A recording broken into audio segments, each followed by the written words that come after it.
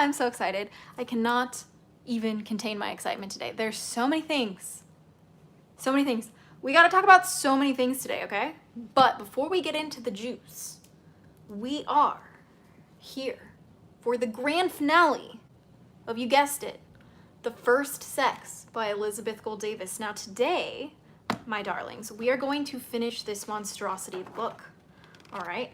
We are going to deep dive into the remaining chapters here. All right? And we're going to really get into it. See what is this? What is the conclusion? We don't know. We actually do not know. Let's see. So we are going to be reading.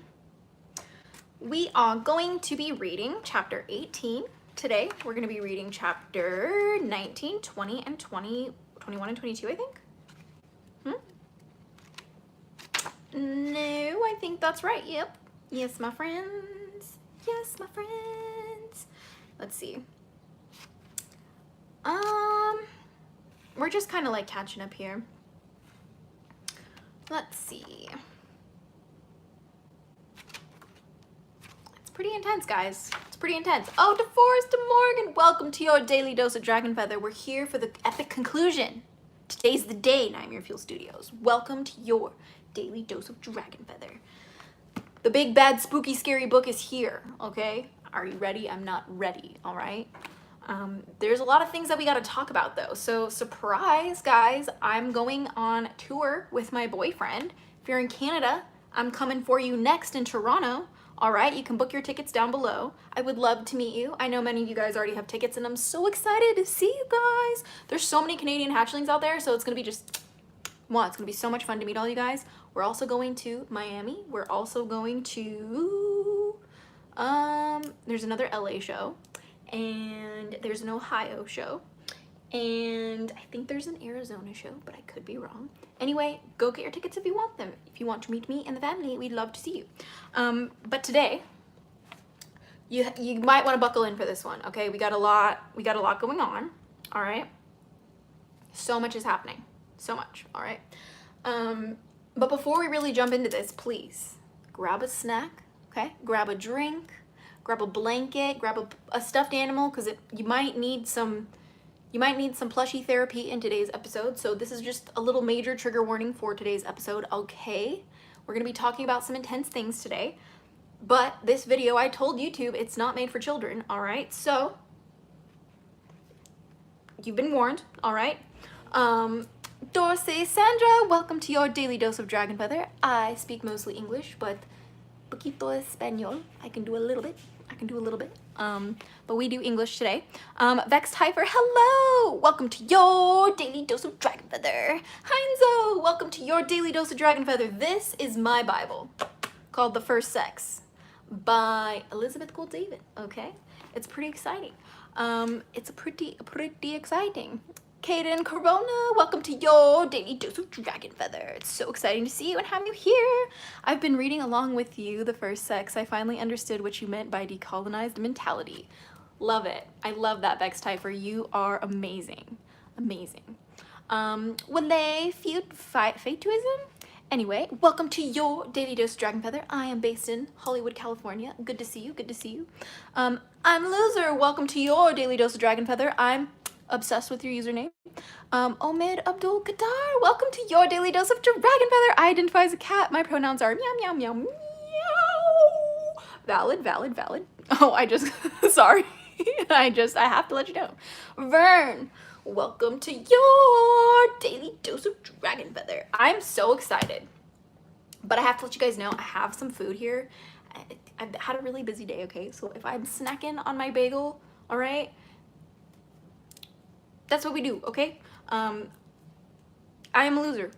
We read the Quran right now on this channel, but when we get through reading the Quran, we will be reading the Bible. So if you are interested in hearing me reading the Bible one day, please subscribe. Heinzo, you are amazing. Welcome to the Hatchling clan. It's amazing to have you here.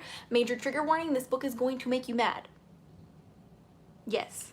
Yes, we love the Quran. Mashallah. Assalamu alaikum, brother.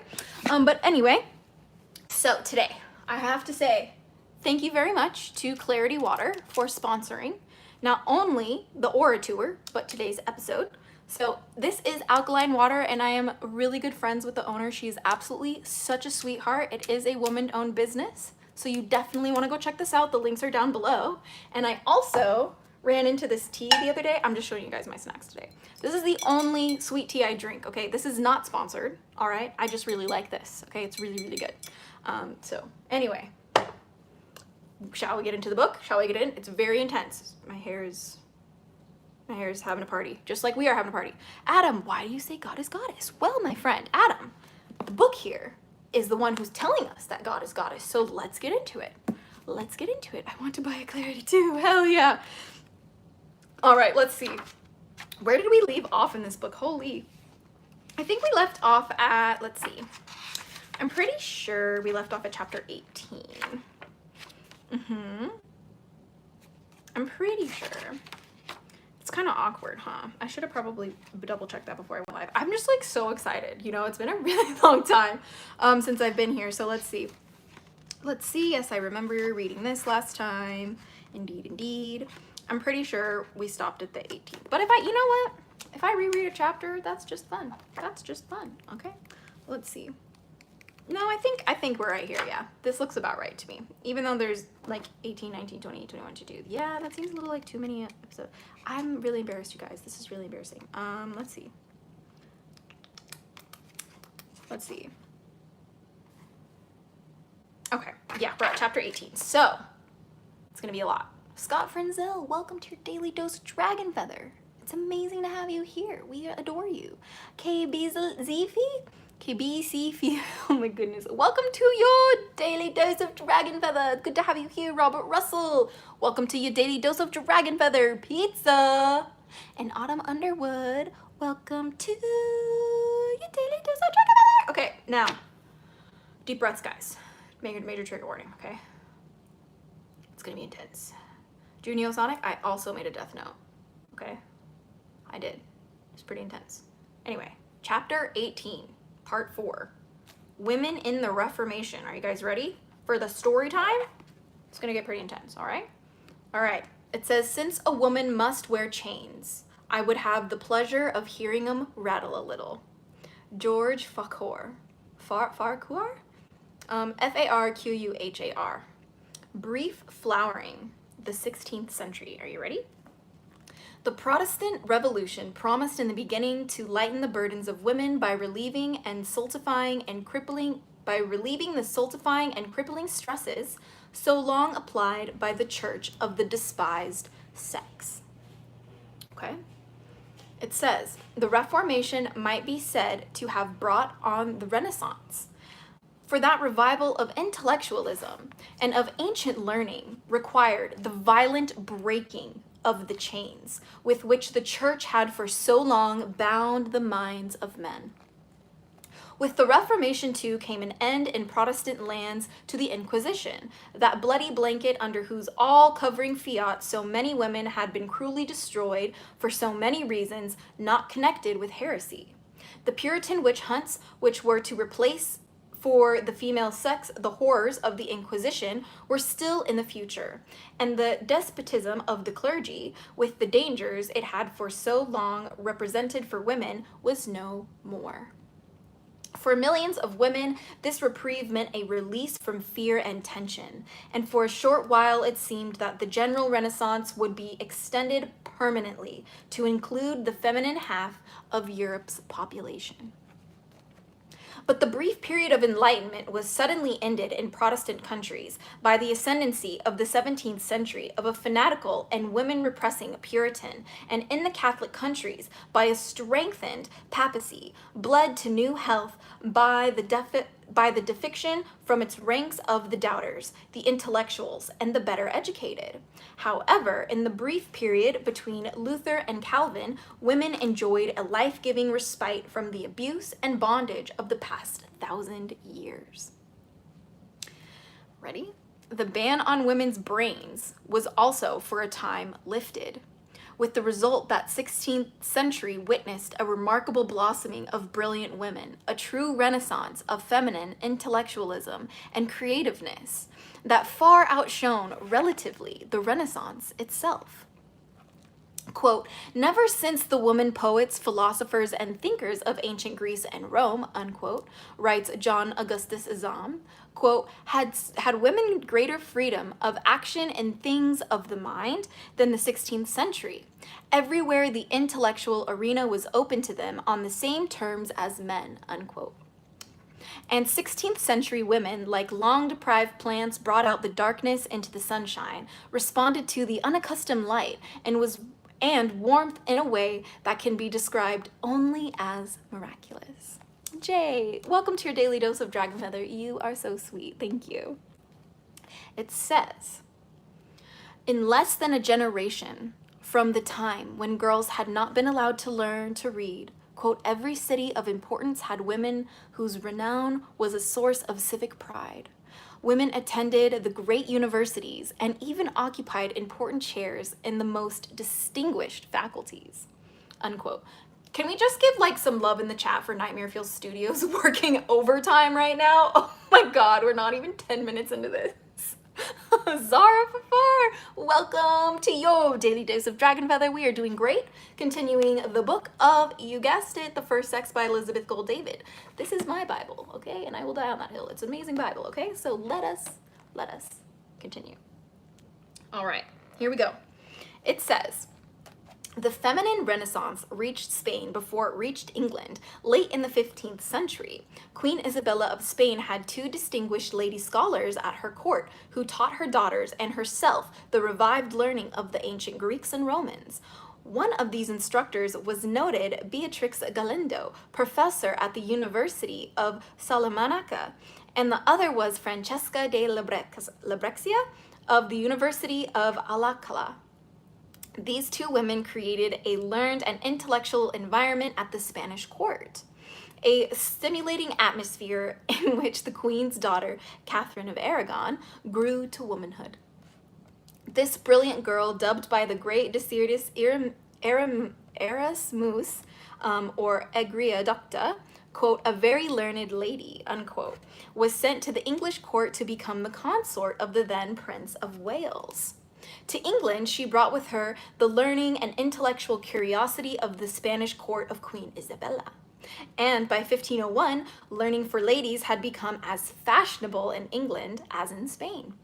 By the time of Queen Mary, the daughter of Catherine and Henry VIII, learned the brilliant women were rife in England.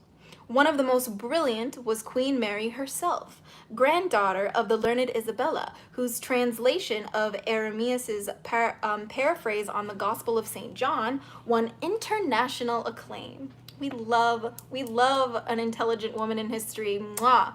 Anne Bacon, a contemporary of Mary, daughter of Sir Anthony Coke, and mother of the great Elizabethan genius, Sir Francis Bacon, was chosen by King Henry VIII as chief tutor to his son Edward, Mary's half-brother.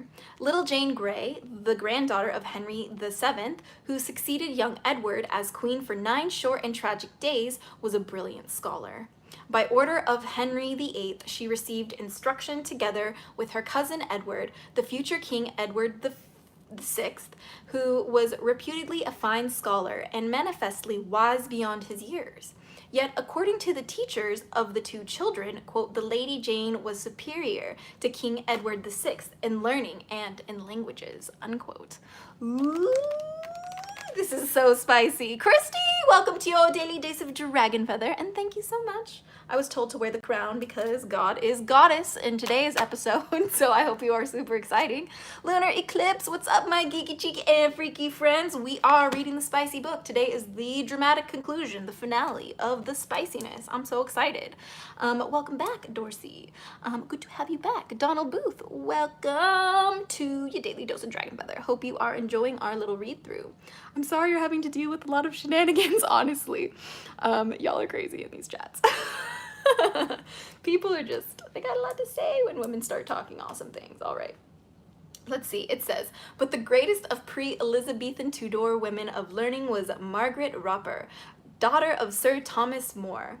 Sir Thomas was a firm believer in education of women, and his daughters were given all the advantages his son John received. Quote, I cannot see why learning in like manner may not equally agree with both sexes, unquote. We love a feminist king, thank you.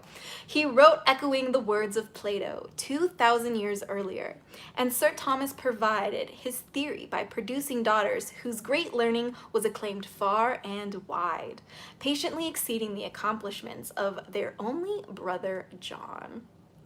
Amazing. Amazing. The foremost scholar among More's brilliant daughters was Margaret, his, quote, sweet Meg, unquote, that's adorable, whom he chided gently in letter for, quote, asking money too fearfully of your daughter, who was both desirous to give it to you, and that thou hast deserve it, unquote. In another letter, he sympathized with her in that age-old problem from which brainy women today still suffer. Quote, that men that read your writings suspect you to have had help from some man therein, unquote. Let me tell you something. Every single time I literally show up and I know more than a man because I'm a very educated woman, all right, they don't like it. If they're not secure in themselves, they're like, where did you learn that from? What's your sources? Did you learn it from a man? Like, where did you go to school? Like, it has to be like, you know what I mean? Cork, girl, I thought you were reading the Bible. Oh my God, it is my Bible. I call this my Bible because it just literally is like a deep dive into history of where did God come from. This book is about the origin of God, right? It is about basically dragons are at the center focus of everything, okay? And we know I'm a draconic high priestess, okay? Welcome, marry me, love to meet you, okay? Jimmy Bank Lover, love to have you here, JJ Maybank Lover. Welcome to your daily dose of dragon feather. And also, this is kind of like a deep dive into why we hate women so much today. What happened? How did we get here? Like why are our rights still being taken away? Like why haven't we had a woman president yet? You know what I mean? Like there's so many things, right? There's already been dudes in the chat tonight asking you to prove it. Exactly, Nightmare Fuel Studios. See, that's exactly my point. You know what I mean? But I guarantee you if I showed up on this channel right now with the dick between my legs, all right, and a mustache on my face, right, named Lars Joseph, and I started reading this shit and I said, yeah, women deserve rights, y'all would believe me. Yeah. You know, y'all would believe me. Is this a pagan channel, I hope? Yes, it is, PJR. Welcome to your daily dose of dragon feather.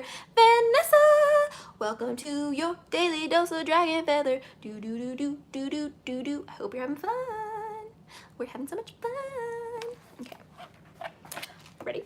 Ready, set, go. Okay. I'm getting too fucking excited. Okay. In the next century, Thomas Fuller, writing in 1661, when women had been thrust back into bondage by the new Puritanism, feels it necessary to apologize for including Margaret More Roper among the worthies. Quote, excuse me, reader, unquote. Damn, he was to write, quote, for placing a woman among men.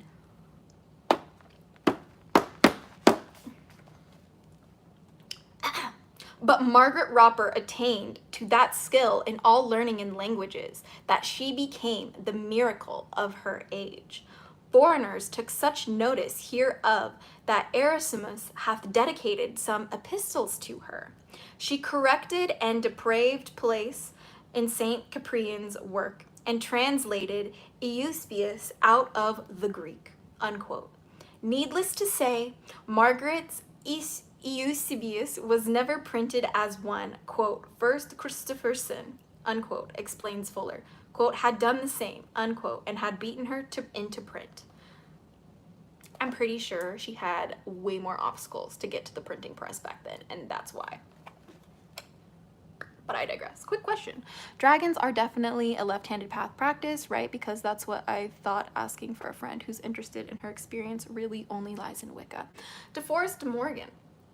I would say working with dragons is traditionally a left-handed path, but depending on what type of dragons you work with, I would say that it doesn't have to be. Okay? Sorry, I just had some pillows fall. But anyway, how did the first tour date go? Christy, go check out my Instagram. Ah! Okay, I'm not gonna talk about it on this video, but shit happened, bro. It was amazing, okay? Like, it was amazing. Anyway, So it says, where are we at? It says in 1524, Margaret's translation of Erasmus' Treatise on the Lord's Prayer was printed with an introduction by Richard Hydry, who used Margaret's achievements as an argument for the higher education of women. We love you, Richard. Quote, the first reasoned claim written in English for university education for women, unquote. Hydry was followed before the middle of the century by many distinguished men who advocated the higher education of women, among whom were Edward Coke, the Earl of Arundel, the Duke of Somerset More, and King Henry. Even Erasmus was finally won over, persuaded, as he said, by the numerous examples of wit and learning among the young ladies in England. In attempting to demolish the general male objection to learned women, he advised men to try to accustom themselves to the new ideas, much as Hamlet advised his mother to accustom herself to virtue, so that eventually, with which, quote, now seems unpleasant and will become pleasant, and that which seems unbecoming will look graceful, unquote. Is this the Bible? This is my Bible, right? Rachel Marie. Welcome to your daily dose of Dragon Feather. This book is called The First Sex by Elizabeth Gold Davis, and it is a deep dive into where did God come from.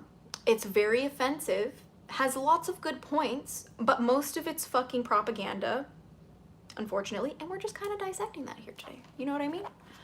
Welcome, Rachel. We welcome all religions on this channel, okay? Anyway. Where was I done? It says, Queen Elizabeth was one of the foremost scholars of the latter 16th century. Her tutor, Roger Ascham, among the greatest scholars of all time, considered Elizabeth, even as a young girl, more learned than any sixth gentleman of the court. She spoke and wrote Greek and Latin, as well as French, Italian, and Spanish with ease, and was the translator of Plato, Aristotle, and Xenophon. She wrote passable poetry, among her sonnets ironically being one addressed to that, quote, lovely daughter of debate, unquote, her cousin Mary, Queen of the Scots, whom she was later to treat so cruelly. And guess what? We're already into the drama. It says, some great contemporaries of Elizabeth were Jane Weston, ranked among the best poets of her day, Elizabeth Denviers, authority on Chaucer, Elizabeth Melville, poet, and above all, Mary Sidney, Countess of Pembroke, sister of Sir Philip Sidney, and mother of that William Herbert who was loved by Shakespeare, and was possibly the subject of the most amorous of sonnets. Mary Snidey was not only a poet in her own right, but it is to her that we owe the most of the works of her brother, Sir Philip Snidey, Queen Elizabeth's, quote, perfect knight, unquote. For after his early death, it was Mary who gathered his works together and edited, polished, and published them. His Arcadia, the greatest of his long poems, she is said to have largely written herself, as her brother had left it unfinished. It is quite possible that the entire Arcadia was the work of Mary Snidey and not Philip. And the title page of the first edition of the Arcadia, when it appears in 1590, clearly indicates that it is the work of the Countess of Pembroke, Mary Snidey Herbert. It was only in later editions that more and more of the credit was given to Sir Philip. In the minor poems, there is not much to choose between Philip and Mary. Thus, either of them could, with equal credibility, have written the Arcadia. But of course, in England literature courses today, Sir Philip is the author. John Aubrey, the 17th century gossip of the author of Brief Lives, says that Mary Snidey was the, quote, chemist of note, unquote, whose knowledge of chemistry won the admiration of Adrian Gilbert, the foremost, quote, chemist in those days, unquote. Mary Snidey, Countess of Pembroke, was not only a brilliant and learned lady, but she was long remembered for her great charm and beauty. She was the patron of Ben Jonson and through her son of William Shakespeare. Ben Jonson's tribute to her is still included in all the anthologies, in some of which, however, it is attributed to William Browne. And here's a little excerpt. It says, underneath the sable hearse lies the subject of all verse. Snidey's sister's Pembroke's mother, death ire thou hast slain another. Learned and fair and good as she, time shall throw a dart at thee. Mary Snidey Herbert, Countess of Pembroke, who died in 1621, was the last survivor of a pageant of great and witty, learned and charming women who graced 16th century England. Quote, there were no accounts in history, unquote, wrote William Wotton in 1697, quote, of so many truly great women in any one age as are to be found in between the years 1500 and 1600, unquote. And then suddenly, almost at the century mark, the interlude of feminine resurgence ended. Queen Elizabeth died. Puritanism reared its ugly head. Learning was eclipsed. And women were thrust back into the darkness from which the Reformation had rescued them for so brief a time. Damn, that's really heavy. I can't remember the bloody author's name, but that's the name of the book. Oh, Zoe, it's called The First Sex by Elizabeth Gold Davis, for anyone wondering what book we're reading. The next section is called Back into Bondage, the 17th Century. Trigger warning, I'm not sure what we're gonna get here. This book is really graphic sometimes, so you've been warned. It has been suggested that Puritanism should, because of its stress on individualism, have lightened the ordeal of women and contributed to their emancipation. The very fact that male writers so casually speak of, quote, emancipation, unquote, in connection with women, one half the human race, is revealing in itself. For emancipation implies slavery. Woo! The suggestion that Puritanism emancipated women has been made by many men.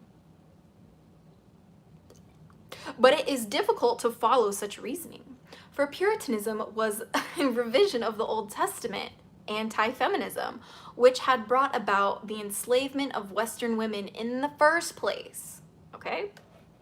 Individualism was stressed by the Puritans, but like the American Declaration of Independence, with its, quote, all men are created equal, unquote, the Puritan Declaration applied only to males. Puritan women were triply denied equality by secular law, by established church law, and now by the Puritan stress on Judaic, quote, morality, unquote, which decreed that women must always be in subjugation to men. Boo. Boo. Okay.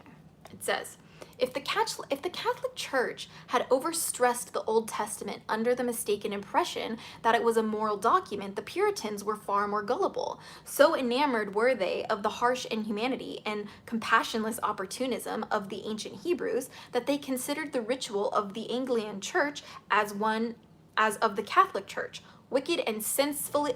I'm gonna try that sentence again. It says, so enamored were they of the harsh inhumanity and compassionlessness, opportunism of the ancient Hebrews that they considered the ritual of the Anglican Church as of the Catholic Church, wicked and sinfully frivolous. Woo! Quote, the ritual connected with our Lord's life and death were left blank by the Puritans, unquote, says the Catholic Encyclopedia. Quote, who observed only the Sabbath in a spirit of Jewish legalism, unquote. Christmas was never celebrated in 17th century Puritan England, nor in the Plymouth colony of the revered pilgrims of North America, in the country where today it is the most important commercial carnival of the year. I love that, commercial carnival. Elizabeth gets it right with her words sometimes. And as for the Virgin Mary, the mother of Jesus, the less said about her, the better. The better.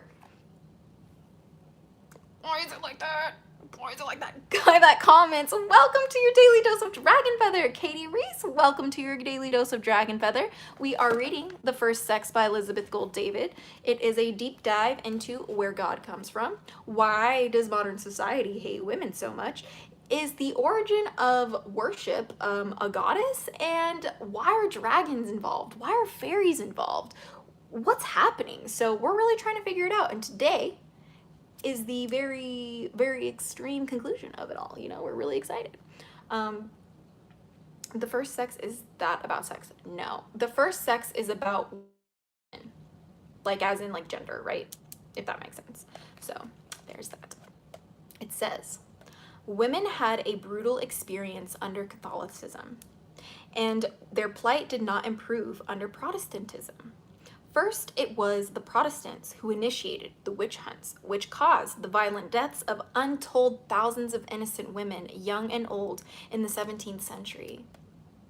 Witch burning, as contrasted to heretic burning, was not a fad of the Middle Ages. It was a modern Protestant invasion, and though many, quote, witches, unquote, did suffer in Catholic countries during the witching era, the mania was largely pursued in Protestant Germany, that cradle of extremism and of violence.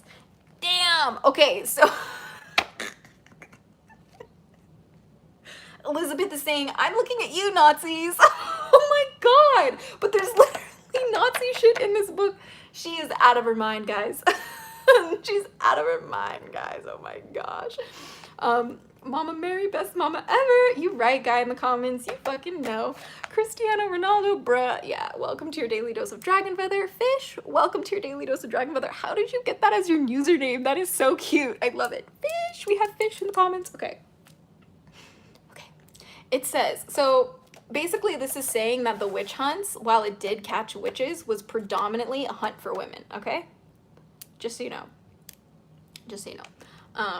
Loki disappointed I can't nurse an infant. And that this book talks about how like questions like that will literally like make you like hate women unless you like really think about it, right? So anyway, contrary to popular belief, no witches were ever burned in England or England's colony of Massachusetts. I don't think you were there, Elizabeth, and I'm pretty sure a lot of women were witches and they were in the broom closet, okay? I will die on that hill. Okay. I would say most probably weren't witches, all right? But the witches got caught in that shit, okay? They did. They did, you know? Anyway, it says in England, some men and women were hanged as witches, and in Massachusetts, exactly 5 women and 15 men were hanged, and 1 man was crushed to death between boards. The popular American legend of old women being burned by the hundreds in Salem is pure myth.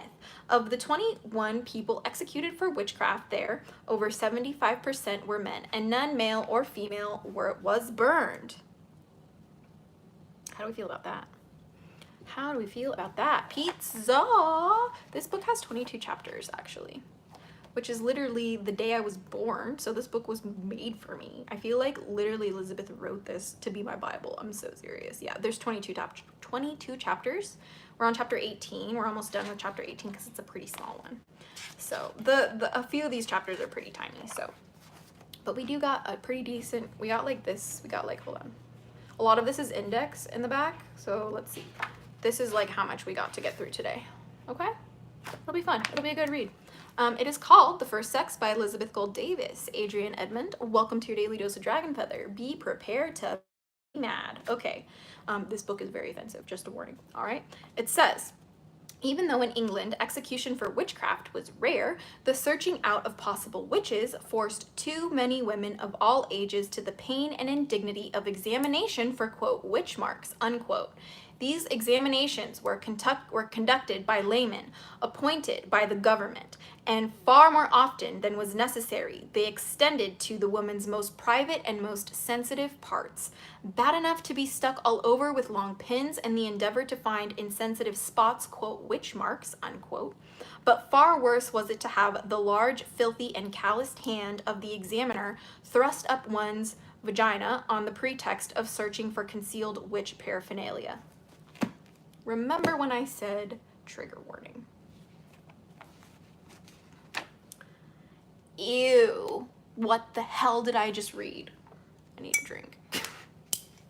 Oh my gosh, I need to drink. What was that? Okay, vexed hyper, exactly, oh my god, okay. This is the only sweet tea I like. There's a link to it, Try My Tea, in the description if you're interested in trying it as well. I love that it's in glass too. That's also why I'm pushing it, because I love the glass, right? Adrian, it's like a white supremacist white feminist look at history. Weens, welcome to your daily dose of Dragon Feather. We're reading The First Sex by Elizabeth Gould Davis, and it's an incredibly offensive book, and we're reading it to find the hidden truths within the trash fire. Okay, so if you're interested in that, you must. 66 Rata 666. It's The First Sex by Elizabeth Gould Davis. Can I have Mon, please? You're my favorite YouTuber. Oh, Lex Myers, you're so sweet. Welcome to your daily dose of Dragon Feather. We are pretty good with mods right now. Shout out to you, Nightmare Fuel Studios. Shout out to you, Rebel Child Witchery. Shout out to you, Tragic Nostalgic.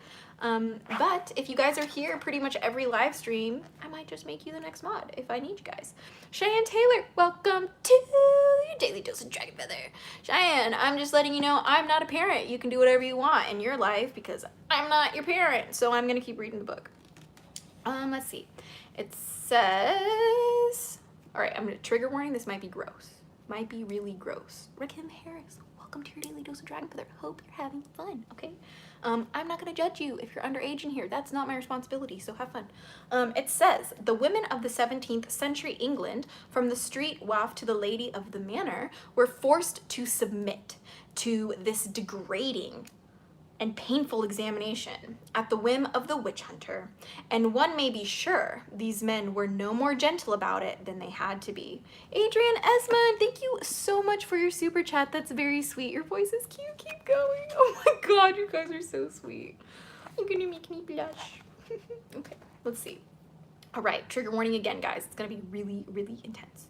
It says, with all its cruelties and repressions, the Catholic Church had at least allowed dancing and merrymaking on the village green and had permitted the enjoyment of sex within bounds between man and wife.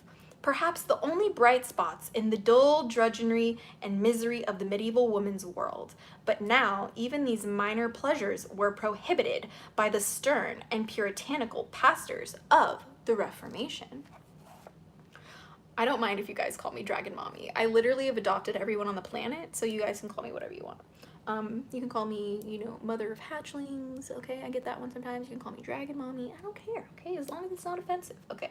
Moreover, the worshippers in the Catholic churches, whether willing communicants or not, had found momentary uplift and solace in the beauty of the church itself, in the colorful costumes of the priests, of the bright pictures in the stained glass windows, the aroma of incense, oh damn, the gleaming altar furnishings, oh wow, the painted images of the saints, and the mumbo-jumbo of the Latin service.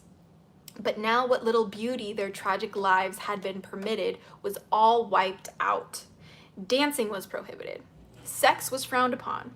Husbands were exhorted to indulge in sex only with procreation in mind, and never, never, by all that was holy, to permit their wives to reach orgasm.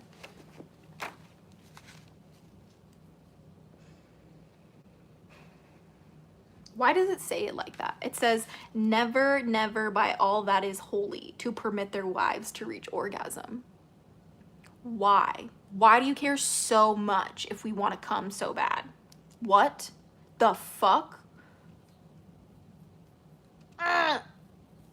Yeah, man and wife, what the fuck? It's hubby and wifey. Exactly, you know. That's when the Spanish took over the church. Exactly, Adrian Edmond. I support that. LOL, just joking. Please don't. What the fuck? Mia, what? Literally, why? I know, it's so sad. Welcome to your daily dose of Dragon Feather, by the way. Zoe and Lily Rollins, welcome to your daily dose of Dragon Feather. And Shashi Khan Chobi, welcome to your daily dose of Dragon Feather. Jen Dog, welcome to your daily dose of Dragon Feather. Okay. In the chapels and churches, all beauty and misery were abolished as things of the devil. I'm sorry, I don't know where that came from. Okay. Okay, contain myself. Okay. Gone were the colorful vestments of velvet and satin and gold. Gone the stained glass windows. Gone the statues of the saints, the incense, the silver altar furnishing, the crosses with their limp and bleeding Jesuses, and above all, the Madonna in her blue cape, her rosy babe at her exposed rosy breast. and gone was the mumbo-jumbo of the Latin service that had once hidden the vacuity and barbarism of the traditional words. Now, nunc dimittis, meaning, quote, you are dismissed, unquote, and there was no more mystery. The Reformation had done away with the one redeeming feature of organized Christianity, the mystic, pagan, Greek beauty of its ritual. That sentence was a fucking masterpiece. I'm gonna read it again. The Reformation had done away with the one redeeming feature of organized Christianity, the mystic, pagan, Greek beauty of its ritual. Original Christianity was more mystic and pagan than the version you guys see today, okay? And this Reformation that we're talking about really truly was the beginning that sliced out the pagan roots, the ritualistic roots, the true beauty and essence of Christianity, and bastardized it into what it is now, a hollow mess. So I'm not saying Christians are a hollow mess, okay? We love our Christians in this chat. What I'm saying is the version of Christianity we have today is just not what it is originally intended to be, okay? So moving along, it says, but perhaps the most soul-shattering aspect of the new Calvinist Protestantism was the dictum of predestination, that man's fate was fixed and that not all his piety nor wit could cancel out a line of it. For women especially, this new hopelessness must have been devastating.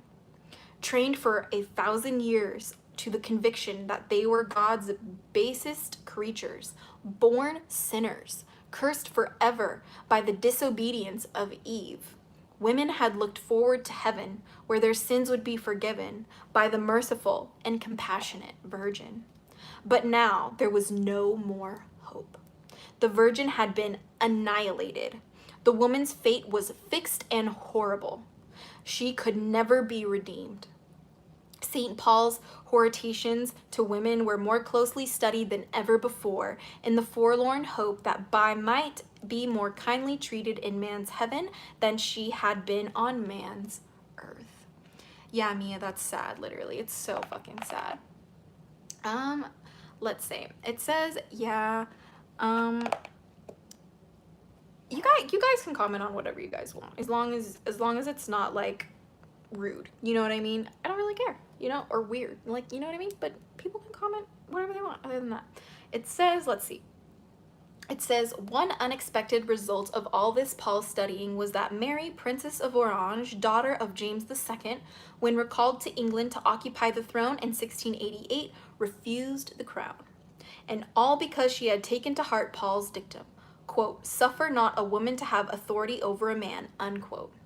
The pleadings of the English government, the Parliament, and the newly reinstated Church of England did nothing to move her from her Paulist stand. She finally consented to become Queen of England only if her insufferable little husband, William of Orange, was allowed to share the throne with her on an equal basis, but with precedence over her, the heir. That internalized misogyny is brutal. Brutal. Official Jelly GT, welcome to your daily dose of dragon feather. This is my Bible, called The First Sex by Elizabeth Gold Davis. Do you have Cash App? Yes, I do. It's $ Azura Dragonfeather, Faether, spelled like my username. Thank you for asking. That's very sweet of you. It says, I'm just giving you guys a literal trigger warning, okay? This shit's intense, all right? Really intense, okay? It says the authorities had to consent to her terms. And so, for the first time in their long history, the English were possessed of two co-equal monarchs, William and Mary. At the beginning of the 17th century, Mary's great-grandfather James I, influenced by the woman-hating Puritan fanatic John Knox, who had driven James' own mother, Mary Queen of Scots, to her death, had stated the reinvigorated anti-feminism of the time. A man owed nothing to his mother, he announced, except his existence. Which is, everything? What?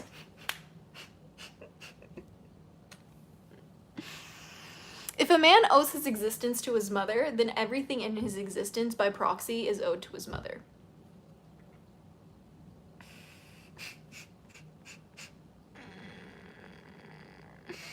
Bro, brownie bear, that's so sweet.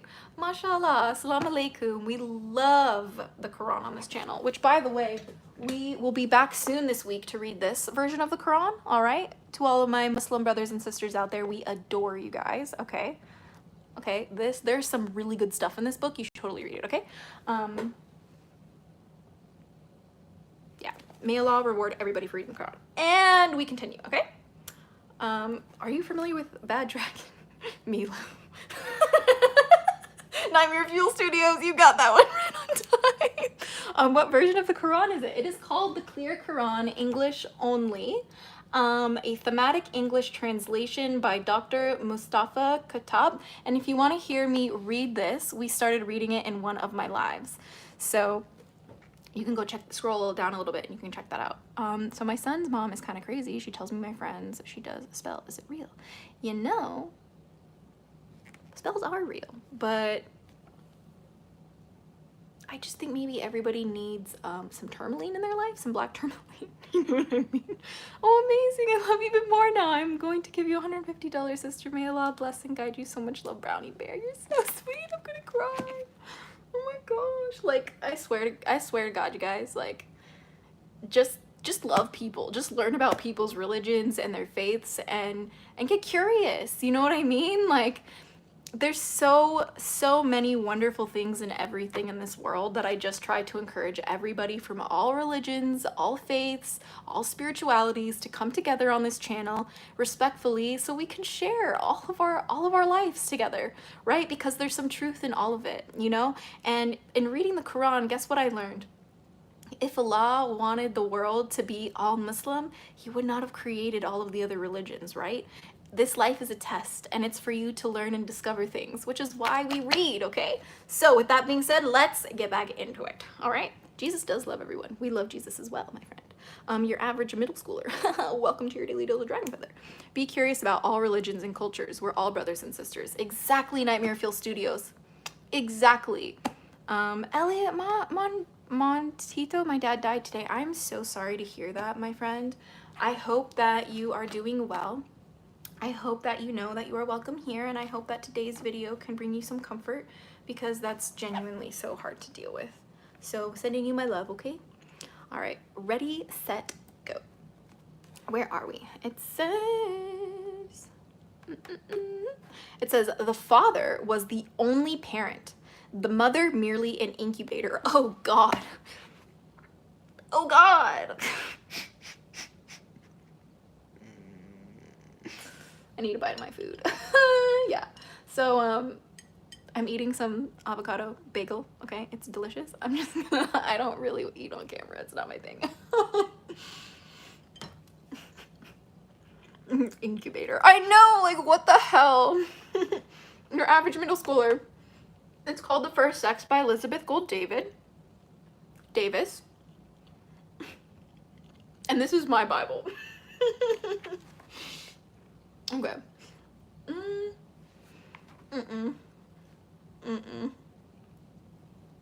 I'm just so not ready for this, guys. Major trigger warning. I have a feeling this is gonna get bad. It's gonna get bad. The Wandering Pig. Welcome to your daily dose of dragon feather. Wow, what a beautiful woman you are. I'm gonna be your blessing from God today. I'll double your reward and willing to give you $200. You're such a sweetheart. You're so sweet. Keep up the good work. Brownie Bear, you are so sweet today. May Allah reward you for coming by today. And I hope that you enjoy what we're talking about. And we hope to see you back for the reading of the Quran, my friends. Trashy937. No, this is my Bible though. It's called The First Sex by Elizabeth Gould Brit Francis, we are reading this very offensive book. So please, clutch your pearls, okay? Clutch your pearls, this is gonna get bad, okay? Okay. I'm not ready. I'm avoiding this, okay? It says, okay. This was an abrupt return to the medieval belief, descended from Aristotle, that a man's sperm contained a, quote, homunculus, unquote, a perfect and complete little man who needed only the proper environment to mature into a finished human being.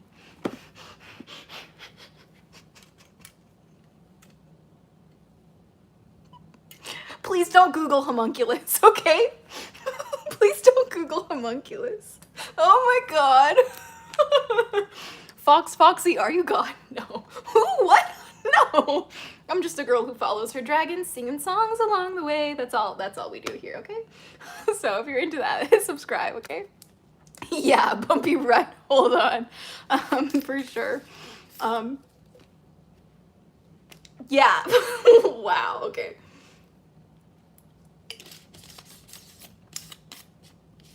Dear Lord. Dear Lord. Okay. I might literally have to start praying after this. Okay, this book kills me. Okay, it says, this superstition is prophetic in a way of the genetic truth that the new human being at conception contains all the makings and ingredients that will form the man or woman. The error lies in the old belief that only the father's sperm contains the building materials, that in Ecclesiastes' words, quote, the parent is he who mounts, unquote. Ugh, what the hell does that mean? Foxy, welcome to your daily dose of Dragon Feather. I hope you are enjoying today. Smoke God 500, welcome to your daily dose of Dragon Feather. Remy Bemmy, welcome to your daily dose of Dragon Feather. Quacky VR, welcome to your daily dose of Dragon Feather. And Marco Cortez, welcome to your daily dose of Dragon Feather. Okay. Breathe, this is a hard chapter. Okay. Trigger warning. It says, where did I lost my thing? Okay. It is known now that the mother contributes a great deal more to the unborn child than does the father. Not only does she contribute a larger number of genes on an equal number of chromosomes, but having the child in her body for 9 months enables her to contribute certain intangibles to the new person. Intangibles of psyche, temperament, nervous stability, physical health, tendencies and preferences that the father cannot match. I am the one who knows, Mr. Roger. Welcome to your daily dose of Dragon Feather. Oh my god. Death Note 123, welcome to your daily dose of Dragon Feather. And hi, Genesis. Hope you guys are having fun. Okay. And we keep going. Okay, this is such a gross book. All right, let's see. All through the Dark Ages, it was so firmly believed that only the father could determine the child's nature and appearance that many a wife was killed on grounds of infidelity when her son turned out to resemble her cousin or some unknown ancestor instead of being the, quote, spit and image, unquote, of its father.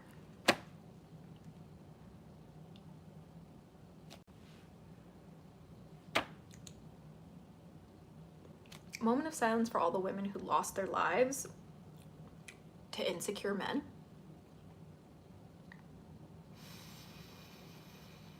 Christy, I feel so bad for women living in that era. Honestly. Gotta love old science, Mr. Roger. I know, it's so bad. Clara Agrippa? Oh my god, I love your name. Welcome to your daily dose of Dragon Feather. Ethan Hamilton, welcome to your daily dose of Dragon Feather. Oh my gosh. Mia, thankfully we have science. Absolutely. Ruby, we all need to be grateful we are AFAB people living today. Yes, Ruby. I literally thank God every single day of my life. I'm like, mashallah, I was born in this era because what would I do otherwise? Bacon Queen 2, welcome to your daily dose of Dragon Feather. Prepare to be offended. Trigger warning, this book is awful, okay? We're gonna be here probably for a while, okay? I thought we would be getting through this book faster, but it's hard and I just have to understand that I might be here for 3 or 4 hours. And I hope my boyfriend doesn't kill me. Okay.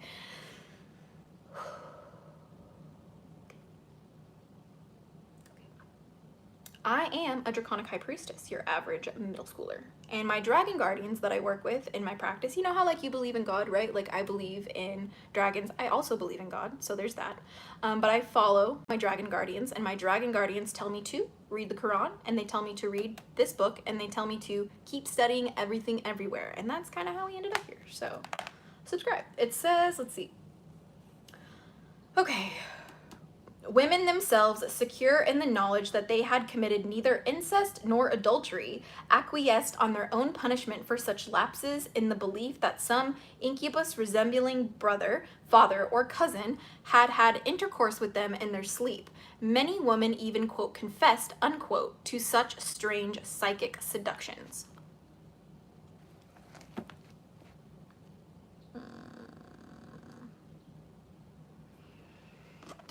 be a long one, brother. Okay, it says, quote, woman furnishes the soil in which the seed of man finds conditions required for its development, unquote, had written Theopatrius Bombast, Pericles,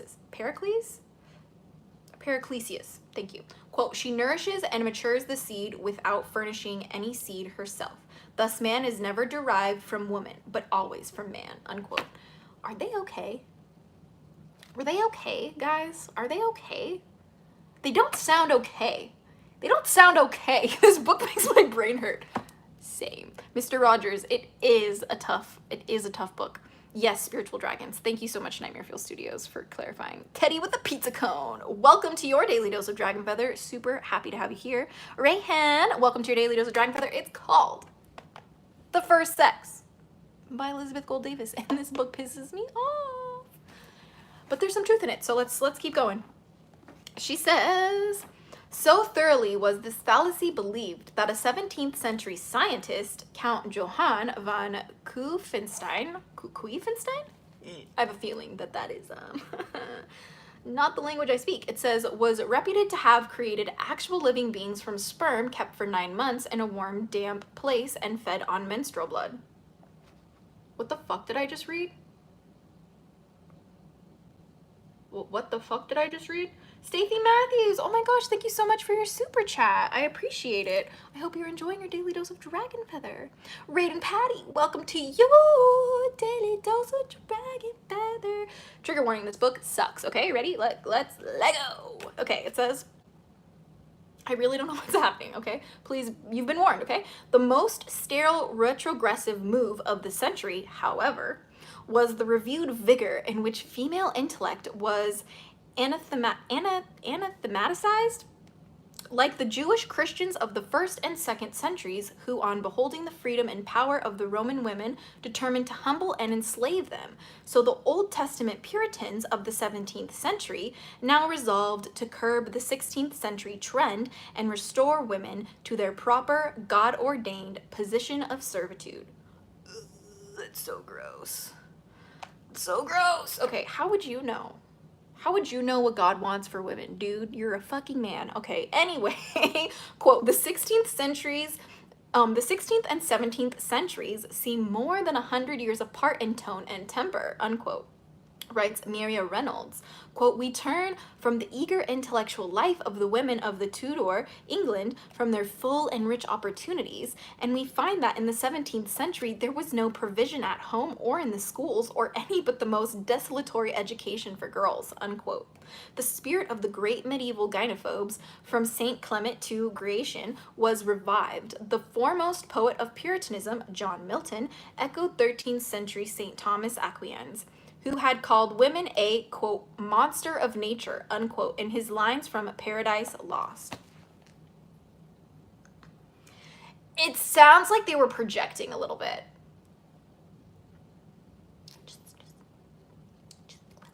Just projecting just a little bit, okay? Just a little bit. What are you doing? Relax. Okay, so here's an excerpt. Are you ready? It's about to get bad. My head, I know. Let's see, Violet Mays, this is random, but I shared your fundraiser for the family in Gaza on Facebook and it got hidden from being anything other than my private profile. Oh, I know, Violet Mays. Thank you for mentioning that, but if you guys haven't already, please click the link on my channel, click my profile icon, link on my channel, and donate to my watermelon dragons. My brother Omar is in Gaza, and I'm doing everything I can to help him reach his goal. We are only a few $1,000s away, so please, please, please, any little bit counts and really, really helps so very much. So if not, please share the link if you can, and if not, then spread the word. All right, it says, here's the excerpt. It's about to get bad. It's about to get really bad. Okay, it says, ah. Yeah, you know it's bad when it starts with ah. Look at this. It literally starts with ah. Ah. Prepare yourself. It says, my brother, as in like my brother, I adopted him, right? Like he's my family that I'm sponsoring, Casey Jones. But I talk to him every day, and he is my brother, and I'm his sister.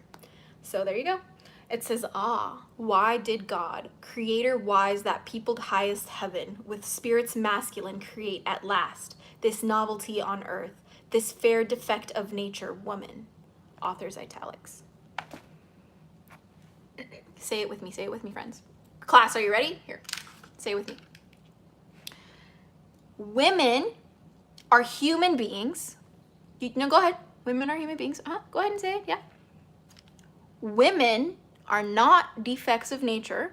Go ahead and say it. Okay, thank you. Good talk.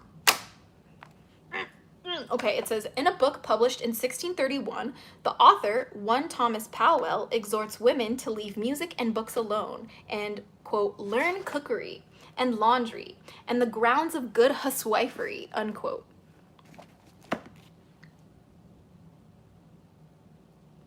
No. No, Adrian, they're not okay. Cloudy, welcome to your daily dose of dragon feather. What? Yeah, exactly, you guys.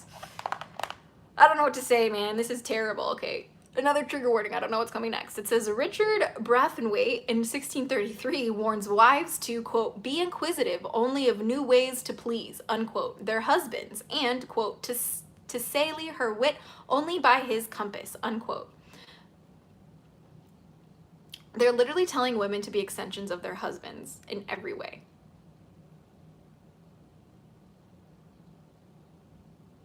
Oh dear God, okay. It says, quote, as conjurers do the circle beyond which there is nothing but death and hell, unquote.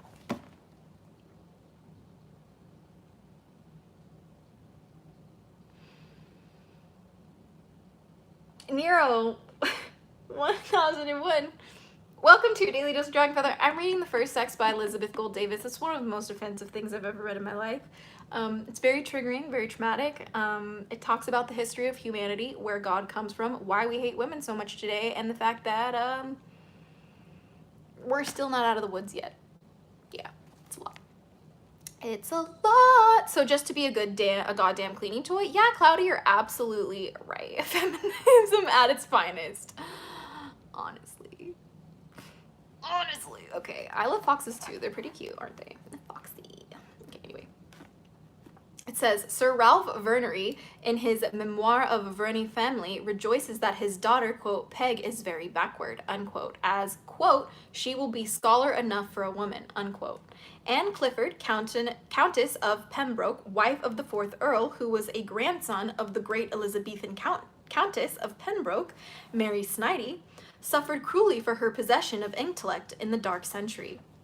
She had had the misfortune of an education after the Elizabethan tradition of her mother and grandmothers, and her subsequent marriage to a nobleman who, being a man of his times, detested and reviled all learning, in men as well as in women, was, quote, an arbor of anguish, unquote. In 1638, this pitiful woman wrote to a friend that she feared to visit her without her husband's consent, quote, lest he turn me out of his house as he did at Whitehall, and then I shall not know where to lay my head, unquote. Yet this daughter of an earl had brought a huge dowry in the land and in money to her brutal husband. Another pathetic learned lady of the century was Elizabeth Jocelyn, granddaughter of Sir Anthony Coke's friend, the Bishop of Lincoln.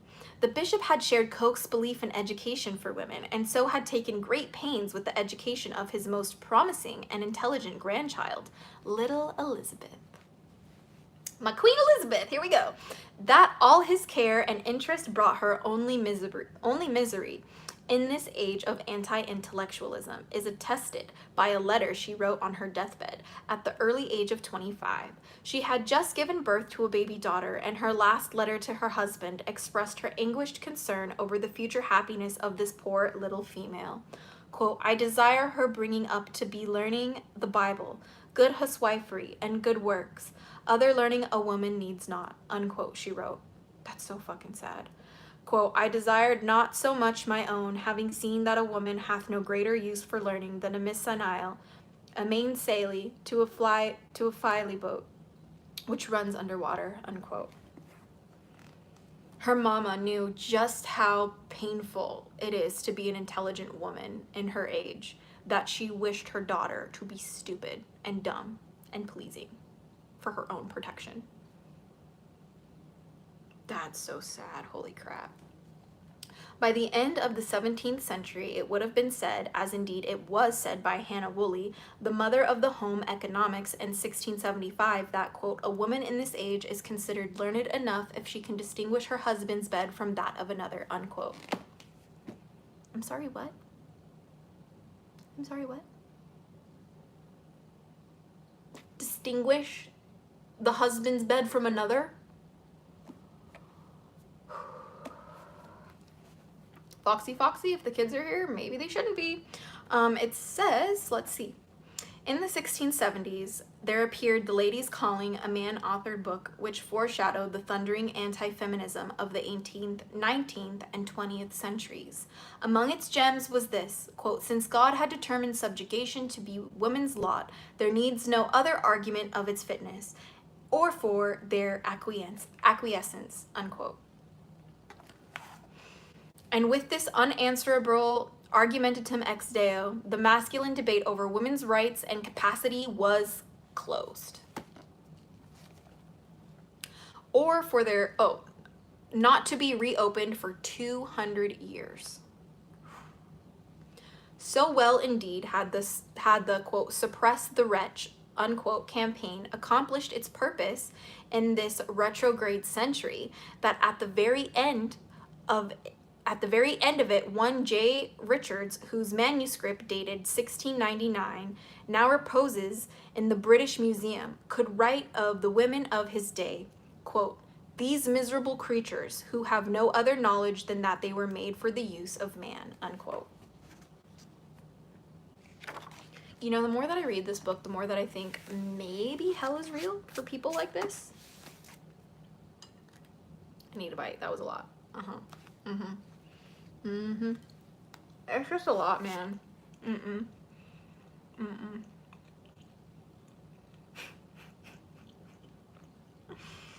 Oh my god, you guys. Oh my god. Angela's, welcome to your daily dose of Dragon Feather. Huge trigger warning, this book is hard. You walked into the finale reading of The First Sex by Elizabeth Gold Davis, and it is one of the most offensive books, if not the most offensive book besides the Bible that I've ever read, okay? Sovereign Fire, ask and you shall receive. Welcome to your daily dose of Dragon Feather. Easy 8, oh my gosh, cheers, friend. Try some Clarity Water, links down below if you're interested. Super excited to have you here. We're reading a very offensive book today, all right, that I hope that you enjoy. It's so intense, my friends. It's really bad, but we got through chapter 18. We have 4 more chapters. Chapter 19, hold on. Chapter 19 is pretty short, and then chapter 20 is also, it's a little bit longer. So chapter 20 is pretty long, and then we have chapter 21, which is, it's pretty long, and then chapter 22, yeah, we're gonna be here for a while. So I hope you guys are ready, okay? Yeah? Blake Stars, welcome to your daily dose of Dragon Feather. Why is it offensive? Why is it offensive? You know what? I'm not going to tell you why it's offensive. I'm just going to start reading it and you'll understand. Are you ready, Angelas? Okay, this one's for you. Chapter 19, The Age of Reason, the 18th Century. Quote, so long as physical love is man's favorite recreation, he will endeavor to enslave woman. Unquote. Mary Wollstonecraft. Do you get it now? It's a very, very, very, very rude book. Show her the offensive parts of the book. Oh, I know. Okay. All right. It says, this section is called Restricted, Frowned Upon, Beat. It's all in quotations. Prepare yourselves. Clutch your pearls, okay? It says, by the dawn of the 18th century, Puritanism in England was a thing of the past. It had been a nightmarish episode in the nation's history, an error that English wished only to forget. But its brief reign had had a lasting effect on the position of women in England. Now, at last, patristic Christianity had accomplished its 1,000-year-old purpose, and women herself had come to acquiescence in her debasement and to accept the myth of her own inferiority. How many women do you guys know in your life actually think that they need to obey men or listen to men or like they are secondary to men? Because there's a lot of them and it's very sad. The 17th century had taught women a harsh lesson, and the mothers of the next generation, such women as Anne Clifford and Elizabeth Jocelyn, saw it to that their daughters should not suffer as they had suffered for their brains. Thus, women's education was limited for the next 200 years to needlework, singing, drawing, and playing the harpsichord. But there were dissenting voices, and these voices, for the first time, were women's. Until the 18th century, no Christian woman, except the frenzied defenders of Joan of Arc, dared to publicly or in print to speak up for her sex. But in 1706, Mary Estelle, a brilliant, self-educated woman, threw the first large pebble into the pond of male complacency in a book entitled Reflections on Marriage. Quote, "Boys have much time and care and cost bestowed on their education. Girls have little or none. The former are early initiated in the sciences, study books, and men have all imaginable encouragement, not only fame, but also authority, power, and riches," unquote. Over 200 years later, Virginia Woolf was to note the deficiencies in the physical appurtenances of the women's college at Oxford, and compared to the luxurious comforts in the men's colleges, and writes, "In a room of one's own, quote, the safety and prosperity of the male sex and the poverty and insecurity of the other," unquote. Quote, "The other sex," unquote, continues Mary Estelle, quote, "are restricted, frowned upon, beat. From their infancy they are debarred those advantages, for the lack of which they are afterwards reproached, and are nursed up in that feminine pettiness which will hereafter be unbraided to them. No man can endure a woman of superior sense, and no man would treat a woman civilly, but that he thinks he stands on higher ground, and that she is wise enough to take her measures by his direction," unquote. Yeah, now I get it. It's so fucking terrible. This book sucks. It sucks. Okay, it says, in the same book, Estelle, with tongue obviously in cheek, advises wives as follows, quote, "She who marries ought to lay it down for an indisputable maxim that her husband must govern absolutely and entirely, and that she has nothing else to do but please and obey. She must not dispute his authority, for struggle against her yoke will only make it gall the more. She must believe him wise and good in all respects. She who cannot do this is no wise fit to be a wife," unquote.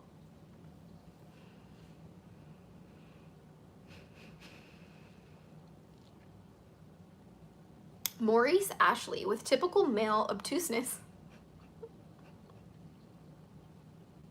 Elizabeth, your fucking insults. With typical male obtuseness? Love that. Okay. Quotes this paragraph, which he mistakenly attributes to Damaris, Lady Masham, as proof that even intelligent women agreed with men's idea of the role suitable to wives and, quote, acquiesced in their own inferiority, unquote. But it is evident that Estelle was satirically pointing out to women the incongruencies and utter absurdities expected of them in marriage, and subtly warning them against it. Whoo, buddy! Jonathan Swift, although he loved and admired his brilliant and learned Stella, wrote, quote, "A very little wit is valued in a woman, as we are pleased with the few words of a parrot," unquote. Excuse me? You're gonna compare women to a fucking parrot?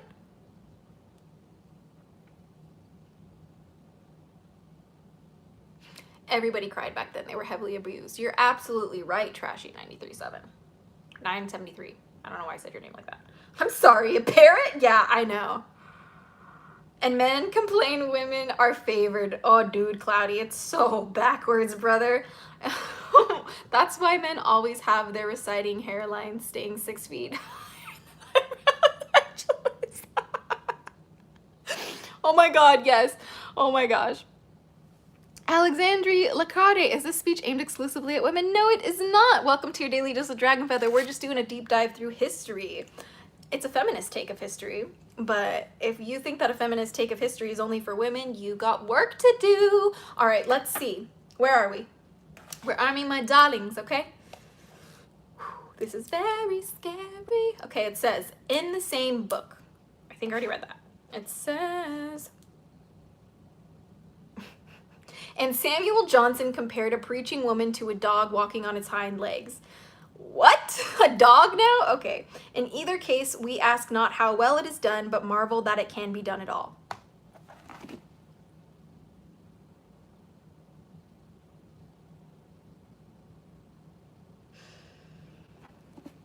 And you wonder why men are lonely these days. And you wonder why. Okay. It says... Women are expected to take all these public insults and belittlements as they are today, like good sports, never retaliating and never showing their hurt or anger, but smiling bravely and never wavering in their loyalty and devotion to their persecutors. Oh my gosh. Oh my gosh. Johnson's contempt for women was inspired by the age-old woman dread that has plagued men since the patriarchal revolution first began. For he is reported by Boswell to have said, in an unguarded moment, quote, "Men know that women are an overmatch for them. If they did not, they would not be so afraid of women knowing as much as they themselves," unquote. Let me tell you about something. When a woman is educated and she loves herself and she's confident in herself and she has access to resources, she naturally moves away from men and she naturally becomes more selective of the men in her space. That's just the way humanity works, okay? And in order to have access to a woman like that, you must be a man of high caliber, which is why we have a society today that really heavily brainwashes women into thinking that we need to be with a man in order to be anything at all, because otherwise we would have a lot of lonely men. And that's what's starting to happen now that women have more freedoms, access to things like their own bank accounts, able to purchase their own property, and able to run their own businesses, for some examples, right? But here's the thing, you know, it really just is slowly changing, right? But all women want these days are just men who meet them where they are. You know what I mean? Like, women just want men who can bring to the table what we bring to the table. You know? Yes, access to abortion is a sign of a very healthy society, right? Women who have societies that allow women or people with uteruses to have access to abortion are the most prosperous of society when you look into history. Okay, here we go, guys. Take a deep breath. It's about to get bad. All right. It says, Johnson's contempt for women was inspired by the age-old women dread that has plagued men since patriarchal revolution first began. For he is reported by Boswell to have said in an unguarded moment, quote, "Men know that women are an overmatch for them. If they did not, they would not be so afraid of women knowing as much as they themselves," unquote. Alexander Pope was a great feminist when he was in love with Lady Mary Wortley Montagu. But when she rejected him, he became a rabid misogynist. Quote, "Most women have no character at all," unquote, he wrote. And, quote, "Every woman is a rake at heart," unquote. Oh, did she break your heart? Oh my God, did she not want you? And now you have to hate all the women? Wow, that's so shitty. It's like you can't validate yourself, brother. This is the Bible. Thank you, Triangular Commission, for it will come into your daily dose of Dragonfeather. It says, like Bishop Burnet, a despair of intellectual women, who yet married 3 of them in succession. These men all loved and admired individual women of intellect, but, quote, depreciated any scheme for the education of women in general, unquote, as Mara Reynolds points out. By far the most enthusiastic male promoter of women in the 18th century, or, for that matter, in the entire history of Christian Europe, was George Ballard. It says, he was a poor boy, son of a tailor, without any sort of formal education, but somewhere in his family background existed genes of great intelligence, for both he and his sister made of themselves scholars of national consequence. In 1752, Ballard, by then a don of Cambridge, published a 2-volume book called Memoirs of Several Ladies of Great Britain. In the introduction to his book, upon which he had spent many years of dusty research in the forgotten files and documents of British history, he wrote, here's the excerpt, are you ready? It says, this age hath produced a great number of excellent biographies, and yet I know not how it hath happened that very many women of this nation who, in their own time have been famous, are not only unknown to the public in general, but have been passed by in silence by all our greatest biographers. It says, that's crazy. Oh my gosh, that's so crazy. But anyway, it says, welcome to your daily dose of Dragon Feather. We're so offended by the book. We're so offended by the book. In the comments, we're so offended by the book. Men so offended by the book in the comments. Okay, cheers. This is the tea. We need you, rebel child. I know, but honestly, like, she was not ready for today's episode. I just sending all my love to her. I might be interested in promoting a new mod right now because we got some drama here. Nightmare Fuel Studios, I thought we lost you. I thought we lost you. I'm so glad. Because there's madness in this chat right now. There's just madness in this chat. But anyway, it says, quote, passed by in silence, unquote. Indeed. How naive and unworldly this tailor's son must have been not to have known the ways of the patriarchal world, and not to have known, quote, how it hath happened, unquote, that so very many great women had been, quote, passed by in silence, unquote, by the masculist historians and biographers of Christendom.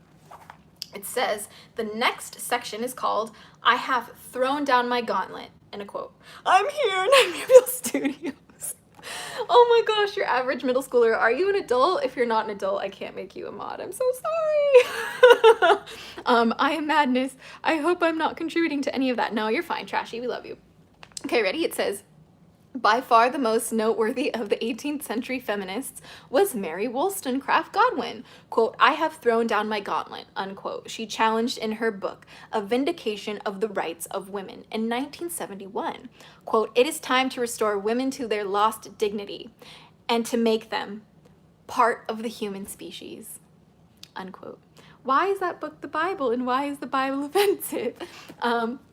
This book is my Bible, if you will, and it's incredibly offensive because it just has, I mean, you heard it here first, my friends, and also the real Bible is a book of propaganda. It's been translated so many times through history for the benefit of people to oppress anyone else but their little cliques or their little groups, right? That you should not be really taking any of those things as fact. When it comes to reading any book in this world, you cannot read it with the lens of this is the true word, this is the truth and the only truth, or this is the word of God, because if you try and look for the word of God in any book on this planet, all you will find is the flaws of men, okay? So, oh, you dare me to dance? Hold on. Okay. Had a little dance party. Okay. And it says, Wollstonecraft's book had a surprisingly large readership. This writer found during research for a paper on Midwestern culture that in 1796, her book was one of only 10 or 12 titles ordered by the first bookstore west of the Alleghenies, that of John Bradford in Lexington, Kentucky. It came by sail, by barrage, and by horse-drawn wagon across Cumberland Gap into the wilderness, accompanied by Gibbon's Decline and Fall of the Roman Empire, the Bible, and Thomas Paine's The Rights of Man. Today, Wollstonecraft's demands seem mild. The remarkable thing about her book is that she recognized back in the 18th century the fact of man's essential fear and resentment of women, a psychological truth that was not scientifically established until the 20th century. She asked why men who profess to derive, quote, their primary pleasure, unquote, from women should hate them so much. Modern psychology has not only endorsed her perspective's discovery, but has explained it. Men do resent women, and partly for the reason of their dependence on women for, quote, their primary pleasure, unquote. Across the English Channel in France, the philosopher Jean-Jacques Rousseau had just published his Emily, a book saturated with Old Testament patriarchalism and Judeo-Christian misogyny. The book infuriated Wollstonecraft, and part of her book is devoted to refuting Rousseau's. Ooh, this is one of my favorite parts of this book. So we're gonna hear Rousseau's quote, and then we're gonna hear Wollstonecraft's refutation of his bullshit. Are you ready? This is a fucking masterpiece. It says, Rousseau and Emily, quote, the education of women should always be relative to men, to please, to be useful to us, to make us love them, to render our lives easy and agreeable. These are the duties of women at all times, and what they should be taught in infancy, unquote. Ready? Wollstonecraft says, quote, woman was not created merely to be the solace of man. On this sexual error has all the false system been erected, which robs our whole sex of its dignity. Whilst man remains the slave of his appetites, our sex is degraded by a necessity. Wollstonecraft. What a fucking goddess. That was so powerful. Okay, ready? Rousseau says, quote, girls must be subject all their lives to the most constant and severe restraint, that they may the more readily learn to submit to the will of others.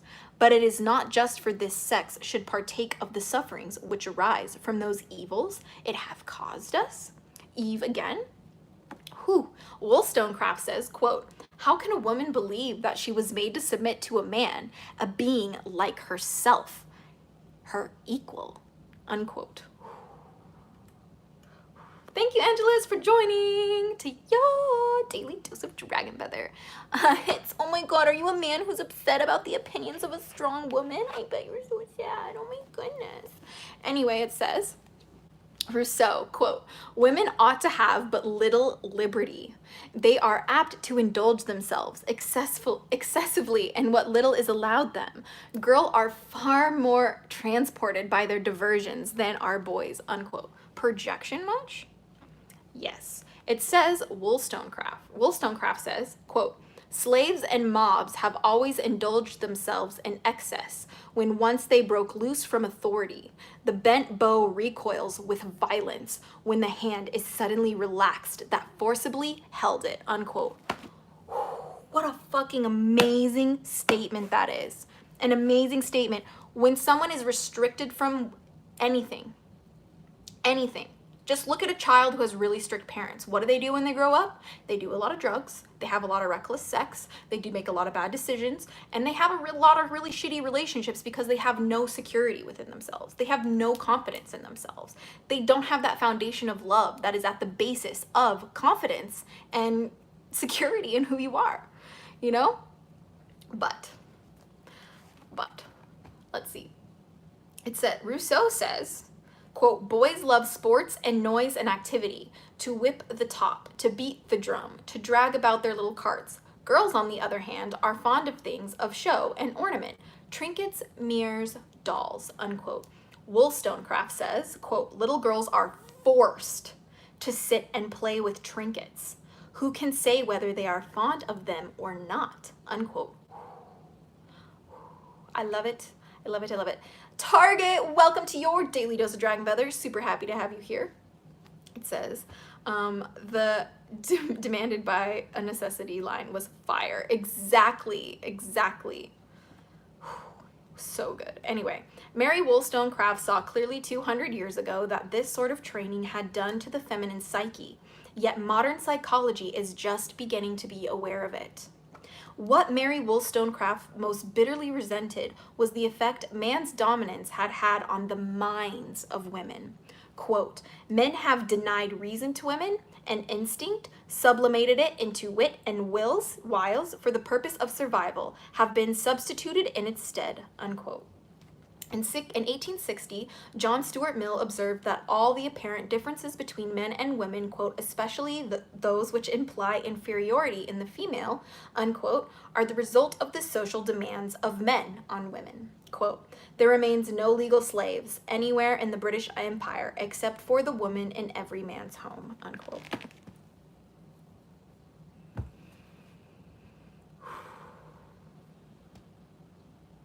Onyx Stone, we do have a lot of crazy lives like this. So if you are interested in reading some spicy books in the future, I highly recommend subscribing. Target, is that the Bible? It's not the Bible, but this is my Bible called The First Sex by Elizabeth Gold David. This is the book that I literally, if I had to grab one thing, if the house was on fire, I'd grab this book. Like, that's how much I love this book. Okay, so.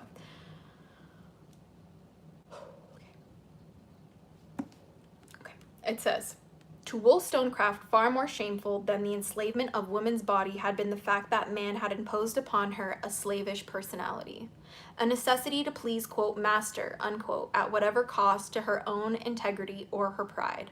And this was slavery at its most obscene. Quote, how, unquote, she asks, quote, can men expect virtue from a slave, a being whom masculine society has rendered weak, unquote. Quote, be just, O ye men, and mark not more severely that women do amiss than the vicious tricks of the horse, and allow her the same privilege of ignorance to whom you deny the rights of reason, unquote. Mary Wollstonecraft, who married William Godwin after she had finished her vindication, has not received the acclaim she deserves. She is the Tom Paine of her sex, and the one great difference that Paine's book on the rights of man helped to free a colony of Englishmen in the New World who were already far freer than their sisters had been for 1,000 years. And Mary's book did not accomplish and has not yet accomplished its purpose. Even in the New World, the founding fathers turned deaf ears to the women who pleaded, and there were many, even in 1789, to be included in the new Constitution and to be granted citizenship in the new Republic. Let us say then that our anti-feminist founding fathers, as Mary Wollstonecraft said on her enemy Rousseau, quote, peace to their shades. We war not with their ashes, but with their sensibility that led them to degrade women by making her and keeping her a slave of sex, unquote. Whoo, wow, buddy. That was a lot. I need to take a break. The next section is called Crime and Punishment, so you've been warned. It's going to be brutal. It's the last section for this chapter. So, Malaysia Moore, welcome to your daily dose of dragon feather, my darling. Please try not to spam the chat. I do love you, my dear. Please, chill. You're gonna cop. You're literally gonna cop. Oh my gosh. Dad. See, yes. Yes, Dad, thank you. I'm gonna give you a call after this, okay, Dad? I have a lot to tell you. I tried calling you earlier today, but did you get it, Dad? Did you get my call from earlier today? I don't know, it just like kept ringing and ringing, so I'll try again. But I wanted to tell you about the engagement before I literally got on live, so I'm very embarrassed. I feel very, very sorry you're finding out on live. That's really awkward. So I'm so sorry. I don't know why the call didn't go through, but damn. I will definitely try again, okay, after this live, so I love you, Dad. You're the best. It says Crime and Punishment. Also, Dad, I'm letting you know that anyone who's watching my dad is in the chat. Shout out to Dragon Father. Okay, so I'm just letting you know, Dad, this book is really bad. This book is really hard to listen to. So you've been warned. Okay, it says Crime and Punishment. Wollstonecraft's half-serious plea that women, since they were regarded as mute beasts, should have the same privilege of immunity from punishment granted irresponsible mayors as a sensible one. Dear God, why should those non-citizens who had no civil rights, who could not vote, own property, make wills, testify in court, serve on juries, or obtain divorces, whose children belonged exclusively to the fathers, who could not even sign their names to checks or maintain bank accounts, for to such an extent had women's rights been attrited away by the 18th century. Why should these chattels have been subject to the same laws that governed the citizens, the males? Yet they were. And the law was a great deal more implicable in its demand for punishment of women than of men. We have mentioned in the preponderance of legal executions of women over men in medieval Europe, and this preference for punishing women violently and mercilessly did not end with the Middle Ages.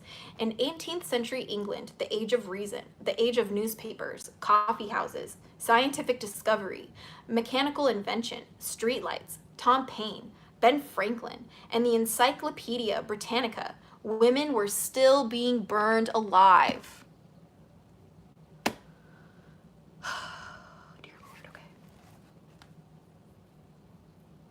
It says, in the enlightened year of our Lord, 1752, only 200 years ago, one Anna Whale, aged 21, was burned alive in England. Her crime was the most heinous crime of all in masculist eyes, complicity in the death of her own husband.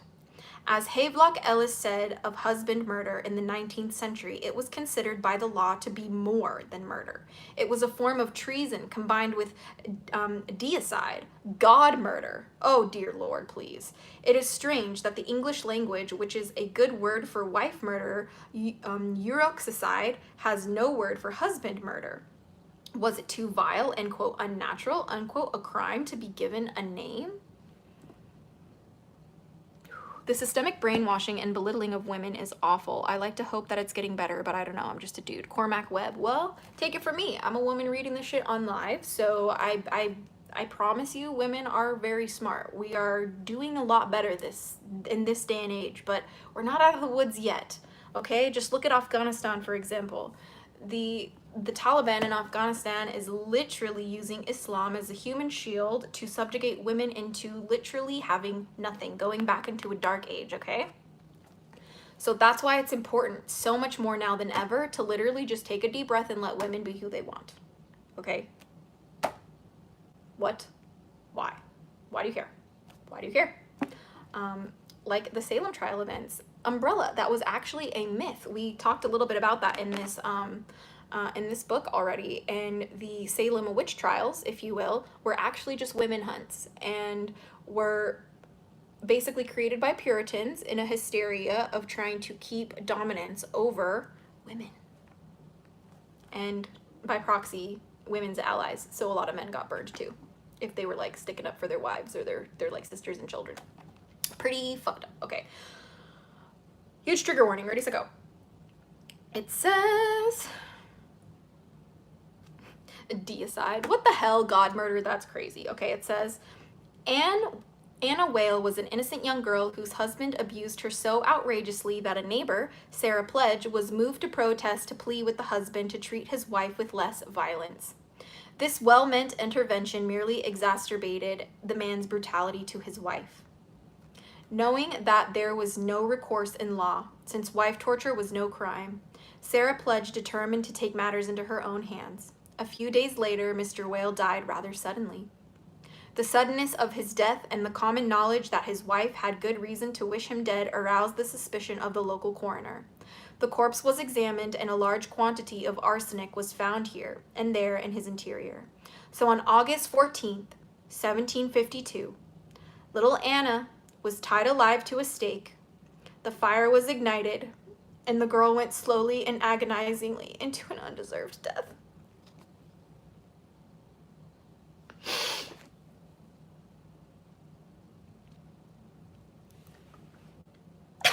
Oh my god. I felt that one. Fuck. Oh man. A moment of silence for Anna Whale.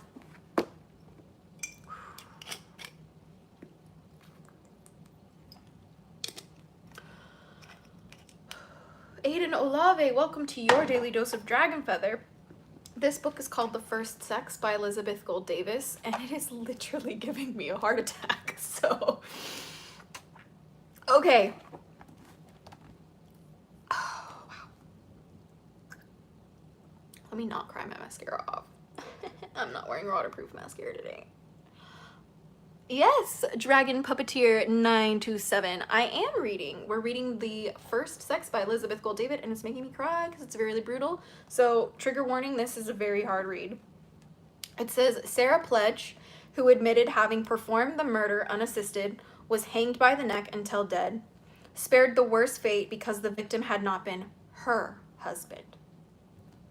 In the very same year that Anna was innocently executed by fire, another innocent young English girl was hanged for complicity in the murder of her father.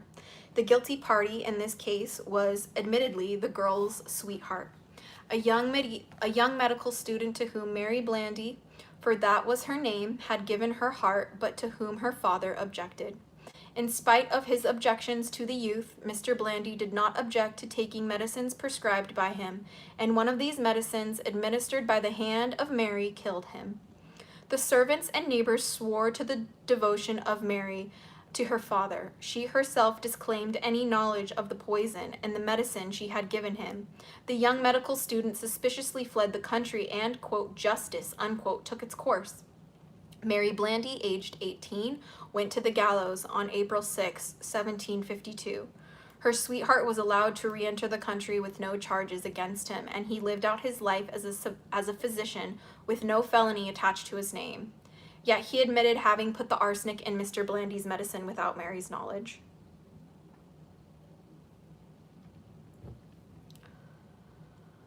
Wow.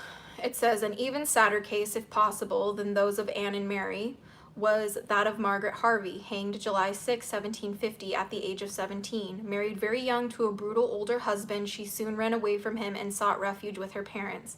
But her father, in true patriarchal fashion, refused to take her in and ordered her to return to her husband. Rather than commit this form of suicide, she repaired to the city to seek work. She very soon was driven by hunger to steal a small coin from a man on the street. The man called the constable. The girl was caught. Justice took its course, and Margaret paid for her petty theft with her life.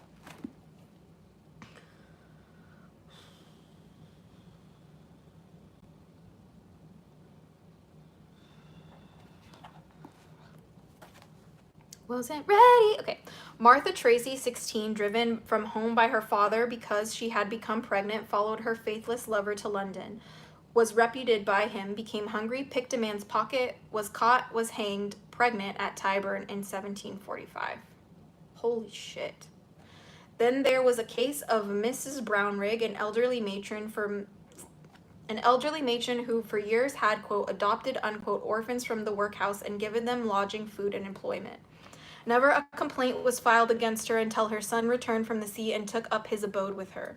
Then rumors began to spread that the Brownriggs were abusing the young girls in their care. Stories of sadistic tortures, whippings, dark closets, and worse reached the authorities, and Brownriggs was hauled into court. Mr. Brownrigg and his son put all the blame on their wife and mother, Miss Brownrigg. The abused girls blamed the young Mr. Brownrigg, the son. Nonetheless, Miss Brownrigg, dignified to the last, was hanged at Tyburn in 1767. The two Mr. Brownriggs got 6 months each and were then released. You have a great-grandmother named Davis. I wonder if there's any relationship to Elizabeth. Wouldn't that be wild if you were distantly related to Elizabeth Davis? Dad, are you serious? Dad, are you serious? Wait a minute. Do I have to look and see if I'm related to this bitch? Oh my god. What? Dragon Father popping in with the fucking crazy drops. Okay.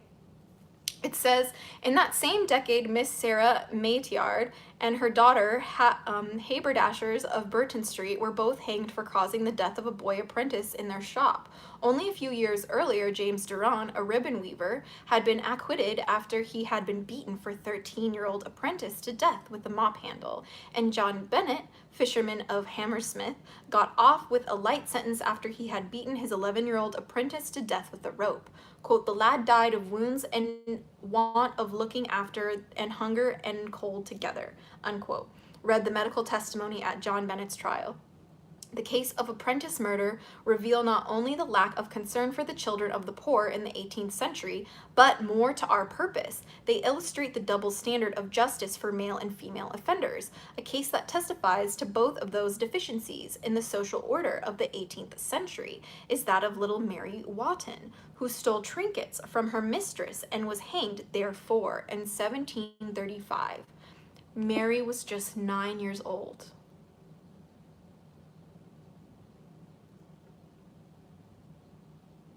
My head will literally explode if you two are related. Nightmare Fuel Studios. Could you imagine? That would be the craziest thing of my life.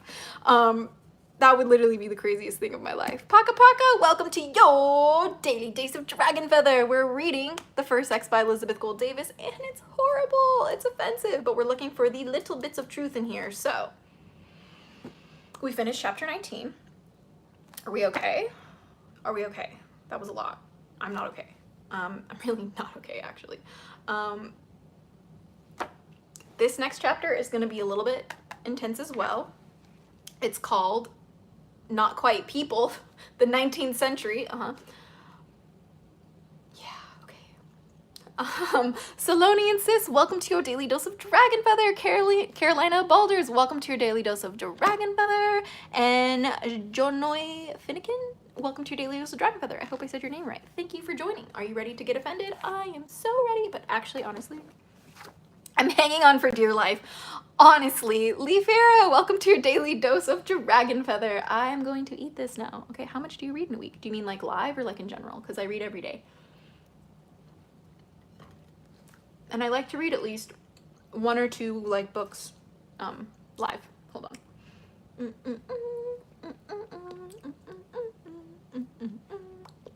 Okay, so we got a lot to unpack here. And I'm kind of stalling a little bit because this shit really depresses me. It really does. I am not ready. Okay, you're not ready. Your mom's not ready. None of us were ready for this life. Okay, none of us. Let's see, it says I just want to make sure that I'm like not gonna accidentally read anything that's like too obscene. Jason, thank you so much for your super chat. I really appreciate it. But you might want to be careful. You might want to be careful with what you say. All right, I don't really know, okay.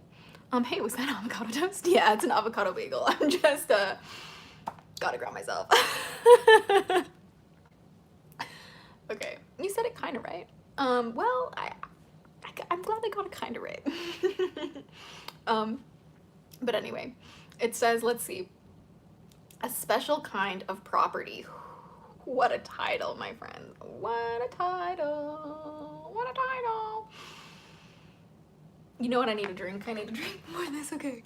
Shout out to the Clarity Water, okay? If you want to try Clarity Water, the link is in the description. Thank you for sponsoring the Aura Tour. Book your tickets, I'm going on tour, all right? If you'd like to meet me and my boyfriend. Well, fiance now. Holy shit, that is a whole other discussion for another fucking chat. But anyway, it says, quote, this section is part 4, Chapter 20, Not Quite People, the 19th Century. All that is distinctly human is the male. The males are the race. Grant Allen.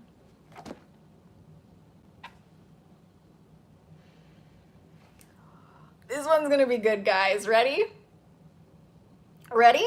Okay. It says, a special kind of property. Having succeeded in enslaving her mind and degrading her body, patriarchal society in the 19th century proceeded to annihilate woman's very identity as a human being. In the battle up to now, she had been taken into some account, if only as a dangerous element in society. But now came the final reduction to absolute zero of her value as a person. Throughout the Christian centuries, up to and including the early 18th century, although women had been mercilessly persecuted and cruelly singled out for, quote, special treatment, unquote, still the luckier ones had clung to certain traditional privileges. The old records of England show that although the Middle Ages, women continued to be licensed to practice law and medicine, and a woman, Casiella of Oxford, was accounted the outstanding physician of the 14th century. Even in the dark and retrograde 17th century, women's contributions to the economy were not wholly spurned. Quote, women actually owned and managed businesses requiring a considerable amount of capital, unquote, writes Alice Clark. Quote, they not infrequently acted as moneylenders. The names of women often occur in connection with the shipping trade and with contracts. Women's names appear in lists of contractors to the Army and Navy, unquote. But these feminine enterprises were sternly frowned upon by the more masculist elements of society, and by the end of the century, they had largely been abolished. Even in the 18th century, however, as M. Dorothy George reports, many women still owned their own shops in London. Fewer and fewer women of independent means mar the records of England in the 18th century wears on, and by the 19th century, they are practically non-existent. In the United States, still strongly influenced by the Puritan perversion, even in the 20th century, such, quote, anomalies, unquote, as independent women had always been extremely rare. This is my favorite book, Dragon Puppeteer. Definitely. It says, the French and American revolutions had been fought and won at the close of the 18th century, and in the names of liberty and equality for all people. And in both wars, there had been multitudes of valiant and heroic women fighting on the side of liberty. Yet when the dust had finally settled and the victories had sat down at the conference tables to form the new governments, the women found that they themselves had been left out. There were no women at the Constitutional Convention in Philadelphia. No women in the first Continental Congress. No women at the polling places when George Washington was first elected President of the United States. Worst of all, women had been left out of the Constitution and remained unmentioned in the cherished Bill of Rights, of individual freedoms. In spite of the influential Abigail Adams' reiterated plea to her powerful husband to, quote, remember the ladies, unquote, the ladies had been utterly forgotten. Despite all the courageous assistance they had given in the fight for freedom, the ladies were still chattels. They were a skeptical kind of property, not quite like houses or beasts of burden, yet not quite people. They could not be party to lawsuits, could not offer legal testimony, could not make contracts, could not own property, and could not buy or sell goods or land. Quote, all that is distinctly human is the male, unquote, announced a spokesman for the human race in the 19th century. Quote, the males are the race, the females are merely the sex told off to reproduce it, unquote.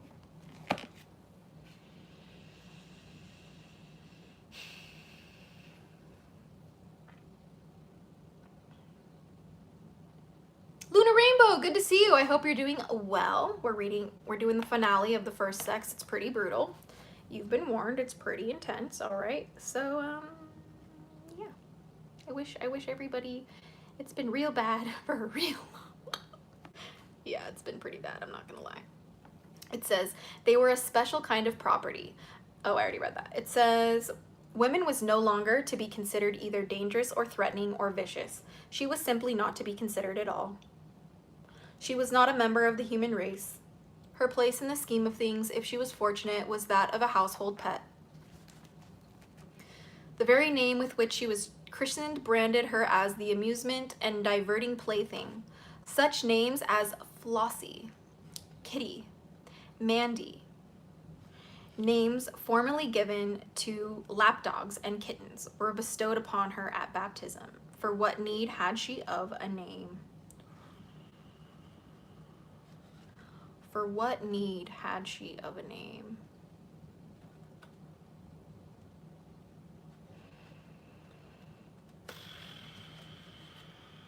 Wow, what a fucking tragic piece of shit this book is. I can't even breathe. Can't even breathe. It's about to get worse, trigger warning, okay? All right. Psychologists today know the importance of their names to all children.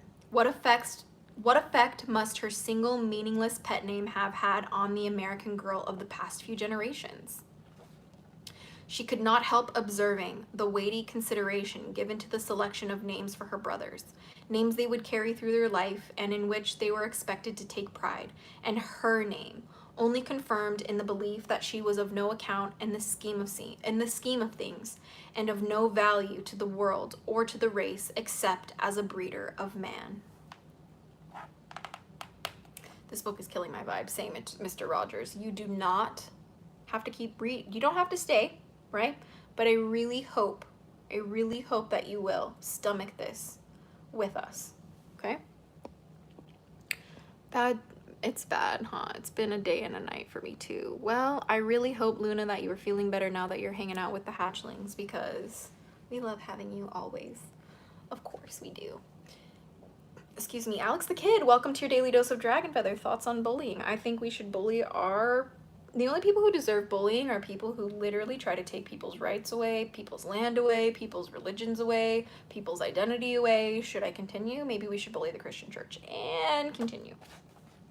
Contrary to ancient custom, the little girl was taught from infancy to revere the male, even including her own younger brothers, whom she was exhorted to look upon as creatures of a superior sacred breed. Quote, always bear in mind, unquote, cautious, the young lady's friend, quote, that boys are naturally wiser than you. Regard them as intellectual beings who have access to certain sources of knowledge of which you are deprived, and seek to derive all the benefit you can from their peculiar attainments and experience, unquote. Quote, sisters should always be willing to attend their brothers and consider it a privilege to be their companions.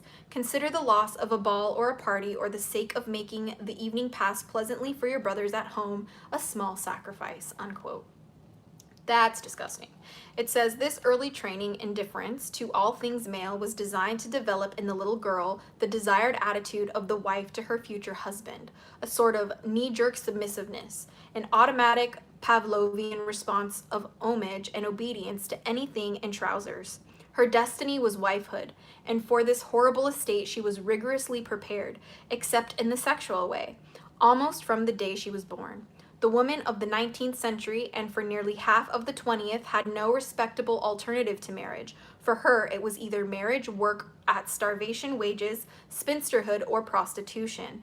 And it is hard now to decide which of the four was the worst of the evils. For the vast majority of women, quote, work, unquote, meant only slavery in a factory or sweatshop. Women in the shoe factories of New England earned all of 60 cents a week for an 84-hour week, 14 hours a day, 6 days a week, less than 1 cent per hour. In the cotton mills, working women fared better. The going wage was a flat $50 a year, or 52 84-hour weeks, which figured out to 1 1/10% hour. But even these pitiful wages were not paid to the women who earned them, but to their fathers if they were unmarried, and an outrageous percentage of these working, quote, women, unquote, were mere children, or to their husbands if they were married. For of course the husband was legally entitled to every cent his wife earned. God, that sucks. And doing women liberation work, same as decolonization work. Exactly, Christy. This is why healing an intergenerational woman wound is so important, yes. And this is part of the reason why my channel is first before anyone else geared towards women and people who were born, or people who are assigned feminine at birth or female at birth. I could just have said AFAB. That would have been easier for all of us. But for those assigned female at birth and for women, okay, my channel is first for you, okay? Because part of my spiritual practice has been taking my power back as a woman, because my whole life I have been subjugated by men. And I know you might literally, but it's literally the 21st century. What are you talking about? Well, let me tell you something. It doesn't matter what century we're in. We're still dealing with the repercussions of this, okay? And a lot of it came from my teachers, a lot of it came from the church, and a lot of it came from my family. And it sucks, you know what I mean? So here we go. Like, I was essentially like, I was just like, okay. I'm not gonna go into that. I'm just gonna read the book, okay? I don't want to open that can of worms right now. It says, let's see. For the woman who was a little higher in the social scale, work meant hiring herself out as a governess in some gentleman's family, or giving music or drawing lessons to the children of the affluent. But this form of independence brought with it a decided demotion in social status. In the democratic classless society of the United States of the 19th century, quote, ladies would on no account invite her, the lady teacher, to their houses as a guest, for she is considered by them of inferior rank because she has attempted to render herself independent by the exercise of her talents, unquote.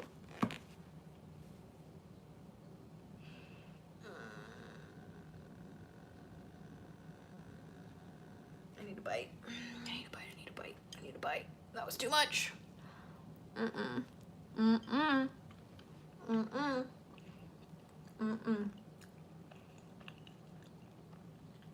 Salonian says, yes, you can donate. You can leave a tip, a super chat here.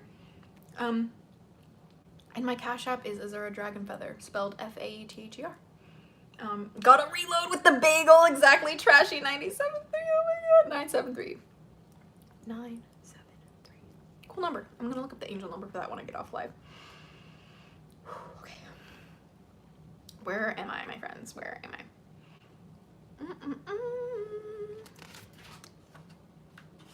Why do I feel like I literally lost my spot? That sucks. Where did I go? Okay, it says, the masculine establishment saw to it that work should offer no inducements to any woman who might, quote, anonymously, quote, earn for freedom, or yearn for freedom. Wow. The second alternative, prostitution, could hardly be classified as a choice, since nearly all the women who practiced the profession were thrust into it by the harsh vindictiveness of society, and the law did not choose it. Prostitutes were allowed to pursue their trade for the benefit and convenience of the male population, but they were considered outlaws. In the eyes of the church, they were excommunicants per se, and could not be buried in hallowed ground. In civil law, they had no rights whatsoever. Men could maul them, rob them, beat them, even murder them with impunity. No laws protected them, and no penalty accrued to their assailants. And still, this is true today. Quote, women who have submitted to public prostitution are so corrupt that they can have no protection from the law, unquote. Fuck that, wrote Montesquieu in the previous century, and the same incredible attitude was held throughout the 19th century. T. Bell, in an 1812 book, repeated Montesquieu's pronouncement with approval and with embellishments, attempting to explain to his readers the, quote, justice, unquote, and, quote, logic, unquote, of society's brutality to prostitutes and fallen women. Bell expounds, quoting Montesquieu, quote, illicit conjunctions contribute but little to the propagation of the race. The father is not known, and the mother with whom the obligation to raise the child remains finds 1,000 obstacles from shame, remorse, the constraint of her sex, and the rigor of the laws. And besides, she generally lacks the means, unquote. And that was by design. Quote, even women who have slightly erred must fall into the class of prostitutes, unquote, continues Dr. Bell with satisfaction. Quote, for cast upon the world unable to provide for herself, she must persevere her life by the complete surrender of her delicacy and modesty, unquote. Ew? Ew? Quote, if the husband is the criminal, the adulterer, he escapes with little to no injury, either to fame or fortune, unquote, proceeds Bell. Quote, if the wife be the criminal, the persecutions of the world and her incapacity to make honorable provision for herself compel her to join the ranks of prostitutes.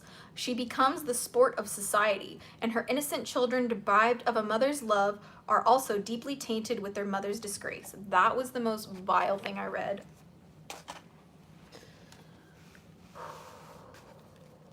One bagel bite every 500 words, honestly. Oh my gosh. Oh my gosh. My spirit guides are saying it's going to work out for us. A union will happen. Dude, I believe. I believe in it. For us, I hope so. Oh God, I hope so. Luna, I'm giving you all my love.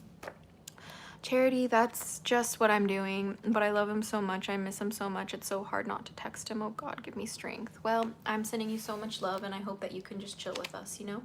Ahmed Abdul Qatar, reading the Quran. Not today. We are reading The First Sex by Elizabeth Gold David, but we will be reading the Quran in a few days here on the channel, so stay tuned for that if you're interested.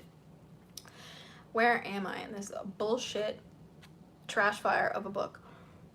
It says, and Bell goes on to warn any loving or compassionate husband who may be reading his book that forgiving the erring wife will only make matters worse. He will then be the object of, quote, the ridicule of the world, unquote, and the influence of the wicked mother can only scar his wronged children even further. Leave well enough alone, advises the good doctor, and let the miserable woman starve in the gutter as she deserves. Why do you guys hate women so much?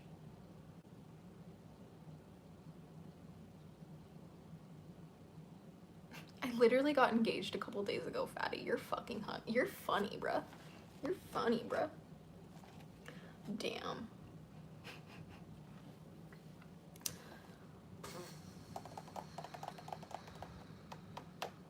Let the miserable woman starve in the gutter as she deserves. Nightmare Fuel Studios literally just got engaged. That's what I'm talking about. Like, what the fuck? They're so mad, man. Like, they'll never have a woman in their life talking like that. Like, yo, man, like, just like be a nice, just not nice, don't be a nice guy, be a compassionate person. Be considerate. Be respectful. Be very demure, okay? And the ladies will love you, okay? All right, clutch your pearls, it's gonna get bad again, okay? Anne Royale, a journalist, quote, was kicked around like a mangy cur, unquote, when she protested the cruel injustice of forcing erring women into either prostitution or starvation. And when, in 1829, she accused the U.S. Congress of an, quote, unchristian, unquote, callousness towards the female sex, that august body incredibly sentenced her to be ducked in the Anacostia River as a, quote, common scold, unquote. That means she was drowned.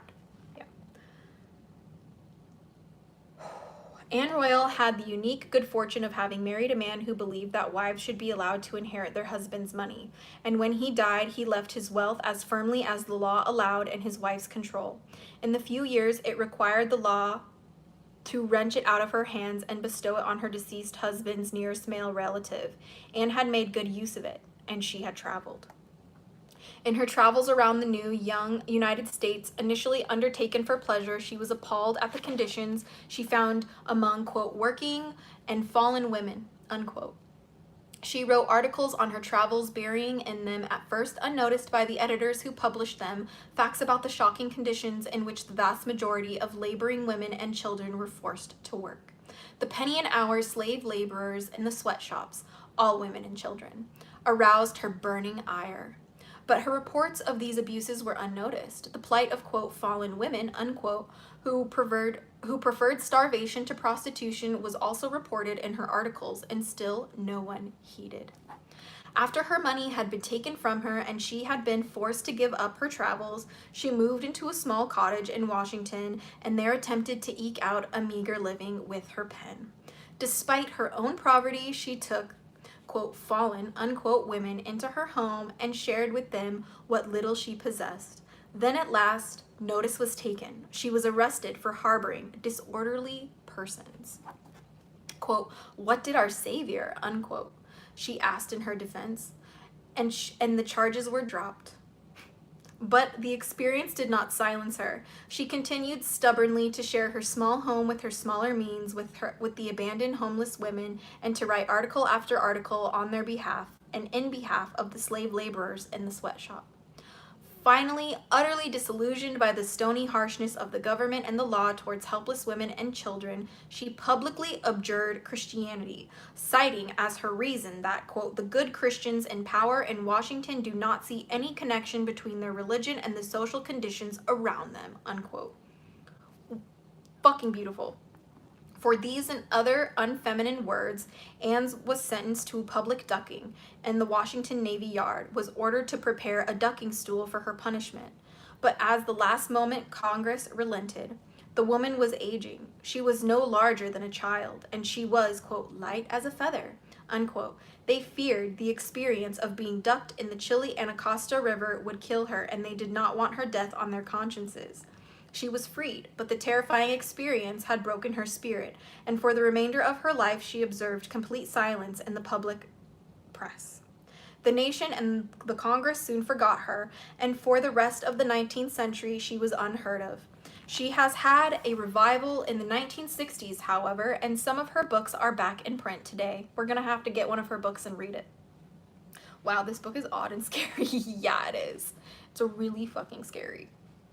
Okay, it says, Anne Royal had not been able to help her, quote, fallen, unquote, sisters. The harsh and merciless attitude towards them continued well into the present century. The Reverend Dr. R.J. Campbell, writing in 1907, asked, quote, why do we persecute women for surrendering her virginity? Why do we discriminate against the unfaithful wife only, unquote? Women's unchastity, he concludes, is an infringement on male property rights, and for this reason, quote, we hedge our wives around with so many penalties and pains that if one offends, we thrust her into the ranks of prostitutes and persuade ourselves that this is moral and Christian. As a matter of fact, it is the meanest, shabbiest, most selfish plan ever devised by selfish man for keeping his hold on his private property, woman. It leaves the ordinary woman, unquote, concludes Campbell, quote, a kind of Hobson's choice, reputable or disreputable dependence on the male sex, unquote. Wow, we really couldn't win anyway. With the avenues of reputable substance effectively closed against her by, quote, the malice of patriarchal society, unquote, 19th century and 20th century woman had no choice and was forced by the pressure of society into either remaining as an unpaid servant in the home of some male relative or into marriage with the first man who was willing to support her. Yet spinsterhood offered even less inducement than, quote, work, unquote. Like the prostitute and the working woman, the old maid was the whipping boy of society. Oh, hey, Dad, thank you for the super chat. Hey, I just wanted to shout out gratitude to the mods for helping out with the channel. Nightmare looks to be flying solo tonight. Thanks. Thank you so much. Oh my gosh, Dragon Father. No, for real. They are literally, Nightmare Fuel Studios is on fire tonight, okay? Let me tell you, let me take a break from this horrible piece of shit to tell you guys something about Nightmare Fuel Studios. One of the kindest men I know, okay? Like, if you don't believe that men can be nice, please know that Nightmare Fuel Studios is working overtime on my behalf to make sure that you feel safe and I feel safe in this chat, okay? So, shout out to you, Nightmare. I adore you. And we're gonna keep reading the trash fire, okay? Ready, set, go. Okay. It says, where am I? Where am I? Okay, it says, quote, the contempt with which the single woman had been regarded is different from that bestowed on her fallen sister, but it is no less real, unquote, remarks Campbell. While the prostitute was filthily odious, the old maid was odiously ridiculous. Jane Austen had written in Emma, early in the century, quote, a single woman with a narrow income must be a ridiculous, disagreeable old maid, the proper sport of boys and girls, but a single woman of fortune is always respectable and may be as sensible and as pleasant as anybody else, unquote. But how many, quote, single women of fortune, unquote, were there in the 19th and 20th centuries? These unfortunate human beings were spoken of publicly as, quote, surplus women, unquote, and they became more and more of a problem as time wore on. There were movements in the masculine establishment to, quote, sequester them in institutions where they would have their activities, their opinions, and their wealth if they were possessed of any wisely controlled, author's italics, by a policy beneficent to the nation as a whole, unquote. In short, they were to be looked upon as criminals for the crime of being that frightful anomaly, an unowned, non-male oriented female, a satellite out of orbit. What do you mean, a satellite out of orbit? Women, we're called women. Women. Not dogs, women. Not satellites out of orbit, women. Not broodmares, women. Thank you. Thank you. It says, the one and only reputable calling available to women was marriage, and to this blessed and honorable estate she was taught from infancy to aspire. Her youth was an unbroken frenzy of desperate and agonizing fear that she would be, quote, passed over, unquote, forced to live out her life in the shame of celibacy, a surplus woman. And when she was lucky enough to find her man, she was expected to be eternally grateful, no matter how miserable her marriage proved to be. Quote, Love in the Heart of a Wife, unquote, advises a popular book written for the instruction of young ladies in 1847, quote, should partake largely of the nature of gratitude. She should fill her soul with gratitude to God and to the man who has chosen her to be his helpmate for time and for eternity, unquote. I'm sorry, what? I'm sorry, what?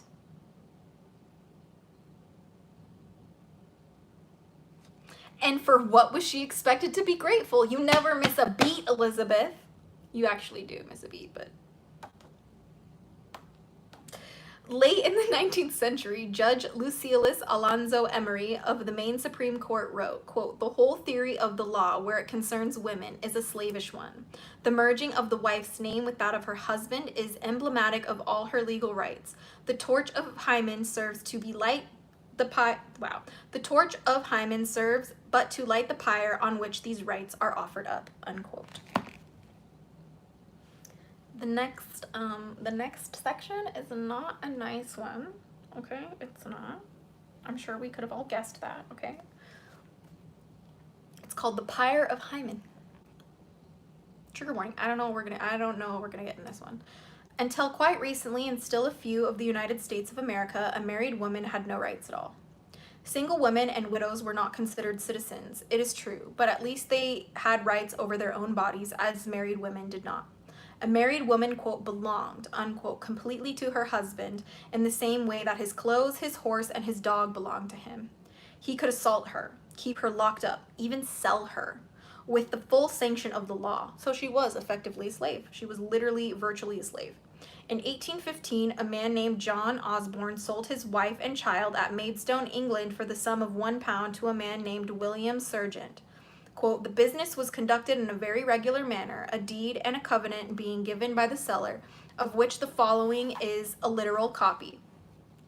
Quote, I, John Osborne, doth agree to part with my wife, Mary Osborne, and child, to William Sergeant, for the sum of £1, in consideration of giving up all claims whatever, whereunto I have made my mark as an acknowledgement. Maidstone, January 3rd, 1815, unquote.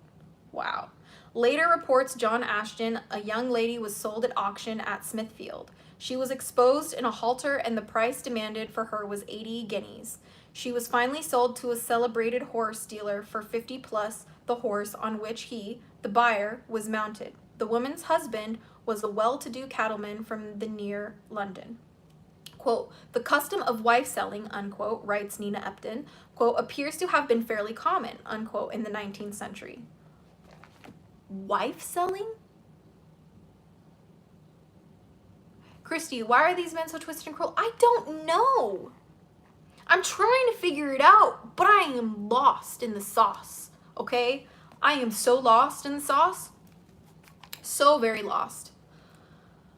Oh my gosh, up until the year 1885, less than 100 years ago, in England, a man could still sell his wife or daughter into prostitution.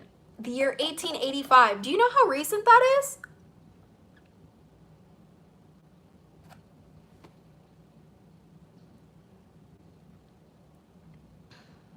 In that year, it was made illegal to sell or kidnap a girl for the purposes of prostitution until she was 16 years old. After that, quote, age of consent, unquote, it was still legal. It was only in the 1880s, too, that the law allowed a wife who had been habitually beaten by her husband to the point of, quote, endangering her life, unquote, to separate from, not divorce him. So she was still legally married to him, but she was able to separate from him. In 1891, the law for the first time forbade a man to keep his wife imprisoned under lock and key, as a Governor Yeo, for one, had done to his wife each time he went to sea. Even after, oh, by the way, under lock and key means chastity belt, okay? Just so you guys know. Oh my God. Even after these, quote, improvements, unquote, in the condition of women, a wife could still not own her house, her inheritance, or even the paltry sums she earned at home by sewing, preserving fruits, or taking in wash. Even the children of her own body were not legally hers. No matter how wicked and unworthy the husband, he had complete rights under the law over the children. He was allowed to banish his wife and live openly with another woman, yet the children remained his, and their mother could see them or correspond with them only at his pleasure and with his permission. A woman might inherit a fortune, yet she had no say in its management or its disposal. Her husband could, and often did, squander his wife's fortune on his own pleasure, leaving his wife and children in actual want. Yet no law compelled him to account for a penny of it. Oh my goodness, what the hell is wrong with this book? I'm going crazy.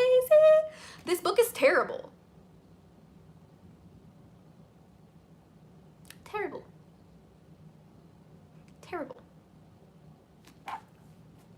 I'm so glad things have changed since then. Oh God, I could never live back then. Yeah, Lunar Rainbow, I would have been one of the ladies who took their own life. I would have ritualistically taken my own life because what the fuck did I just read? Me being a black man, I wouldn't have wanted to live back then. G Lone, you are absolutely correct. Welcome to your daily dose of Dragon Feather. I am so glad to have you here today, and I hope you're enjoying this book. I'm really trying. I'm really trying to get through this shit. We're at the finale, okay? We got a couple chapters left, okay? OMG, so scary as a mama. I would die if my babies were taken from me. Yeah, I would literally die if my babies were taken from me too. I would literally simply pass away. That's the only appropriate response to getting your children taken away, is to simply pass away. Yeah. Okay.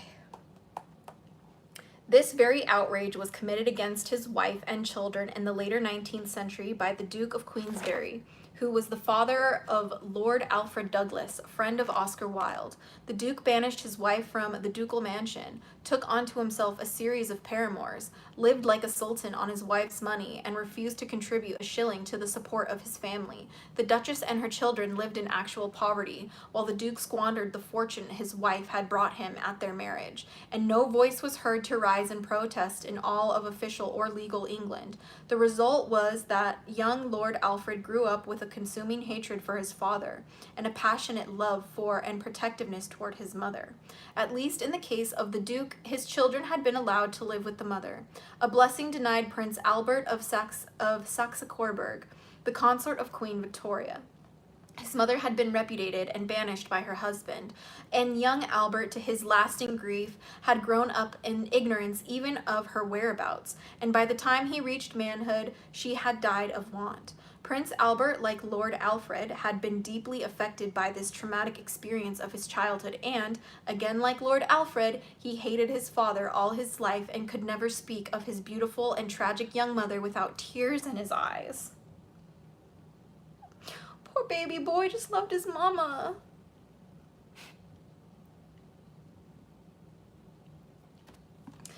Yet if two such great and influential, quote, gentlemen, unquote, as the Saxon kinglet and an English duke could get away with so much open cruelty to their wives, for how much worse crimes must the ordinary husband have gone uncensored, as Mill writes. We have a little excerpt here. Ready?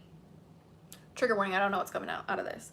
The power of men over women is a power given not to good men, or to decently respectable men, but to all men, the most brutal, the most criminal. Marriage is not an institution designed for a select few men.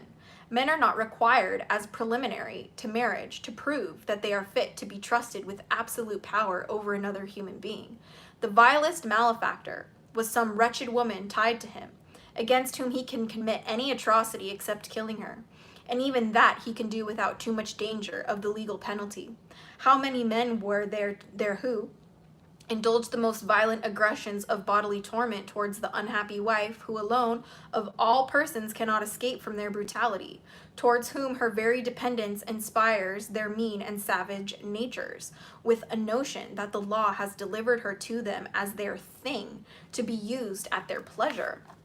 The law compels her to bear everything from him, even though it is his daily pleasure to torture her, even though she feels it impossible not to loathe him. He can claim from her and enforce the lowest degradation of a human being, that of being the instrument of animal function against her wishes.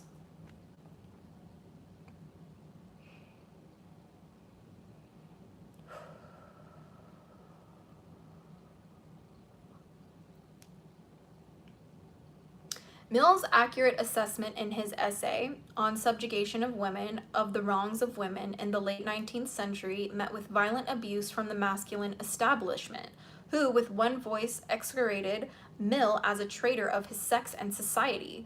One of the most furious reactions came from Anthony Ludovici, an Englishman, who indicted the entire essay as, quote, one of the most astonishing utterances that ever issued from the lips of an alleged philosopher, unquote. Wow. Quote, the essay remains as the most unhappy record of Mill's character as a thinker, unquote. Quote, "It's my conviction," unquote, announces Ludovici, quote, "that those who, like Mill, flatter women into the belief that their inferiority is not natural but artificial, are the true enemies of womankind. We must rid England of all traces of feminism and purge her of these anti-male influences. Feminism, by striking nearer the roots of life, and perhaps even more dangerous to civilization, to the race, and than democracy itself," unquote. Democracy presumably was undesirable because it robbed the elite male of his power over his fellow men, while feminism threatened to rob all men of their power over women.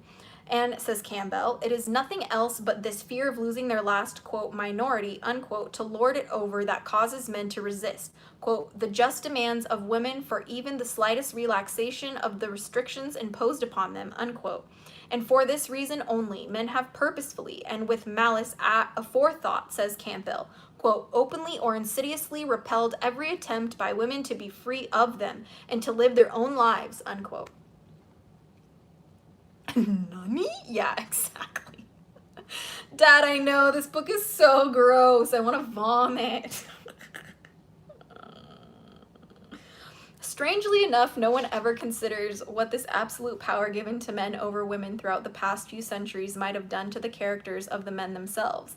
If Southern slavery was deleterious to the slave owners, as modern sociologists say it was, and the absolute power given to the slavers over their slaves led to a decay in their moral fiber, why has not the same power over women had the same harmful effect on the males of the species? Why has not absolute power corrupted them absolutely?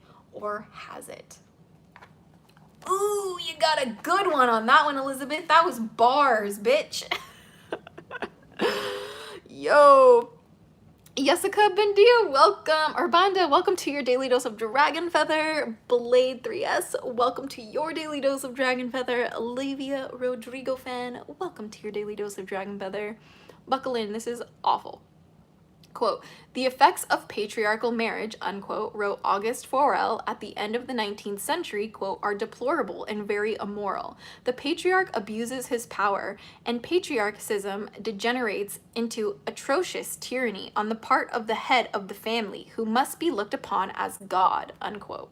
If a mere 200-odd years of slavery had so deleterious an effect on the character of okay, we're about to get into some racist shit, so just bear with me, all right? This is going to be offensive, okay, to black people. It says, if a mere 200-odd years of slavery had so deleterious an effect on the character of black men as sociologists say it did, why haven't 1,500 years of slavery had the same effect on women? Oh, maybe that wasn't as racist as I thought. I thought it might be. Some of the shit she says is really fucked up about black people. So it says, perhaps women had avoided complete inner degradation because she has an instinctive knowledge. Oh, here's the racist shit. Ready? This is really offensive. Elizabeth, you almost get it right. Okay. I'm going to read this again. It says, if a mere 200-odd years of slavery had so deleterious an effect on the character of black men as sociologists say it did, why haven't 1,500 years of slavery had the same effect on women? Perhaps women has avoided complete inner degradation because she has an instinctive knowledge, an intuitive memory of her original and still basic superiority. For even among, it doesn't say a very nice word, it says, but even among black people, it is the women, the stronger sex, who have managed more readily to retain their dignity, their integrity, and their self-respect. So that was a lot. That was a lot. Okay. Yeah, that was a lot. You know, you just kind of gotta chill. Chill. My crud, ew. Exactly. Welcome to your daily dose of Dragon Feather. But we have 2 more chapters left. Okay, take a deep breath. I'm gonna take a little bagel intermission, okay? Because this is really bad.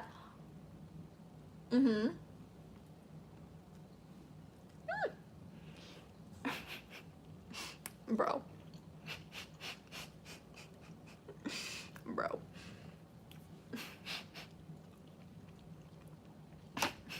I'm like, my brain is fried from this, okay? My brain is fried. This tea, so good. The only sweet tea I drink, not sponsored, but it is linked down below if you are interested in trying it. Can I ask, what is the argument for women being the stronger sex? I would assume we are equal. Women are the stronger sex because, I mean, you know, okay. If you want to have that discussion, I can literally say women are the stronger sex because we give birth, all right? Like, that is something that is genuinely an objective point of view, right? I could literally bring in a lot of scientific facts, and I will argue that women is the stronger sex, but this book is basically showing that it's called the first sex, right? Because you don't have to put Black people down to lift up women. Exactly, Christy. Exactly, Christy. You do not have to put Black people down to lift up women. That is the stupidest shit I've ever read. Thank you. Maybe not the stupidest shit, but it's up there, okay? But anyway, this book has kind of really opened the view to how women were the first sex and men came much later. The Y chromosome was a deformation of the X chromosome. All right, it was a mutation, if you will, and that's how we have men today. So this book is essentially saying God created woman, woman created man, which checks out scientifically with our modern studies of biology. It says, the next chapter, are you ready? It says, part 4, chapter 21, the prejudice still lingers on. Ready? Men in general employ their reason to justify their inherited prejudices against women, rather than to understand them and to root them out. Mary Wollstonecraft. Char loves you. Welcome to your daily dose of Dragon Feather. Please don't spam. We love you. All right. So this chapter is called Some Masculine Myths About Women. It says, the traditional belief in the inferiority of women is a doctrine that has been so thoroughly imposed in the past few centuries by the combined weight of law, religion, government, and education that its refutation by history, archaeology, anthropology, and psychology will have little effect without extreme measures on the part of established authority. In 1965, President John F. Kennedy's Commission on the Status of Women reported, quote, the extent of the negative attitudes among men as to the ability of women emphasizes the need for research on the sources of such attitudes and views, and the adoption of positive policies to diminish prejudice where it exists, authors italics, unquote. Wow, what's going on in this chat? Men and women are complements of each other when you get into the science of the sexes. It's quite fascinating, actually. Yes, I agree. Dad, it's very fascinating. I'm obsessed with like relationship and stuff. It's like really so fascinating. It says, let's see. Where did I lose it? It says, this work has been intended as a contribution to the research on the sources of masculine prejudices against women. Diminishing these prejudices is another matter and will call for positive policies on the part of the government and strict enforcement of these policies, as reports stated. But first we must attempt to expose the accumulated myths and untruths concocted by men to justify their oppression of women. Are you ready? Quote, men have certain fixed ideologies concerning the nature of women, unquote, writes Horne. Quote, that women is innately weak, emotional, enjoys dependence, is limited in capacity for work, even that women is masochistic by nature, unquote. For those of you guys who don't know what masochistic means, it means that they like to be, it means that they like to have pain. No, we don't. That's not a mutually exclusive thing. Men and women together like a yin and yang. Exactly, Nightmare Fuel Studios. I love it. I love it, I love it, I love it, I love it. Yeah, it's no stranger, it's no secret on this channel. I love men. They're awesome. You guys inspire me when you get it right, all right? And no one can make me feel safe like a well-regulated man. Okay? So be that what you will, all right? That's just my take, all right? But thank you, Clarity Water, for sponsoring the Aura Tour and for sponsoring this video. Anyway, here we go. It says, quote, men, I'm pretty sure I read that already. Yes. Men justify their mistreatment of women with the delusion that women on the whole are satisfied with their status, that only a few unnatural women feel, quote, deprived and imprisoned in modern society, unquote. Quote, we hear, therefore, on this subject from only a very small segment of women who are truly not typical, unquote, opines Odenwald. But it is hard to say how the good doctor knows what is typical and what is atypical among women. It is well known that, as Bertrand Russell observes, quote, so long as women are in subjugation, they do not dare to be honest about their feelings, but profess those which are pleasing to the male, unquote, 100%. Especially is this so when the questioner is a male, and it is hard to imagine any woman giving an honest answer to a masculist of Dr. Ozenwold's ilk. Ooh, that is so true. I use this symbol all the time in his example, all the time. Such an amazing symbol. Yeah, I love yin yang. Yes, I agree, Nightmare Fuel, yin yang. Now when my twin flame is going to get that, you know what? I really hope that this book can help, because truth. Here we go. Here's the next section called The Myth of Masochism. Men want women to be quiet in their subjugation, and whether they are happy in it or not is of small concern. Yet men really believe that women enjoy being abused, that they are by nature masochistic. Freud perpetuated the myth of female masochism to justify his own sadistic treatment of his long-suffering wife, and the myth that has been greatly accepted and propagated by men of gentler stuff who are unconsciously disturbed by man's cruelty to women, to believe that women, quote, like it, unquote, eases the burden of their guilt. We don't like it. Fuck you for beating us. We thus have such a fatuous remarks as, quote, women delight in experiencing physical pain when inflicted by a lover, unquote. Excuse me? I beg your finest pardon? I beg your finest pardon?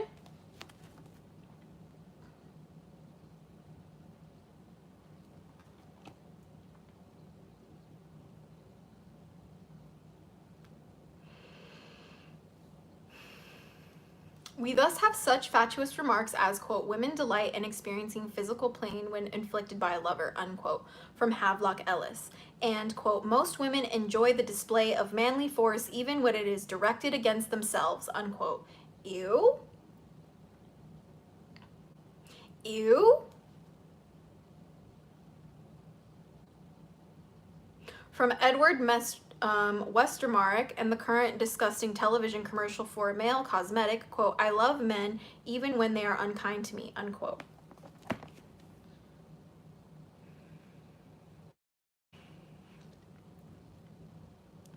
Sounds a bit kinky, S&M. Honestly, Dad, there is nothing kinky about abusing women. And I think some of these men were trying to convince themselves that it was. You know, Dragon Father. I know. It's so funny, right? It is men, not women, who have promoted the cult of brutal masculinity. And because men admire muscle and physical force, they assume that women do too.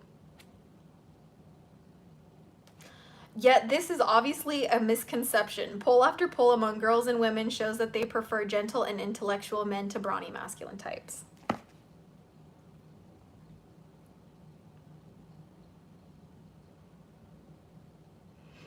That's very unhealed, Chrissy. Yeah. Yeah, it is. Okay, it says, women seem to know, as H.L. McKinnon observed, that, quote, complete masculinity is hardly distinguishable from stupidity, unquote. Oh no, that's amazing. I have to read that again. That is so funny. Okay, it says literally, women seem to know, as H.L. McKinnon observed, that, quote, complete masculinity is hardly distinguishable from stupidity, unquote.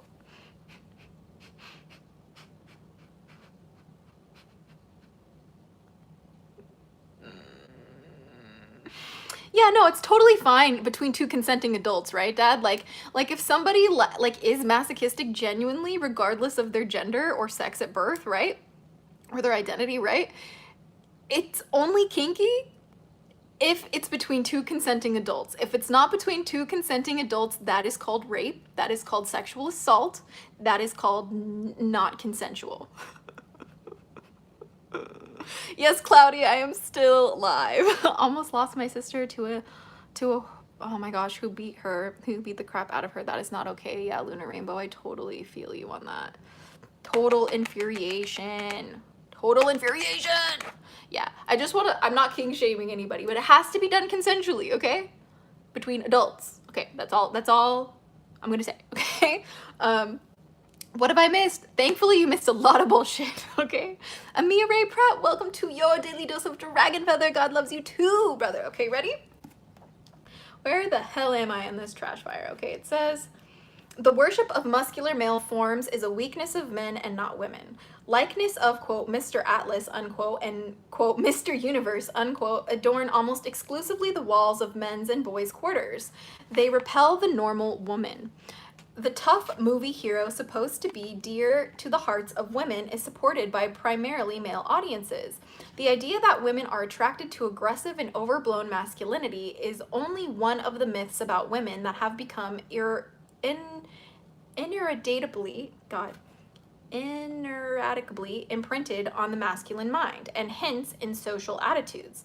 Men admire male masculinity, not only for itself, but for its role in giving them mastery over physically weaker women. The majority of male physicians invariably recommend the Christian or, quote, missionary, unquote, position in sexual intercourse, with the man on top, in the belief that because in this position, quote, the woman is hemmed in and his prisoner and cannot escape, unquote.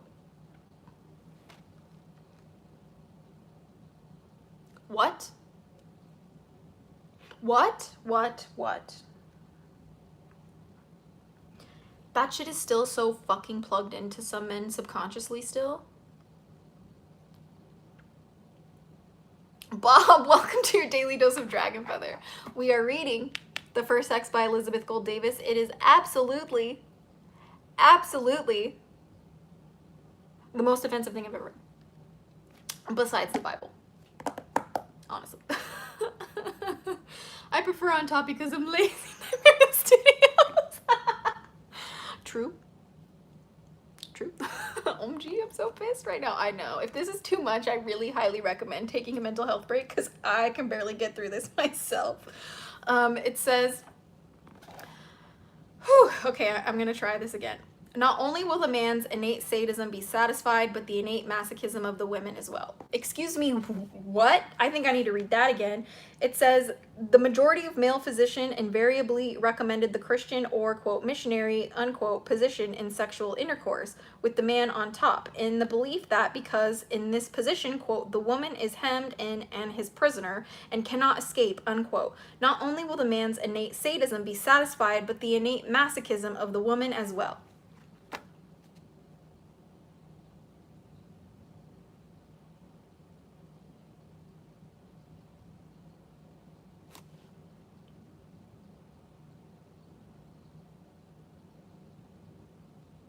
I'm literally, is that why they call that position missionary?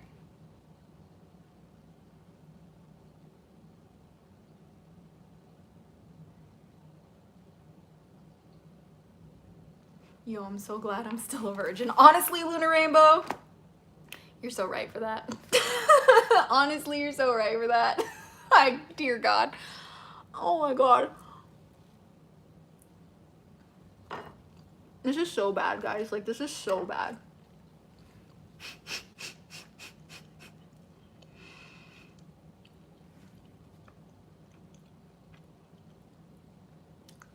Oh my goodness. Oh my goodness. Ready? Here we go. Quote, wives' subjugation to their husbands, unquote, writes Westermack, quote, was of course the result of man's instinctive desire to exert power, unquote. This remark made nearly 40 years ago only serves to illustrate how much we have learned of prehistory and early society in the past half-century, for man's desire to exert power was a very late thing in human development, and neither man's abuse of his power nor woman's submission to it was instinctive in either sex. It was the result in both cases of conscious teaching in the Western world, and the teacher with rod and stake to enforce obedience was the Christian church. Well, the sex, I mean, we know it was the Christian church. It's glaringly obvious. But the next section is called the sex myth. Ready? The 19th century fallacy that women were devoid of sexual feelings has been replaced in the late 20th century by the older but equally false belief that the rampant sexuality of women, the view that all women, quote, are rakes at heart, unquote, quote, girls, unquote, writes Aubrey Beardsley, quoting one Dubonnet, quote, are for the most part confirmed in all the hateful arts of coquetry, and attend the gusto rather than with distaste, the hideous desires and terrible satisfactions of men, unquote. This is a good example of wishful thinking on the part of men, because the idea that women are as sexy as themselves tend to excuse their own hypersexuality and to justify their incontinent sexual demands on women. Yeah, most women don't like to have sex.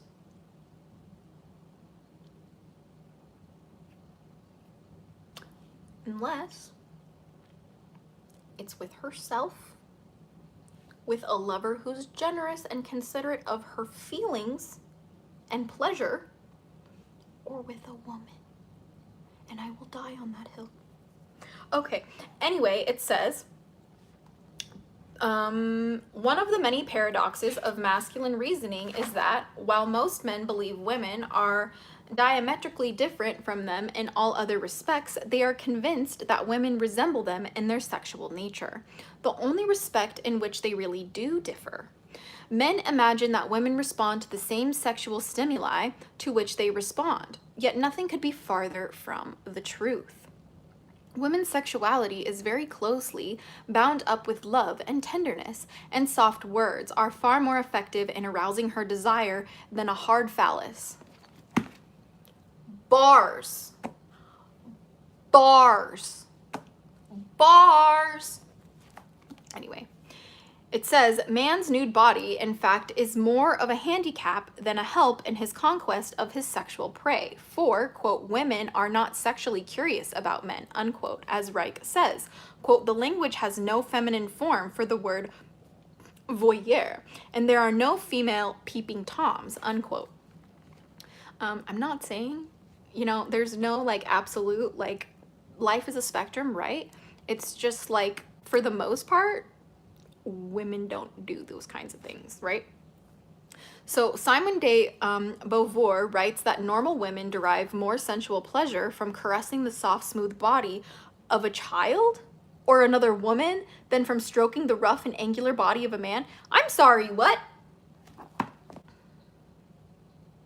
Haley Lujan, welcome to your Daily Dose of Dragon Feather. We're reading The First Sex by Elizabeth Gould David. We're almost finished. All right, we're almost finished with the book, and it's killing us. It's a really hard read in the sense that it's very offensive and triggering. And I don't know why she's advocating for pedophilia right now. It's really creepy, okay? It's very creepy. I don't know why she had to say sensual pleasure from caressing the soft, smooth body of a child. Excuse me. No. Bad. Elizabeth, bad. Shame. Shame. Ew. Ew, ew, ew, ew, ew. Worse, the man rides her as he would an animal subject to bit and reins. She feels that she is an instrument. Liberty rests wholly with the other, unquote. Women's love always holds more or less of the maternal, and contrary to man's love, is never exclusively sexual. So, men are capable of love, okay? Just so everybody knows, all right? Men are capable of love. That's not sexual in nature. I've experienced it, I've seen it, and it's been scientifically proven. So with all of that being said, please chill. Okay, Elizabeth, chill. I know that you're triggered. I get it. I get it, bestie girl. I understand. But please, please, please know that this is just not the take you think it is, Elizabeth, okay? Anyway. It says, nor can she achieve complete sexual gratification without at least the illusion of reciprocated love in her partner, a condition that certainly does not apply in the case of men, or there would be no such thing as rape. Well, at least that actually seemed, I mean, I genuinely think that is very, very accurate, okay? I do.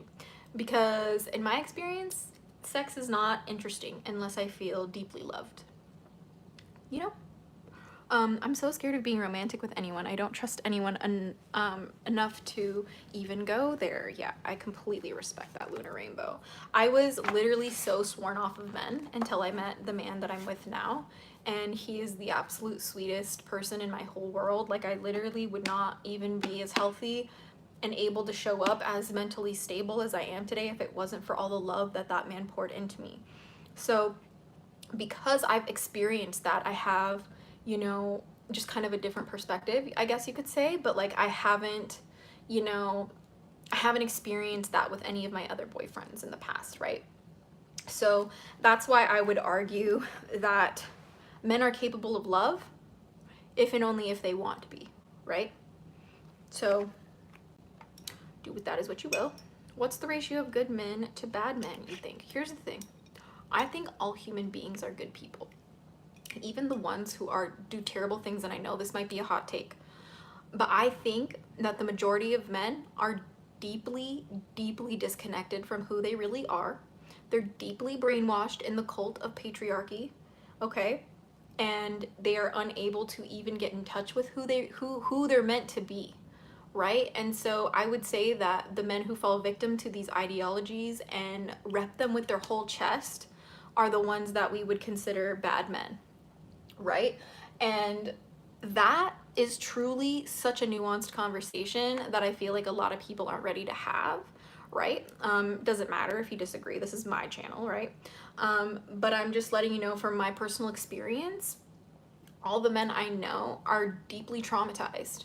They are deeply traumatized, and they're especially deeply traumatized by the socializing they go through to be macho men, right? They are out of touch with their emotions. They are forced to be literal work slaves until the day they die, or they have no glory to their name. They're not worthy. They're not man enough if they can't pull in money, if they can't pull in cars or houses, if they can't have a reputation, if they can't have a title, then the man is considered nothing. And I think that has a huge, huge detrimental effect on men's psyches, you know? So nobody's benefiting from patriarchy, okay? Nobody. It's all shitty for all of us, okay? Which is why we're talking about this, you know? It's very, very important, very important. I want to have a combo. I'm curious what you experience, but I don't know, you're reading right now. I'm not really too open to, you know, that in this stream. Not excusing male behavior, but yes, I think they are traumatized. Yes, hurt people, right? The abused becomes the abuser is very much the slogan for a lot of men these days, I would say. And I also would like to just like highlight the fact that a lot of it comes from, you know, trauma from their mothers. And I think that people aren't really ready to have that conversation either. So with that being said, we are gonna go back into this book. How much do we got left? Let's see how much we got left. We're on page 318, and we're going to 339, okay guys? So here we go. Quote, hysteria, unquote, and related myths. That's the next section. The myth of woman's intellectual inferiority has been successfully refuted by statistical evidence, but the myths of her weakness, dependency, emotionalism, and timorousness still find currency among the vast majority of Americans of both sexes. Men have always, in patriarchal ages, preferred women with these characteristics, and when such women proved to be scarce, if not actually non-existent, men applied the words indiscriminately to all women. All women were thenceforth to be innately weak, emotional, timorous, and dependent. Yet contradictory enough, men who want women to be clinging vines in fair weather expect them in times of stress to become sturdy oaks, to carry the burdens, maintain their men's morale, and, to mix our metaphors, man the battlements that these men have abandoned. Man is a fair weather lord and a sunshine master. Yet emotionalism, hysteria, is believed by men to be exclusively feminine trait. Quote, today, unquote, however, quote, it is well known that males suffer from hysteria and hysteria-borne mental diseases by a ratio of 7 to 1 over females, unquote. So there's that. Moreover, mental deficiencies of all types are twice as frequent in men. Schizophrenia 3 times as frequent, and miscellaneous disorders of character, behavior, and intelligence are 4 times as frequent in men as in women. So I think there's some misinformation in that, but when it comes to the behavior with men, I will say that testosterone is one hell of a drug, okay? And testosterone flooding the brain without the proper mentality and the proper support system to help a man, especially a male going through puberty, develop themselves through that, it's a lot. And it's not saying like they can't control themselves. That's not what I'm saying. I'm just saying that there are lots of diseases linked with that kind of like an overproduction of testosterone, for example. So, still, women are always being reported in newspapers as, quote, screaming, unquote, in emergencies.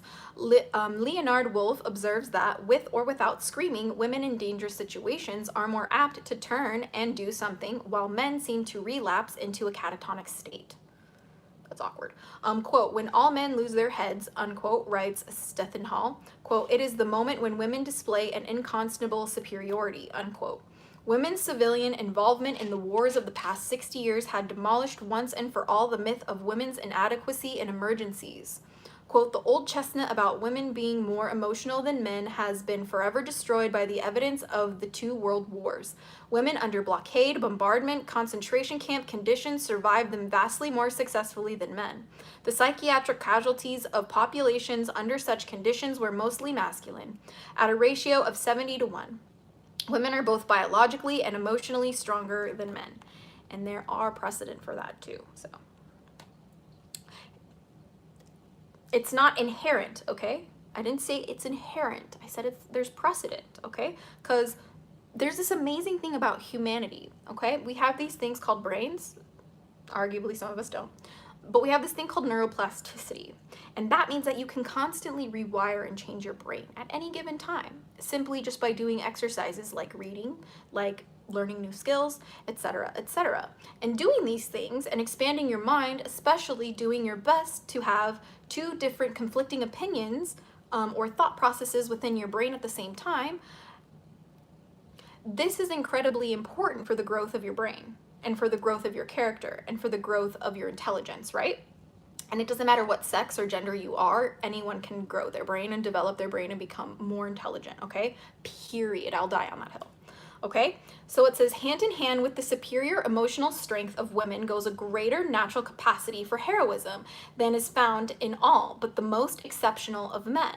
The word, quote, hero, unquote, was after all originally feminine, hera, as philosophy proves, and the original heroes of the human race were, quote, heras, unquote, as the nomenclature of ancient places, even of continents, bears out. Herodotus asserts that Asia, Europe, and Libya, quote, Africa, all received their names in ancient times from great women. Libya from, quote, a native woman of that place, unquote, Europe from Europa, the ancestress of the Cretans, and Asia from the wife of the aboriginal Prometheus. All of these women were probably great warrior queens, heras of the time, when women were engaged in leading the human race towards true civilization. Today's newspapers are full of heroic deeds of women. The earliest editions, that is to say, by the second edition, the woman's name had been replaced by that of a male. In the evolution of news as of myth, as Bachofen points out, the hera is rechristened with a masculine name, while the male villain is given a feminine name. Or, if the name remains, the heroine's deed has been diminished to has been diminished to the status of a lucky but freakish accident. Recently, a, quote, skyjacker, unquote, was disarmed by an airline stewardess over Florida. The first education of press gave the stewardess full credit for her act of courage. By the second edition, however, the male pilot was sharing honors with her, and by the time the news weeklies appeared, the pilot was the hero of the incident. Damn. Quote, the heroic deeds of women are seldom recorded in books or periodicals, unquote, observes Dr. Giorgio Lolli. Male editors and their preconceived notions of female timidity brush these stories aside as having some explanation other than courage, and male judges in granting heroism awards automatically eliminate the names of girls and consider only the boys. The Carnegie Foundation awards annual medals for bravery to civilians who display selfless courage. In looking over their annual list, one is impressed by the vast majority of men's and boys' names. The preponderance of male recipients does not jibe with the preponderance of women heroes whose names appear in the early editions of local newspapers.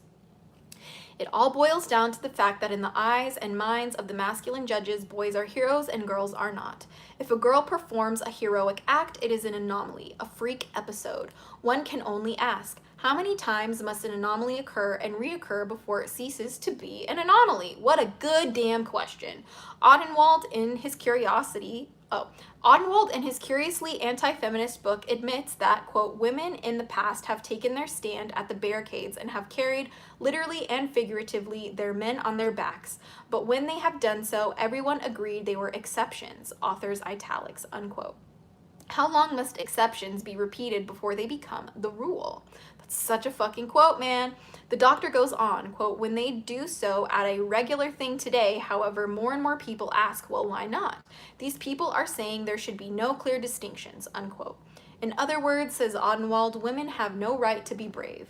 Bravery is a man's province. And of course, it is the acme or nadir of the most despicable thing, unfemininity, for women to invade man's province. Women must pretend to be cowards in order that men may appear more courageous by contrast. Thus the masculists of Odenwald's ilk. But perhaps they are paying all unconsciously and unintentionally a tribute to women by implying that it takes more courage for a man to be courageous than for a woman to be. The fact must be faced that women on the whole are more courageous, both morally and physically, than men. Quote, 10 times more courageous than he, unquote, says John Cowper Poyas. A Steidenhall writes, quote, I have seen women on occasions superior to the bravest of men, unquote.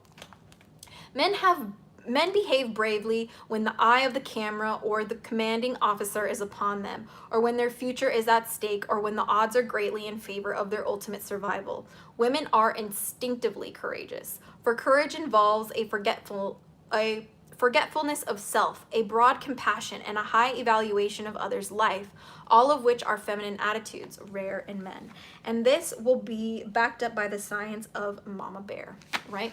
So when you get dogs, for example, many people will recommend that you get a female dog as a guard dog because she is more apt to defend the family to the death, because they are very overprotective of their children and their family, where you really just might not get the same response for a male dog. Ask anyone who has guard dogs. All right, here we go. It says, it is not generally known that the Congressional Medal of Honor, when it was first instituted after the Civil War, was in the reach of women, and that one woman, Dr. Mary Walker, was awarded for heroism during that conflict. This fact is completely omitted even in the biography of Mary Walker, included in Our Times, the only 20th century encyclopedia in which her name can be found. Mary Walker was a medical officer in the Union Army, and her citation for bravery read, in part, quote, she often went where shot and shell were flying to save the wounded, when no male surgeon was willing to go for fear of being captured, unquote. Her medal was reconfirmed in 1907 in a general review by Congress of the past recipients. Yet in 1917, a Congress voted to rescind her medal and strike her name from the rolls of heroes. Their excuse was that Dr. Walker had been a non-combatant and that hereafter only fighting men could be considered for the medal. She was so above the men in her valor, in her righteousness, in her courage, that they had to make exceptions to the rule of awarding in order to stifle her. Oh my God.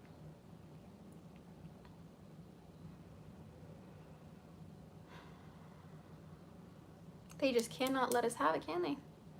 Alva Salvatore, thank you so much for the super chat. You're amazing, my friend. I hope you are enjoying your daily dose of dragon feather. Holy, okay, so it says, yet many other non-combatant medalists, male medics, doctors, surgeons, and chaplains of the civil Spanish, American, and Mexican border wars were allowed to retain their medals.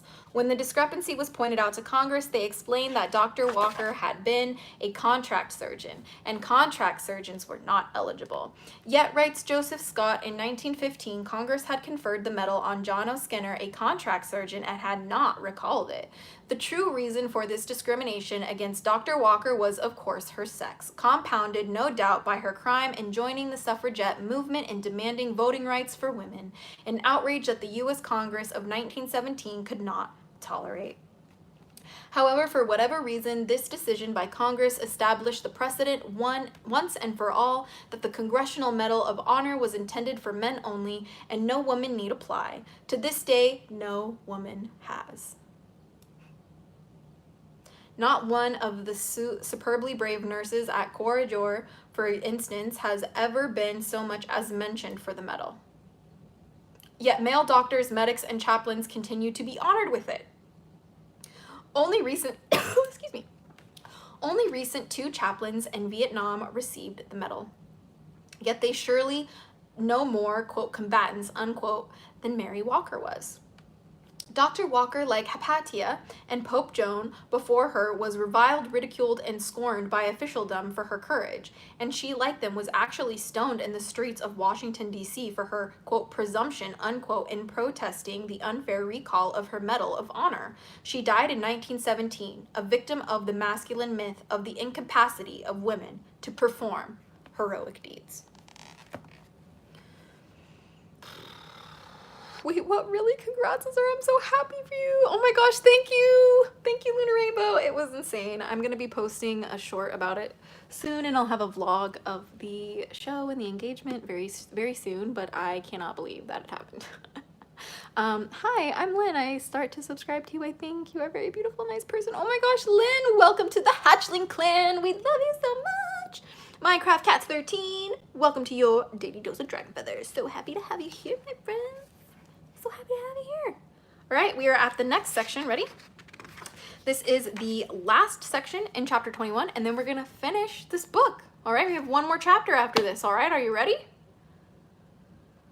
I'm not ready, okay. Women's image, okay? It says, men and women stand on opposite sides of a one-way window, if we may borrow an image from Ernest Borman. On the mirror side stands the man, seeing only his own stuttering and gesticulating self reflected back at him, unaware that there is anything on the other side. On the transparent side, however, stands the woman, observing clearly the man in all his posturing and unable to see or realize herself. Damn, if that's not literally so many women in my family, I don't know what is. So fucking sad, bro.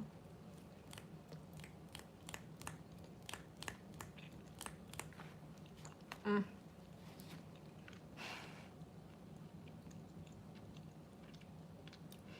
have to take bagel breaks because it's literally so hard. Oh my god, Dad, are you kidding me? Dude, Nightmare Fuel Studios, are you in here right now? It says, off topic, but I heard today that sea dragons took mermaids as their wives. Do you know anything about that?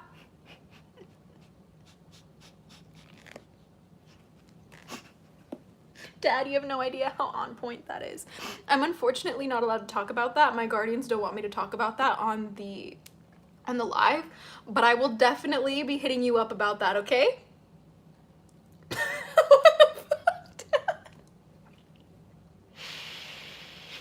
Yeah. Dragon Father is the coolest dad in the world, and I will die on that hill. Okay, ready? Okay. Here we go. Where am I? Where am I? Don't know where I am. Okay. It says, ready?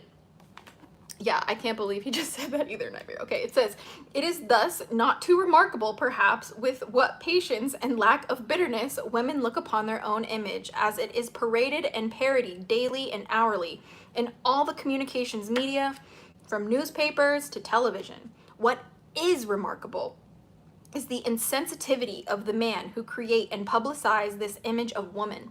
Quote, an image that perpetuates contempt for women by society and by women for themselves, unquote. The callous lack of consideration for the feelings and dignity of one half the American public on the part of the broadcasters, writers, entertainers, and newsmen is approached only by the incomprehensible insensitivity of adults who openly and in the presence of little girls commiserate with the parents of a baby girl while congratulating the parents of a boy. No, you can't. Somebody stop him. It says, let's see. Quote, the false image of women prevalent today in the mass media, unquote, is insulting and degrading to women, whether or not such its conscious intention. Miss Virginia Nauer, the president's advisor on consumer affairs, was recently introduced in a television interview as, quote, a 50-year-old grandmother, unquote, and was then asked by the male interviewer if, quote, anybody at the White House listened to her, unquote. Just imagine that the interviewee had been Henry A. Kissinger of Robert H. Finch or any other of the president's male advisors. Would he have been identified as a 50-year-old grandfather and then rudely asked if anybody at the White House listened to him?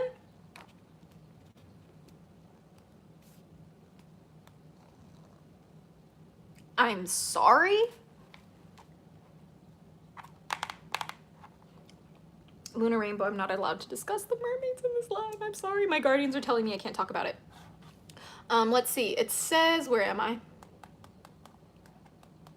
Where am I? Yeah. So if it was a man who was 55 working for the United States of America government in this century, never would he be called a grandfather. Okay. And never would he be questioned if he was listened to. He would be respected. He would be listened to, and he would be taken with serious respect. Holy crap. Yeah, Nightmare's working overtime on the chats. You go, yeah.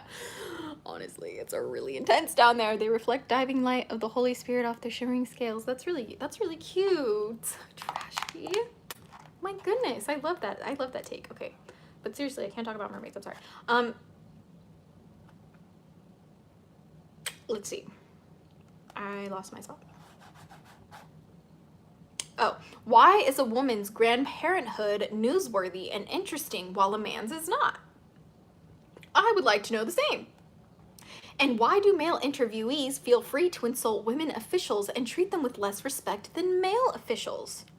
I wonder why. When Betty Furness became the first advisor on consumer affairs, the news commentators branded the appointment as, quote, window dressing, unquote. Why? Why? It appears that any woman who exposes herself to an interview with a male newsman takes a great risk of having her dignity affronted, if not her very motives questioned. Even Senator Margaret Trace Smith is not immune from the patronizing jibes, veiled insults, and implied contempt of some male interviewers. And why do they nearly always call her, quote, Miss, unquote, Smith, while all male senators are correctly addressed as, quote, Senator, unquote. The news broadcasts rarely miss a chance to humble and belittle women, from female jockeys to visiting foreign officials. Yet television commercials and entertainment programs are even more offensive. Women in commercials are invariably either sex objects themselves or are engaged in sex worshiping some condescending male. The TV commercial wife, like the, quote, good little Maxwell housewife, unquote, is invariably a cringing husband-dominated brainless sap. The most revolting example of this is embodied in the commercial for some deodorant, in which the depraved little wife, who wishes only to tell her husband that he has body odor, simpers and squirms and giggles timorously, assuring him whimperingly, quote, I'm your wife, I love you, and I'm on your side, unquote. Is she afraid he'll haul off and belt her one? It would seem so, but perhaps submissiveness disbasement, and abject humility on her part will soften the blow. In entertainment programs and in television drama, quote, the woman is always subservient to the male. She is never portrayed as a serious partner or breadwinner. TV tends to demote her, unquote. Cretans, albinos, and mongoloids must be treated with respect by the television scriptwriter, but not so the American woman. She may be portrayed with impunity as stupid, grasping, selfish, fiendish, scatterbrained, unreliable, ignorant, irritating, and ridiculous. And no one says a word. Women are supposed to take it all like good sports, or like outsiders whose feelings are of no account.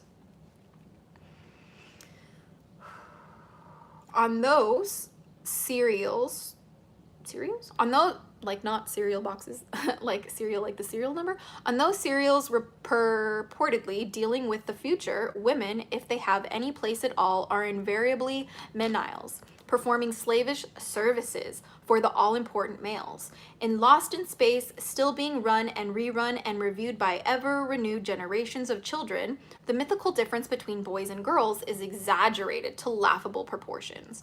The office secretary in motion pictures as well as on television is portrayed as the servant of her boss, required to make and serve his coffee, administer his pills, attend to his personal shopping, brush his clothes, and even to straighten his tie and put his hat on his head.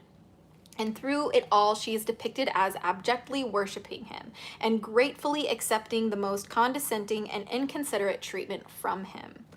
Whew. That is a faithful representation of the role and duties of the modern American female secretary, and is even part of her training in business school, is attested by the group of disillusioned British secretaries who recently left our shores, indignant at the expectation that they would double as valet, nursemaid, and butler to the American executive. Even more devastating to feminine pride and dignity than the image of herself as an idiot and a menial is the stereotype of young women as, quote, sex kittens, unquote, or, quote, playboy bunnies, unquote. A demotion even from the 19th century image of a young woman as a household pets and playthings. Men seem to believe that women like to be thought of as sex objects, that they like to be oogled, mauled, patted, grabbed, pinched, and whistled at. We hate that shit. Too many women pretend that this is true, that they are flattered to be whistled at by truck drivers, but this, like so many pretenses of women, is a lie, deliberately designed to draw approving glances from the almighty male, and is not the genuine sentiment of 90% of girls and women. Flawlessly said. Quote, TV commercials glorify women as sex objects and very little else. Bunny psychology, however, is very degrading to women. 200 years ago, Mary Wollstonecraft expressed the same revulsion at the portrayal of women as sex objects. Quote, the pernicious tendency, unquote, she wrote in 1791, quote, of those books in which she writes insidiously degrade the sex while lauding their personal charms cannot be too severely exposed, unquote. Here we go. As far back as 1965, the President's Commission on the Status of Women took note of the deleterious effect of such anti-feminist propaganda and recommended that the broadcasting industry, quote, modify existing stereotypes, unquote, and present a more realistic portrayal of women. 6 years later, the offense is not only still being committed, it is being committed to an ever greater degree. It is a small wonder that the average American woman, unacquainted with past history and incapable of plumbing the depths of man's ancient psychopathic compulsion to punish her, accepts this image of herself and concludes that there must be some truth in it, and that therefore she must deserve her place on the bottom rung of the ladder. Quote, it is obvious that these male ideologies function not only to reconcile women to their subordinate role by presenting it as an unalterable one, but also to plant the belief that it represents an ideal for which it is commendable to strive, unquote. Men have succeeded so well in brainwashing women to a belief in their own incapacities that a recent poll of college girls revealed that the majority of the girls downgraded the work of professionals of their own sex and believed that men were better at everything, even teaching and dietetics, than women were. An Institute of Public Opinion poll in 1963 showed that while 58% of men would vote for a woman president, only 51% of women would do so. And Theodore Sorson, writing in Red Book in April 1968, said, quote, "Not only do women fail to show any preference for female candidates, there appears to be some evidence that they often even oppose women for public office." Aw, man. Aw, man. That's shitty, bro. Lunar Rainbow, get Mermaids, Mermaids, the Myths, Legends, and Lore by Sky Alexander. Trust me, you need this book. Yeah. Yes, you do, Lunar Rainbow. Anyone who's interested in mermaids, all I'm able to say is get that book. All I'm able to say is get that book. Okay, quote, "TV commercials glorify women as sex objects and very little else." Oh, I read that already. Where am I? Okay, this apparent lack of confidence in their own sex is the result of their overexposure to the current television image of them and the contempt and lack of respect shown to prominent women by male commentators and newsmen. Their anti-feminist attitude is not the result of conviction, but of indoctrination.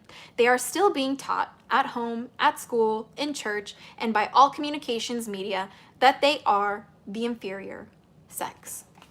And this was true, okay? This was true for me in church, okay? Dad, I know this might shake you a little bit. But when we went to church, we had, like, after the, like, sermon or whatever you want to call it, we had, like, you know, the girls went into one, like, group and the women, or the girls went into one group and the boys went into, like, another group after for, like, studies, right? And in those little studies, when I was a very little girl, I was extremely impressed upon me. It was so impressed upon me by these older women that I had to be the perfect wife for a husband, and that should be the only thing that I really strive for. I have very vivid memories of this as a child, very traumatizing. It was a huge reason why I wanted to leave the church very early in life, and slowly started like kind of like feeling betrayed by God a little bit when I was a kid. But I was also a child and I didn't know how to like interpret that. And I was like, what about a goddess? Like, you know, we worship God, our Heavenly Father. Like, what about a goddess? And they did not like that, okay? What's the book called again? Could you type it, Nightmare, so I can screenshot it, please? Yes, I'm sure he will. So, with that being said, thus, as Lully writes, quote, "Some women, because of real beliefs fostered by male society or because of opportunism, are willing to endorse the very dubious superiority of men," unquote. And Montego says, quote, "I'm not sure that all women know the truth of man's inferiority to them. It is time that they learned. There appears to be a conspiracy of silence on the subject of male inferiority," unquote. And women are usually the first to rise to the defense of male supremacy, feelings, perhaps, quote, "that men should be maintained in the illusion of their superiority because it might not be good for men to learn the truth," unquote. But it is not men that most women worry about when they rise to the defense of the status quo. Their apparent endorsement of male supremacy is, rather, a pathetic striving for self-respect, self-justification, and self-pardon. I would say no. I would say that women who support, you know, anti, like, you know, just misogynistic things, they are heavily indoctrinated. It is sometimes a trauma response called fawning, right? They're going to people please the men so they can maintain their safety and not have a threat, because if they challenge the men too much, it might end in, you guessed it, the ending of their lives, might end in them getting beaten, okay? Or worse, all right? Did you say dad? Mr. Rogers? Yeah, my dad's in the chat right now. Shout out to Mr. Laserdays. He's my dragon father. Anyway, let's go. It says, where are we? It says, "But it is not the men that," oh, I think I already read that. After 1,500 years of subjugation to men, Western women finds it almost unbearable to face the fact that she has been hoodwinked and enslaved by her inferiors, that the master is lesser than the slave. It would be unbearable to know with certainty and to admit openly that the long centuries of abuse and cruelty and disdain she has suffered at the hands of her masters were the result of an unnecessary miscarriage of justice. To know that she has been far more wronged than she had thought in the days when she had comforted herself with the church-generated belief that she was indeed inferior, that God had created her from man's rib to be man's slave, that her condition of servitude had been preordained, was right and just, was God's will, and was, above all, unalterable. The innately logical mind of women, her unique sense of balance, orderliness, and reason, rebels at the terrible realization that justice has been an empty word, that she has been forced for nearly 2 millennia to worship false gods and to prostrate herself at the empty shrines.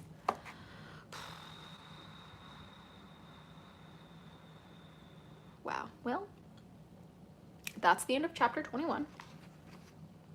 We are almost done. We're here for the final finale, okay? It's almost midnight. We've been here for a while. We are at the final chapter. All right, I'm taking a very deep breath because that was a lot, okay? I'm like processing a lot. That was a lot. I need some tea, okay? If you're interested in trying this tea, it's linked in the description, okay? Not sponsored, all right? I just really like this tea, okay?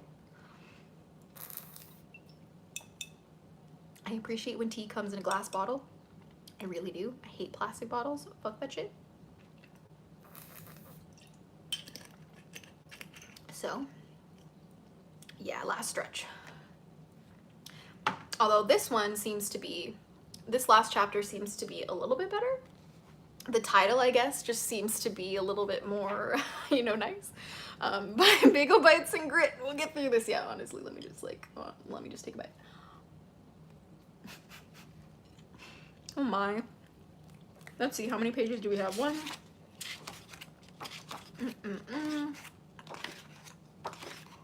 Okay. So,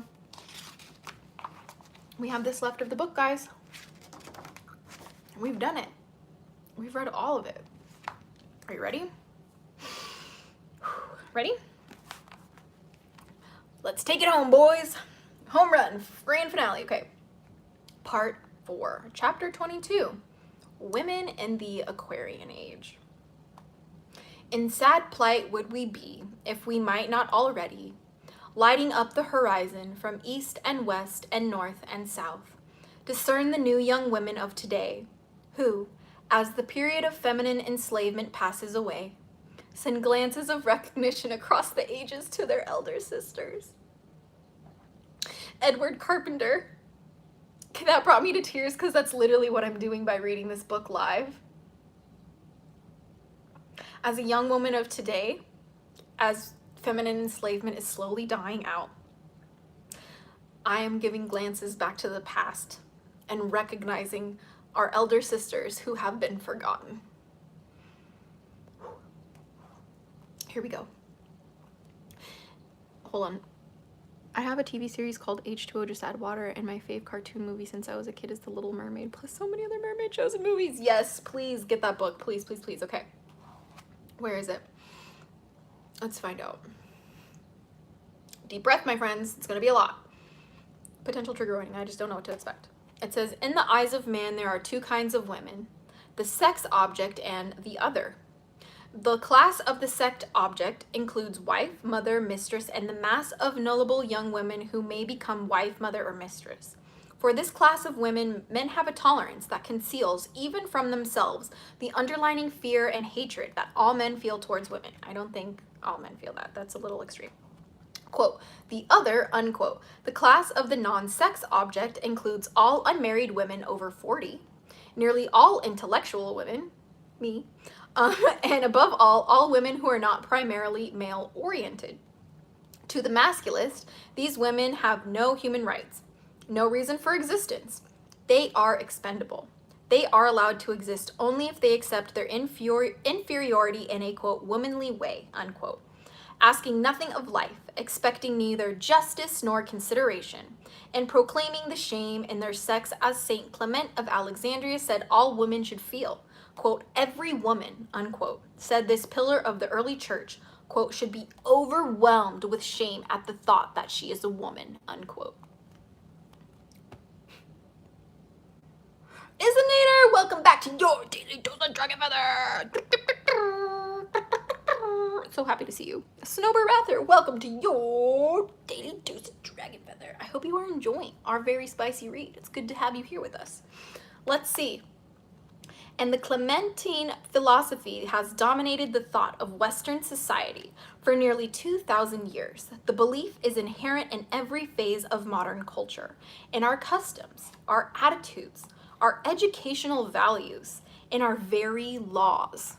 In spite of the social advances of the past 100 years, the doctrine of the female inferiority is still tacitly accepted by the vast majority of the population of the United States, female as well as male. Quote, in actual fact, unquote, writes Horney, quote, a girl is exposed from birth onwards to the suggestion, inevitable, whether conveyed brutally or delicately, of her lack of worth, of her inferiority, unquote. And conversely, a boy is taught from birth onward that he is the most valuable of God's creations. That's not a good way to start out the children. This doctrine of male superiority is an artificial imposition, a purely Judeo-Christian misconception, is illustrated by a class viewed in January 1969 on a public broadcast laboratory program in which Black American women were being indoctrinated in the white man's attitude towards the sexes. The lesson of the class was that, quote, men are natural leaders, and Black women must therefore support and respect them, unquote. Quote, male supremacy, unquote, said the instructor, quote, is based on three things: tradition, acceptance, and reason, unquote. The instructor of the class was only repeating what she had been told to expound as the ideal relation between the sexes in a masculist society. But what, quote, tradition, unquote, Judeo-Christian? What, quote, acceptance, unquote, man's? And what, quote, reason, unquote, none, but that of the baseless egoism of the male. Still, these Black women who foretold millennia had been the brains, backbones, and breadwinners of their family had to sit still and pretend to swallow this white masculist propaganda. It is interesting to speculate what the reaction would have been had the word white been substitute for male. Whoo! Quote, white supremacy is based on three things. Here's the happy ending. Ready, Nightmare Fuel Studios? Yet the carnal white, oh my God, literally, just replace the word male with white. Holy shit, holy shit. Quote, white supremacy is based on three things: tradition, acceptance, and reason. What tradition? The white people's tradition? What acceptance? The white people's tradition? I should say white man. What reason? The white man's reason? Bars, bitch, bars. Yet the carnage of male supremacy can be no less insulting to women than that of white supremacy is to Black people. This is my Bible, and I will die on the hill. The Black woman's lack of participation in the women's liberation movement was recently commented upon by a public figure who obviously did not understand that in her own world, the Black woman has no, quote, identity, unquote, problem like the white woman's. Let me tell you something. The only reason why we have fucking rights at all, if you're not a white man, is because of Black women leading that charge. Especially Black trans women. Okay? Let's not undermine their work, okay? Cool, good talk, Elizabeth. You almost get it right, you really do. It is only in the white world that sex is a handicap. Representative Shirley Chisholm of New York, the only Black woman in the US Congress, recently admitted in a television interview that in the white world, her sex was a greater handicap than her color. Wow. Wow. I wonder if Black men experience that in a way. They're still men. They are Black, but they're still men. So they're gonna have male privilege, right? That's crazy. Okay. In the civil rights movement, Black men and women have shared equally in the administrative and policy-making echelons, while in the various student movements, white girls complain that they are assigned by the white boys to subordinate jobs such as addressing envelopes, making coffee, and serving as sex conveniences. Shout out to the Black Panthers. We love those Black men and Black women. You are the reason why we have lots of rights today. This book is ruining my brain. Okay. It is thus obvious that in Western society, at least, the cult of the inferiority of women is a product of our Judeo-Christian teaching and is neither natural nor innate in the human species. I could have told you that.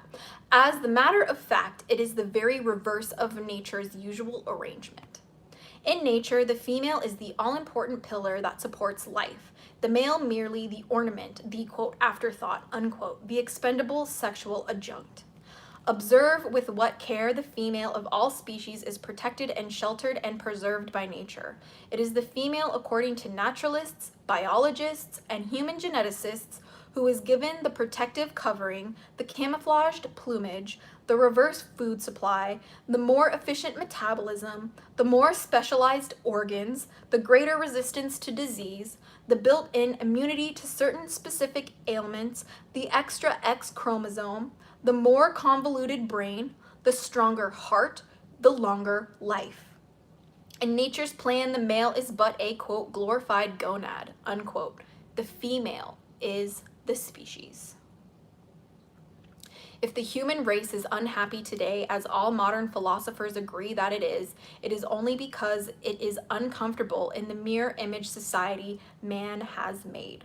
The topsy-turvy world in which nature's supporting pillar is forced to serve as the cornice of the architrave, while in the cornice struggles to support the building. The fact is that men need women more than women need men. And so, aware of this fact, men has sought to keep women dependent on him economically as the only method open to him of making himself necessary to her. They had to create a matrix, a fake reality that gave the men the resources. Money was created for men to have power and to have resources, to have it removed from the natural state of the world. The natural state of Earth is an abundance of resources, okay? And when you look at indigenous cultures, you will see that the men and the women work in tandem to not only get the resources they need, but actually, in working with harmony with nature, they create the most optimal condition of nature in their lands. That is what humans are meant to be on this planet. Wow. Since in the beginning women would not become his willing slave, he has wrought through the centuries a society in which women must serve him if she is to survive. For 1,500 years, Western man has rationalized his enslavement of women on the grounds of her, quote, sexual role, unquote. The fact, as Roy Wilkins said recently, quote, God made her that way, unquote. That God himself handicapped her by assigning her to the childbearing function. This widespread belief shared by modern masculists of both sexes is based on two false premises. First, that all women must be and will be mothers. And second, that feminine functions are necessarily handicapping and crippling, which they are not. As a matter of cold statistics, however, the first assumption is palpably false. The U.S. Bureau of the Census reports that in 1967, of 73 million adult women in the United States, only 43 million or 41% had, quote, viable husbands, unquote. And of these, only 56% or 24 million had minor children. Thus, all of the adult women in the United States, only 32%, less than 1/3, fall into the category in which masculine ideology places all women. Yet society persists in using the argument of women's reproductive role as justification for keeping her in servitude. Because she has a womb, she is not quite human. Because she is blessed with life-giving equipment, she is inferior. Because of the off chance that she may become pregnant, she must resign herself to accepting the second best jobs, the second best pay, the second best education, the second best medical care, the second best justice, and even the second best cut off the joint. She must expect to wait longer at the doors and windows of officialdom, to pay more for all services, and to be fair game for every bilking repairman, doctor, lawyer, merchant, chief, tinker, tailor, wiseman, thief. She must be resigned to suffer needlessly. Because the doctors of our country, 95% male, have been bred in the quote, curse of Eve, unquote, tradition that is normal and natural for women to suffer. Quote, God made them that way, unquote. That woman is handicapped by her womanhood is the fault of society and not of nature. In earlier societies, feminine function were the norm. The adjunctive traits of the superior, quote, majority, unquote, sex and society adjusted itself to them. As we have seen, men even felt compelled to imitate these feminine functions in order to be, quote, in, unquote, with the majority. But patriarchal male-oriented society has turned these natural functions into peculiarities of the inferior minority, undesirable from the standpoint of male society, except they are necessary for the continuance of the race. And this is what has caused women's natural functions to become, in too many instances, real handicaps and an increasingly masculized society. All women today live in a male world where women's human attributes are devalued and denied, where their merely sexual attributes are overrated and overstressed. The awe with which man has always regarded the mysterious functions of women has ended in the male attempt to degenerate and brush under the rug the whole business and, with it, women herself. Such denial of personhood creates strain and tension in its victims and leads inevitably to feelings of insecurity. Primitive people, as well as apes and monkeys reared in the atmosphere of constant tension, also develop menstrual and childbearing difficulties that are unknown to them in their natural habitats. When women are once again treated and valued as persons and not as sex objects, when their selfhood and dignity are given the same consideration as a man's today, their female handicaps will disappear.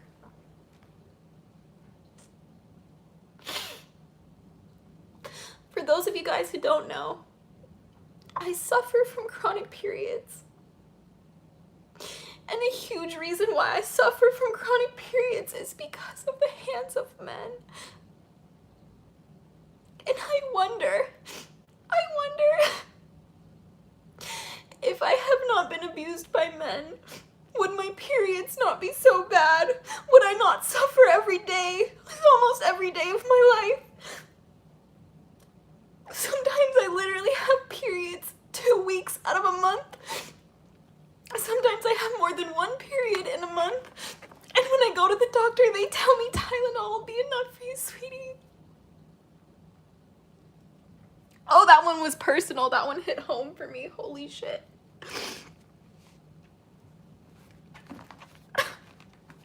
Death to the fucking patriarchy.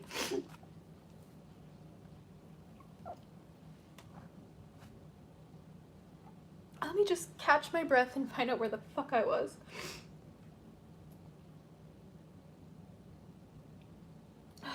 Okay. Certainly Tamiris, Hieria, Artemisia, Camilla, Valdia, Boadicea, Cartsamandua, and Joan of Arc were not handicapped by their femininity in the most masculine of pursuits, that of war. To an ancient's feminine valor and heroism were not considered anomalous or freakish, nor did they look upon creative and intellectual women of the breed of Aspasia, Sappho, Coronea, and Nausicaa as anomalies. It is only in modern times that Western man has placed the, quote, biological barrier, unquote, in women's way. It was only after, quote, the church had gained a stranglehold that women debarred from the priesthood and despised the intellectual inferiors of their fathers and brothers could nurse no aspirations beyond a husband, many children, and a Christian death, unquote. Women must be a sex object, a breeder, a mother, and no more, because in the dogma of Christian church, God made her that way. The pagan philosopher Plato, over 2,000 years ago, wrote, quote, the difference in the sexes consists only in women bearing children and men begetting them. And this does not prove that women differs from man in other respects, unquote. In Plato's time and for long before in enlightened Greece, boys and girls received identical educations and prepared for identical lives of the mind. In denial of all aspersions on women's intelligence, it has been observed that girl children are mentally quicker than boys. Girls mature quicker, that they walk and talk earlier in life, learn to read and write sooner, and mature earlier. So obvious is this that today there is serious discussion in education circles of starting boys a year or two later in school so they will not be outstripped by the girls. In the 19th century, this is very pericocy of girls was held against them at constituting proof of their inferiority. Ape babies and the offspring of, oh my god, African savages, holy fucking racist, oh my gosh. It says, went the argument matured earlier than white children, and white human beings were certainly more intelligent than apes and African savages. Holy racism. That is so inaccurate. That is purely racist, white supremacist ideology, Elizabeth. You should be ashamed of yourself. Ergo, male human beings were more intelligent than their feminine opposites. When it was later found, after girls were again allowed to go to school with their brothers, that this female precociety persisted through all the school years, it was explained that girl students only seemed smarter than boys because, being smaller and manually more dexterous, they were better at reading and writing, and being more, quote, docile, unquote, and submissive, they were better students. But this early superiority, parents and educators were assured, would vanish in college, where the, quote, deeper, unquote, intellect of the boys would reveal itself. This worked fine, though, all the years when only the boys went to college. Everybody was convinced that even though Sani was a blockhead at 16 compared to Sister at 14, as soon as Sani got into college and Sister dropped out of competition, Sani would come into his own. Then, after the First World War, then Sister, who was allowed to go to college, Miriable Dictu, Sister was still smarter than Sunny, even in college. So now, how to explain that? After a few trial balloons, psychologists and educators came up with the answer. Girls were better students in college because having no ambition. What the fuck kind of mental gymnastics is that?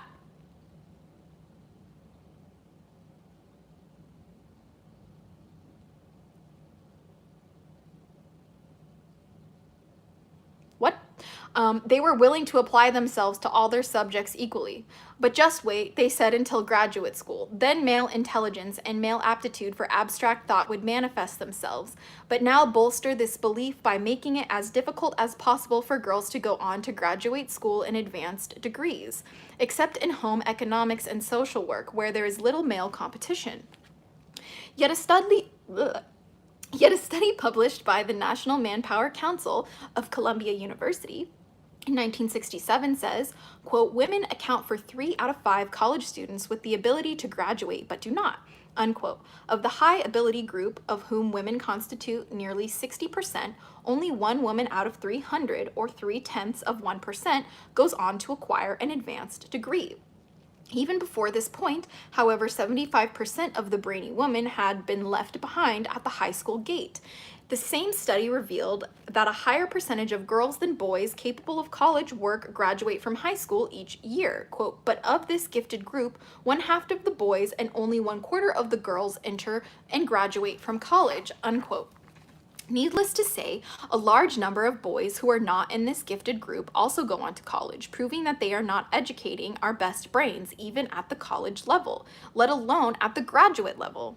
The most wasteful, quote, brain drain, unquote, in America today is the drain in the kitchen sink, down which flow daily with the dishwater and aspirations and the talents of the brainiest 59 and 97/100th% of our citizenry, housewives, whose IQs dwarf those of the husbands whose soiled dishes they are required to wash.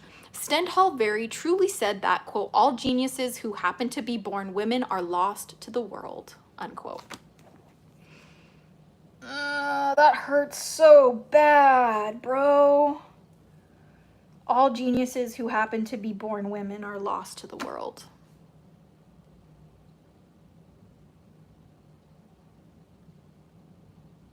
Well, that does make me sad. Makes me very sad. Makes me very sad. I refuse to be one of these genius women lost to the world. And I will remember all of my sisters who came before me, and I will give them the recognition that they deserve. Amen.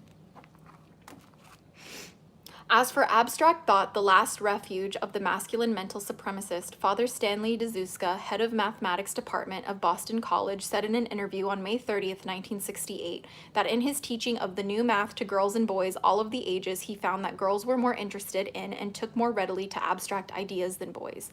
So much, then, for the old bromide of abstract thought for boys, remote memory for girls and idiots. Only recently have we learned from the study of nationwide tests that girls from kindergarten through college actually are possessed of higher average IQs than boys.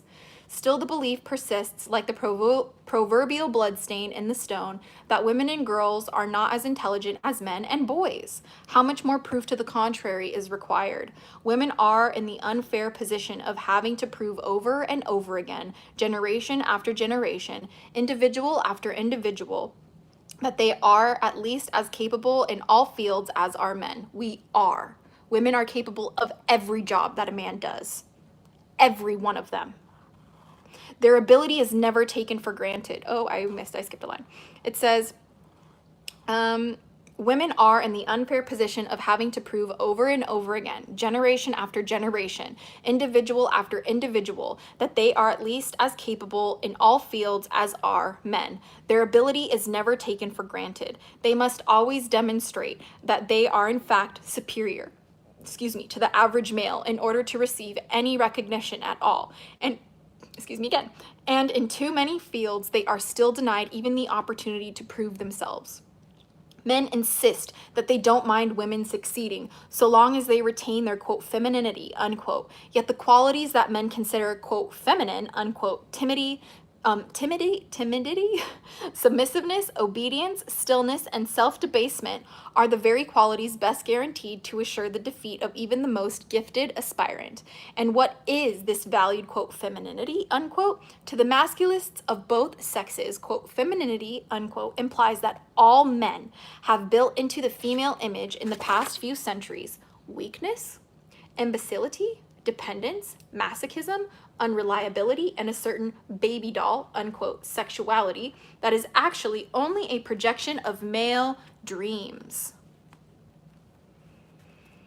To the, quote, feminist, unquote, of both sexes, femininity is synonymous with the eternal female principle, connoting strength, integrity, wisdom, justice, dependability, and a psychic power, foreign and therefore dangerous to the plodding masculists of both sexes. The misnamed, quote, feminine, unquote, woman so admired by her creator man, the woman who is acquiescent in her inferiority and who has swallowed man's image of her in his ordained, quote, helpmate, unquote, and no more, is in reality the, quote, masculine woman, unquote. The true feminine woman, quote, cannot help burning with that inner rage that comes from having to identify with her exploiter's negative image of her, unquote, and having to conform to her prosecutor's idea of femininity and its man-decreed limitations.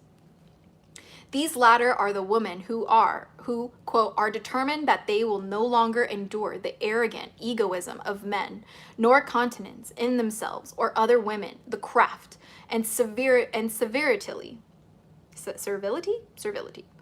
Let me try that again. It says, these latter are the women who, quote, are determined that they will no longer endure the arrogant egoism of men, nor countenance in themselves or other women the craft and servility which they are necessary complements of the male-female relationship, unquote. Shout out to my dad who said we're complements of each other because literally, we are. That's why we deserve fucking respect. Thank you. They are the young women of today who, weary of their role as the vassals of man and the vassals of his lust, have set out to restore their own sex to its ancient dignity. The divine feminine is rising. For all these reasons, social psychologists, both amateur and professional, insist that the modern American woman is, quote, confused about her role, unquote. It is not woman, however, but man who is confused about women's role. Bars, bitch. It is not women, however, but man who is confused about women's role.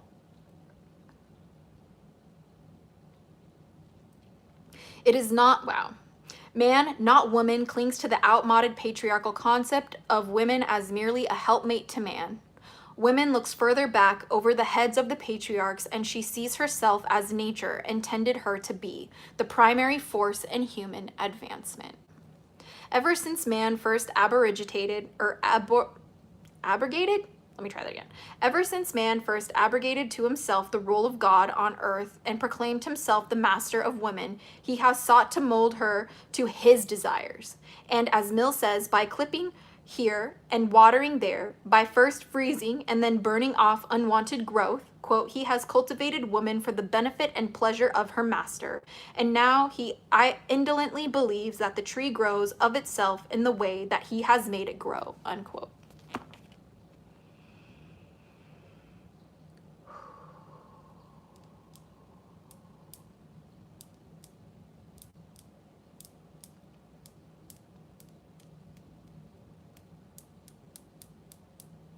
Why can't we just let women do their thing? Because if we did, then men wouldn't be anything unless they tried to be better and evolve their brains and kind to each other instead of killing. Okay? Cool, good talk. Okay, let's finish this shit. Where the hell did I go? Where the hell am I? Okay.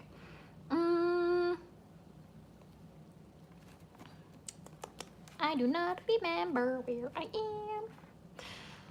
Okay. That's like saying that bonsai trees grow naturally. Men need to be more spiritual and less ego. Yes, Lunar Rainbow. And let me tell you something. All of the good men that I know in my life are very spiritual people. And it shows. And it fucking shows. And it fucking shows. Okay. Here we go. Ever since man, oh, I already read that. It says, and so, like the majestic mountain pine, potted and pruned to grotesque dwarfism by a ruthless gardener, the stunted roots and branches of women's essential beings struggle to be free again, to know once more the boundless sky and unrestricting earth of their native peak.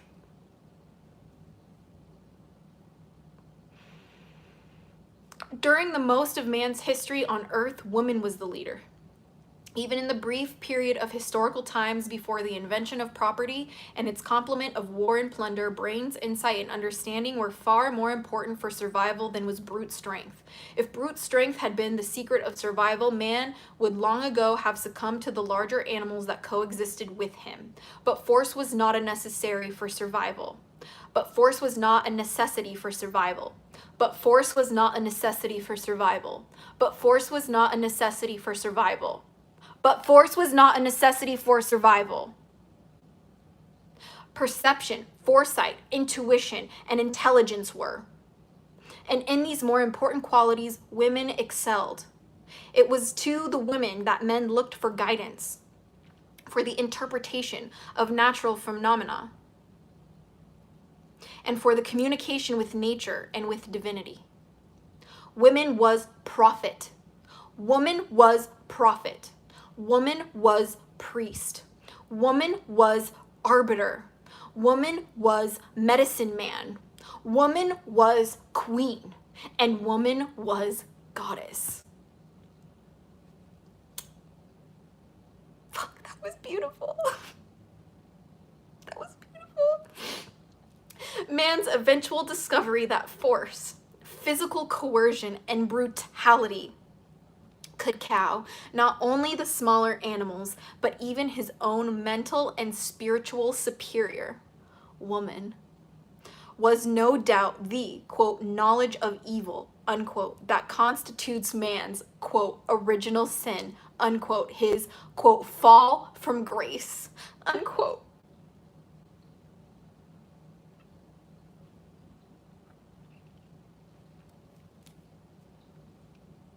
Now that is a concept of sin that I love. I subscribe to that kind of sin. The original sin of man is denying women's right to be a human being. With the new consciousness of his physical superiority, man little by little appropriated to himself all of women's traditional prerogatives, ousting her finally from the very throne from which she had educated and guided her people, and thrusting her further and further into the role of courtesan. Only in the past 1,000 years, a mere moment in time, has Western man succeeded in relegating her to an exclusively supporting role as an object of his sexual needs and a slave to his convenience. The result has been that which we see today: violence, misery, confusion, and the most pronounced ideological stratification of society ever experienced in history. Man is by nature a pragmatic, materialistic mechanic, a lover of gadgets and gadgetry. And these are the qualities that characterize the, quote, establishment, unquote, which regulates modern society: pragmatism, materialism, mechanization, and gadgetry. Women, on the other hand, is the patriarchal idealist, a humanitarian with a strong sense of noblesse obligée, an altruist rather than a capitalist. Men need to show more emotions. Coming from one, I hate how all my friends don't express their feelings with me and don't talk about things. I feel alone. Crazy Miata. Oh my gosh. That I feel on a fucking spiritual level, brother. I hope you can find some men that you can chat to in the hatchling clan here. If this is your first time here, welcome to your daily dose of Dragon Feather. I hope you'll subscribe. Let's see. It says, man is the enemy of nature. To kill, to root up, to level off, to pollute, to destroy are his instinctive reactions to the unmanufactured phenomenon of nature, which he basically fears and distrusts. I think that's a little extreme. Women, on the other hand, is the ally of nature, and her instinct is to tend, to nurture, to encourage healthy growth, and to preserve ecological balance. She is the natural leader of society and of civilization, and the usurpation of her primeval authority by man has resulted in the uncoordinated chaos that is leading the human race inexorably back to barbarism. Let me correct what she says, okay? She said men are like the enemies of nature and women are the allies of nature. Let me tell you something. Humans in their natural states, without indoctrination of horrible ideologies, are allies of nature. But humans indoctrinated with the idea that they have dominion over the planet and are not of the planet, those are the humans that are enemies of nature. Just had to correct you, Elizabeth. You were almost close. You were almost there, babes, but you missed the plot a little bit again. Buckminster Fuller, on a television broadcast in 1968, shocked his studio audience into nervous giggles when he suggested that society might be saved by restoring women to their age-old leadership in government, while men confine themselves to their gadgetry and games.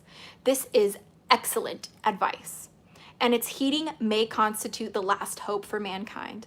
Only masculine ego, an acquired characteristic and not an innate one, stands in the way of a decent society, of a decent society, dedicated to humanitarianism and characterized by the feminine virtues of selflessness, compassion, and empathy.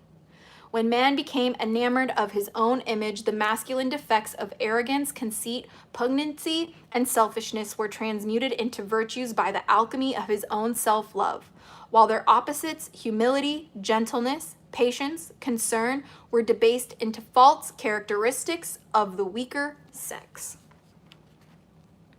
When man first resolved to exalt the peculiarities of his own sex, muscularity, and spiritual immaturity, he adopted the policy that reality meant tangibility and that what could not be seen or touched did not exist.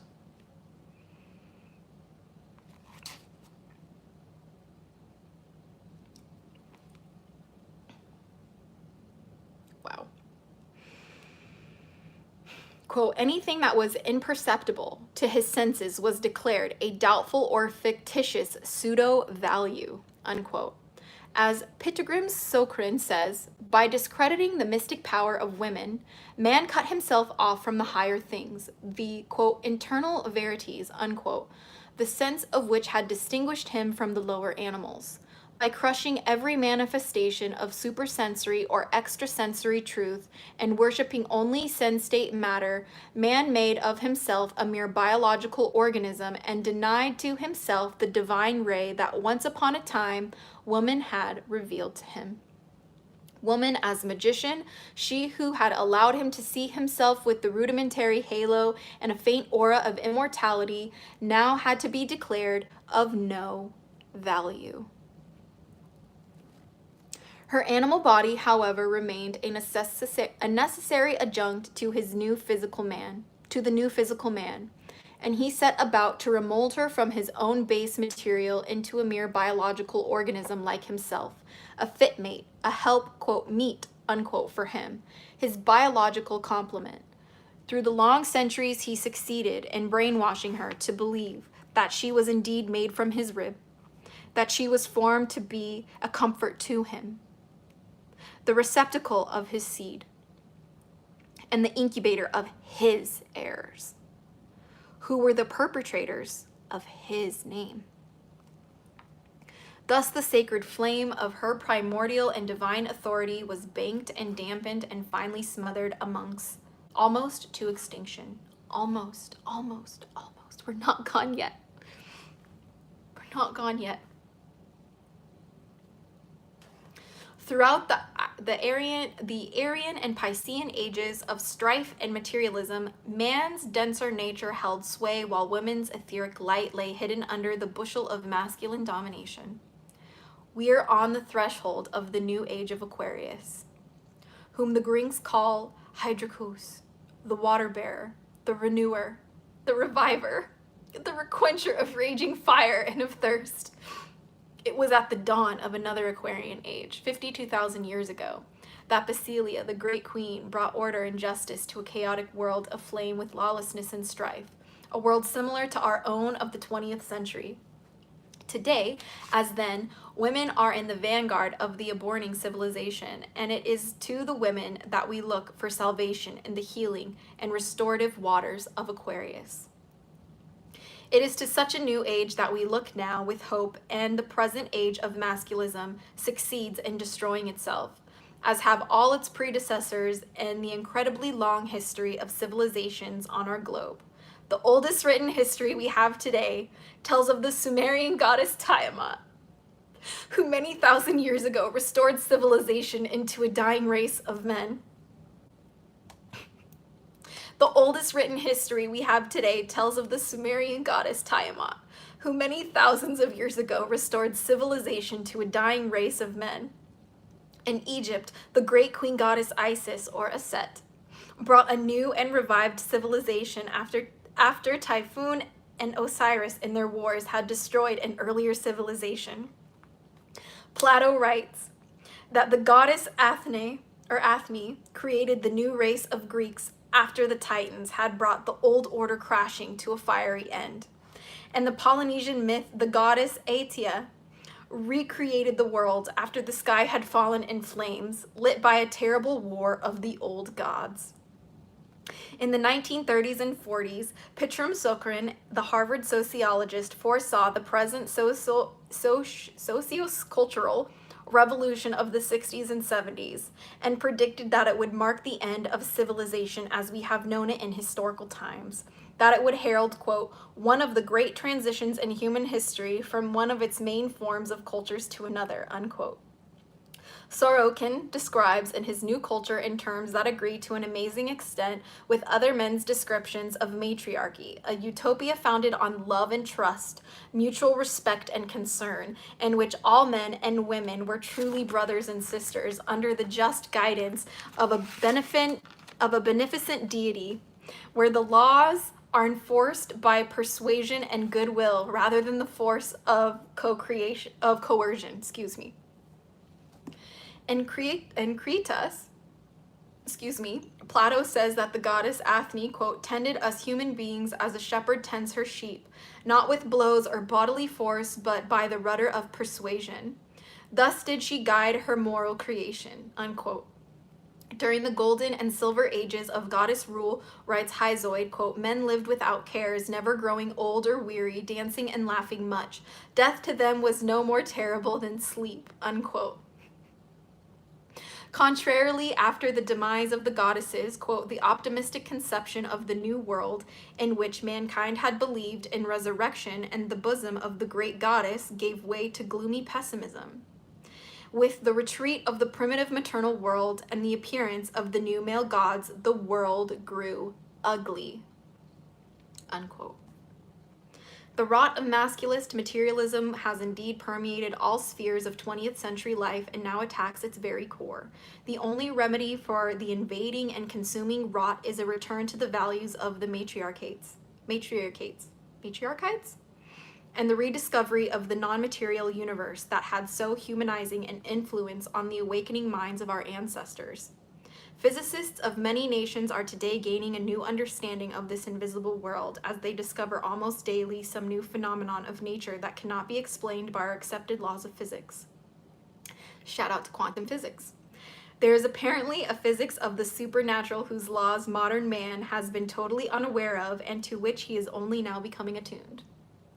Magic. It was the knowledge of this other world possessed by the woman of old and utterly discredited by later materialistic man that gave early woman her power over man.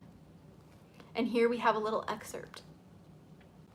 It says, the elevation of women over man arouses our amazement most especially by its contradiction to the relation of physical strength. Nature seems to conquer the scepter of power on the stronger. If it is torn from him by the weaker hand, other aspects of nature must have been at work. Deeper powers must have made their influence felt. We scarcely need to help of ancient witnesses to realize what power had most to do with women's victory. At all times, women had exerted a great influence on men and on the education and culture of nations through her inclination towards the supernatural and divine. In innumerable cases, woman was the recipient and the repository of the first revelation. The observation is confirmed by the historical facts of all times and all peoples. Prophecy began with women. Though physically weaker, I disagree. Woman is capable of rising far above man. To man's superior strength, woman opposes the mighty influence of her consecration. She counters violence with peace, enmity with conciliation, hate with love. And thus she guides wild and lawless man towards a milder, gentler culture in whose center she sits enthroned as the embodiment of the higher principle, the manifestation of divine commandment. Herein lies the magic power of the woman, which makes her a sacrosanct prophetess and judge, and in all things gives her will the prestige of supreme law. Endowed with such powers, the weaker sex can take up the struggle with the stronger and emerge triumphant. Stronger, author's italics. Here we go, we're about to finish the book. The ages of masculinism are now drawing to a close. Their dying days are lit up by a final flare of universal violence and despair such as the world has seldom before seen. Men of goodwill turn in every direction seeking cures for their perishing society, but to no avail. Any and all social reforms superimposed upon our sick civilization can be no more effective than a bandage on a gaping and putrefying wound. Only the complete and total demolition of the social body will cure the fatal sickness. Only the overthrow of the 3,000-year-old beast of masculist materialism will save the race. Last paragraph, guys. In the new science of the 21st century, not physical force, but fear. I can't read this book.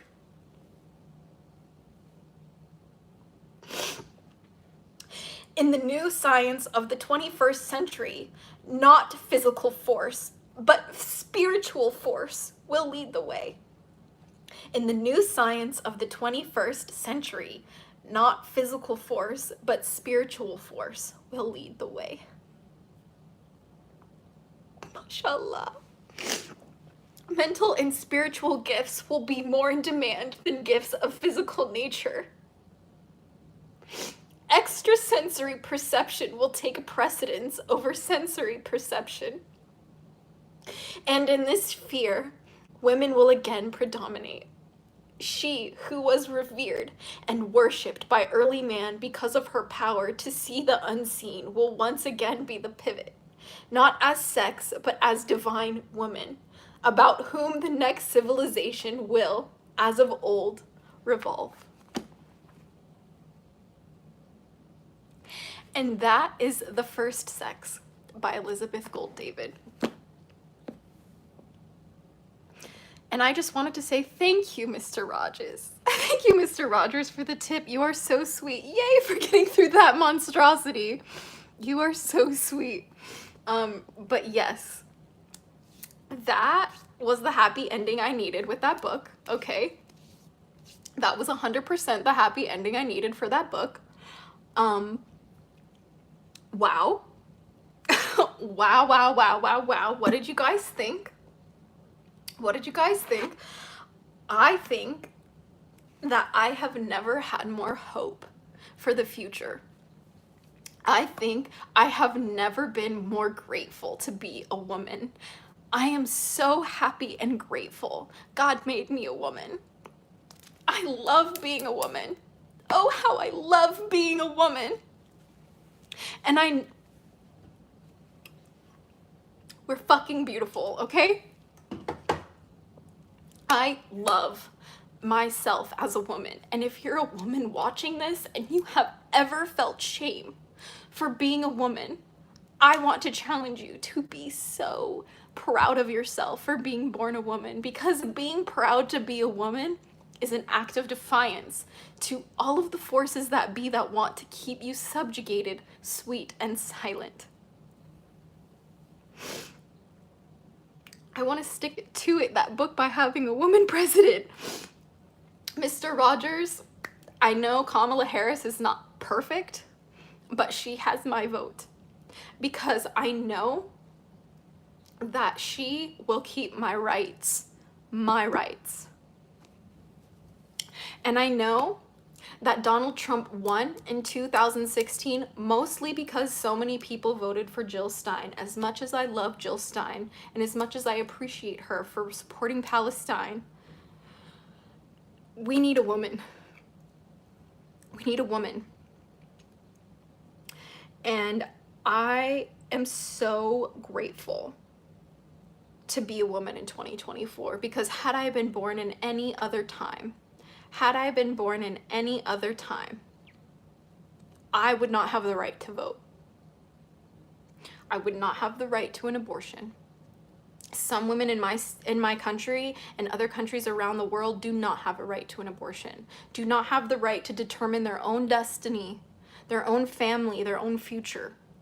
And I will not rest. I will not die until the patriarchy dies. In my lifetime, it falls. We will watch it fall, and we watch it fall every day. with each woman in this world, or each person who was assigned female at birth, or anyone who identifies with a woman or with their femininity more than their masculinity. They know the cost of embodying yourself fully in your feminine power. You will be hated by people, both men and women, the men who have internalized the patriarchy and women who have internalized misogyny. They will hate you, and you have to show up anyway. So I want you to be as unfeminine as possible.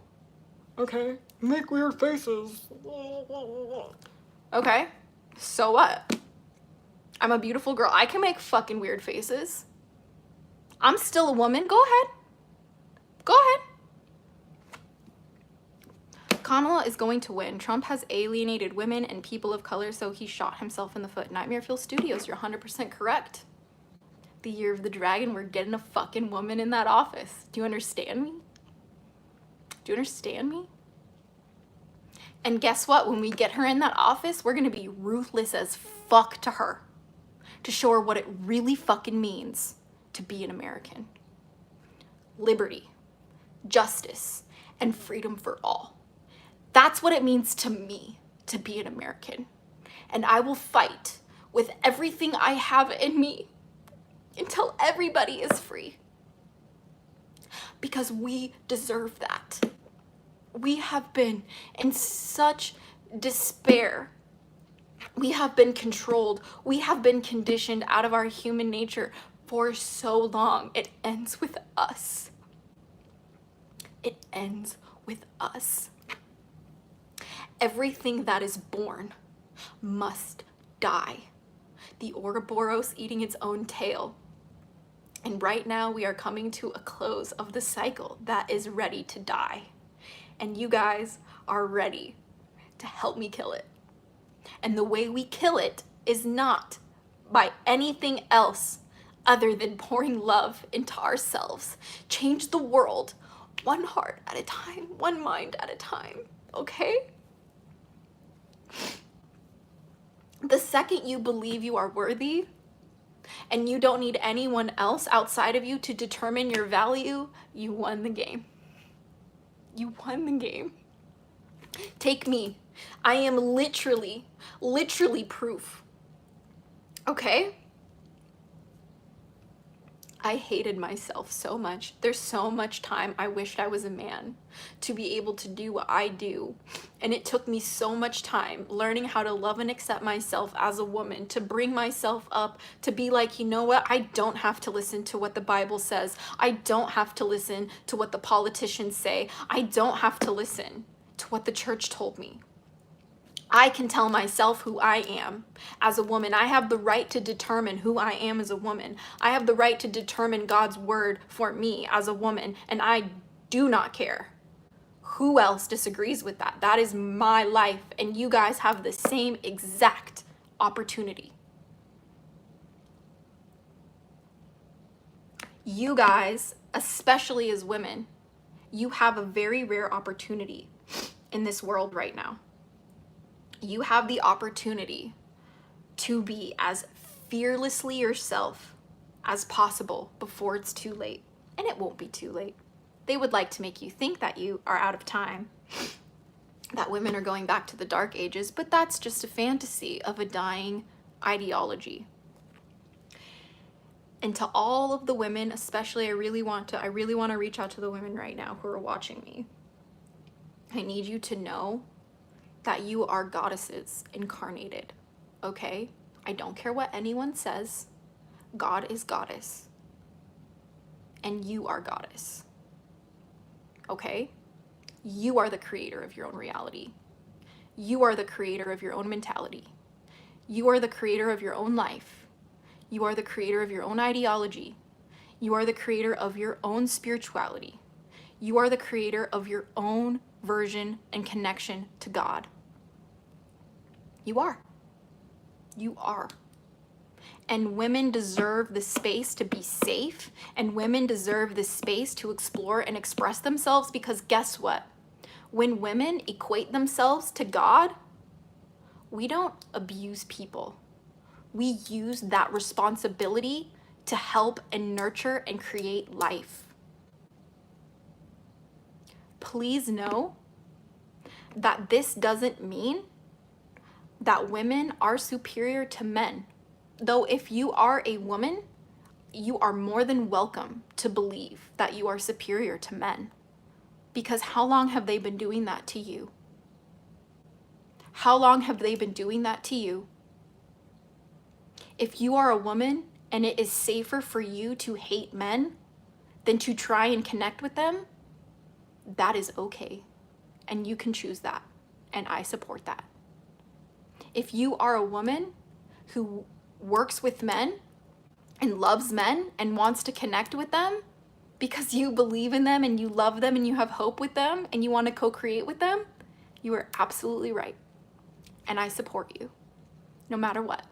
And anywhere you fall in between, you are valid. You are valid in your beliefs as a woman.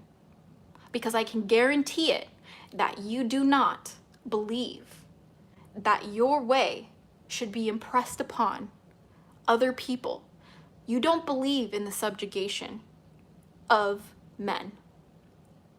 And some of you actually might. And you know what? That's fair too. You know what? That's fair too. After the fucking book that I just finished and read, I get it. I get it. And you owe nobody nothing. If you are a woman, if you are a trans woman, if you were born AFAB at birth, or if you just simply identify with your femininity more than your masculinity, hear me now. It is your time to be alive. And we don't get to live in this world forever, okay? But right now, you are breathing. Your heart is beating. You are awake and you are alive and you have access to internet connection if you're watching me right now. And the best part about that is that there's never been a better opportunity for you as a woman to be free, to do everything you can to embody yourself in your freedom, okay? So please let this be your courage to be like, you know what? You know what? Fuck that shit.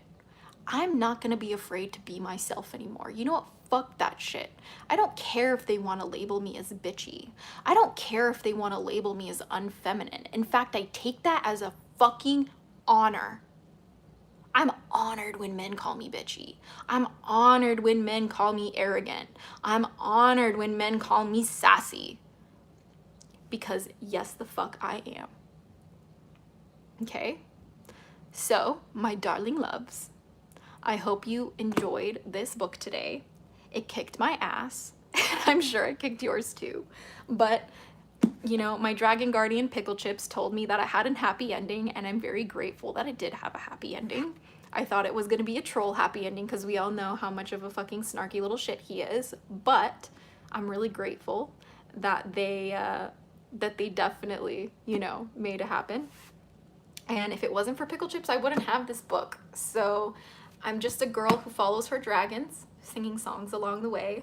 And I like reading, and I like to talk about how women are goddesses incarnated. I like to empower any human being into thinking outside the box. I like to entertain people, like to be silly, like to laugh, like to be goofy. And if you enjoy that, please subscribe if you have not already. Join the Hatchling Clan, which, by the way, if you want to hang out with the Hatchlings and I, go click the link down below to the Hatchling Clan. We'd love to hang out with you. And I also have a brand new Discord for you guys in the Hatchling Clan. So if you want to join the official Hatchling Clan Discord, you can click the link below. It is very focused on draconic magic, on more advanced magic, on adult types of magic, and the hatchling houses. So if that's something that you're interested, we'd love to have you there. But I also just wanted to take a second to say thank you for spending some of your day with me today, because I could just be reading a book to the void, but instead you guys chose to click on this video, you guys chose to leave me a like, and you guys chose to leave comments for me. That's really the sweetest thing that you ever could have done for me in my life. And no matter where I go in this world, wherever I go, any room that I step in, especially working in celebrity management and media marketing, I go to a lot of high profile places. I meet a lot of people that you know and love. I work with celebrities, I work with influencers. And whenever I step into those rooms with them, I bring you with me. And they feel that shit. And that's why the hatchlings are the best audience on the fucking platform. On the internet, the hatchlings are the best. And I tell everybody that with my full fucking chest. And they know that shit's true. They know that shit's true.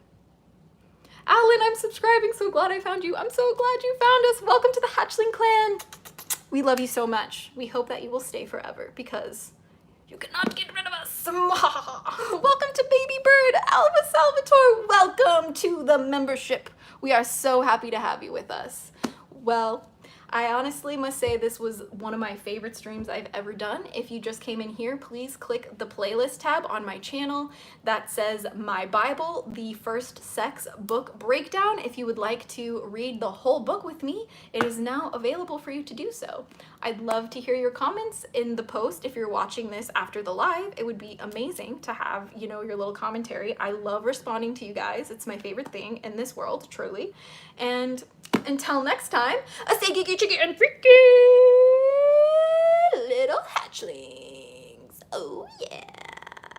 Blessed be and bye. I'll be on Discord after, so if you want to go hang out with us, click the Discords in the link and we can go hang out and chat about this, okay? But, Mr. Rogers, you're awesome. We love you. Okay. Lunar Rainbow, you're awesome. We love you. All right. Alva Salvatore, we love you. Thank you. And to the people who left me super chats today, you guys are amazing. Shout out to Dragon Father. Okay. You are the best dad in the world. And the mods, okay? Like Nightmare Fuel Studios, you were working overtime today. That was impressive. That was impressive. But stay geeky, cheeky, and freaky, little hatchlings. But blessed be and bye.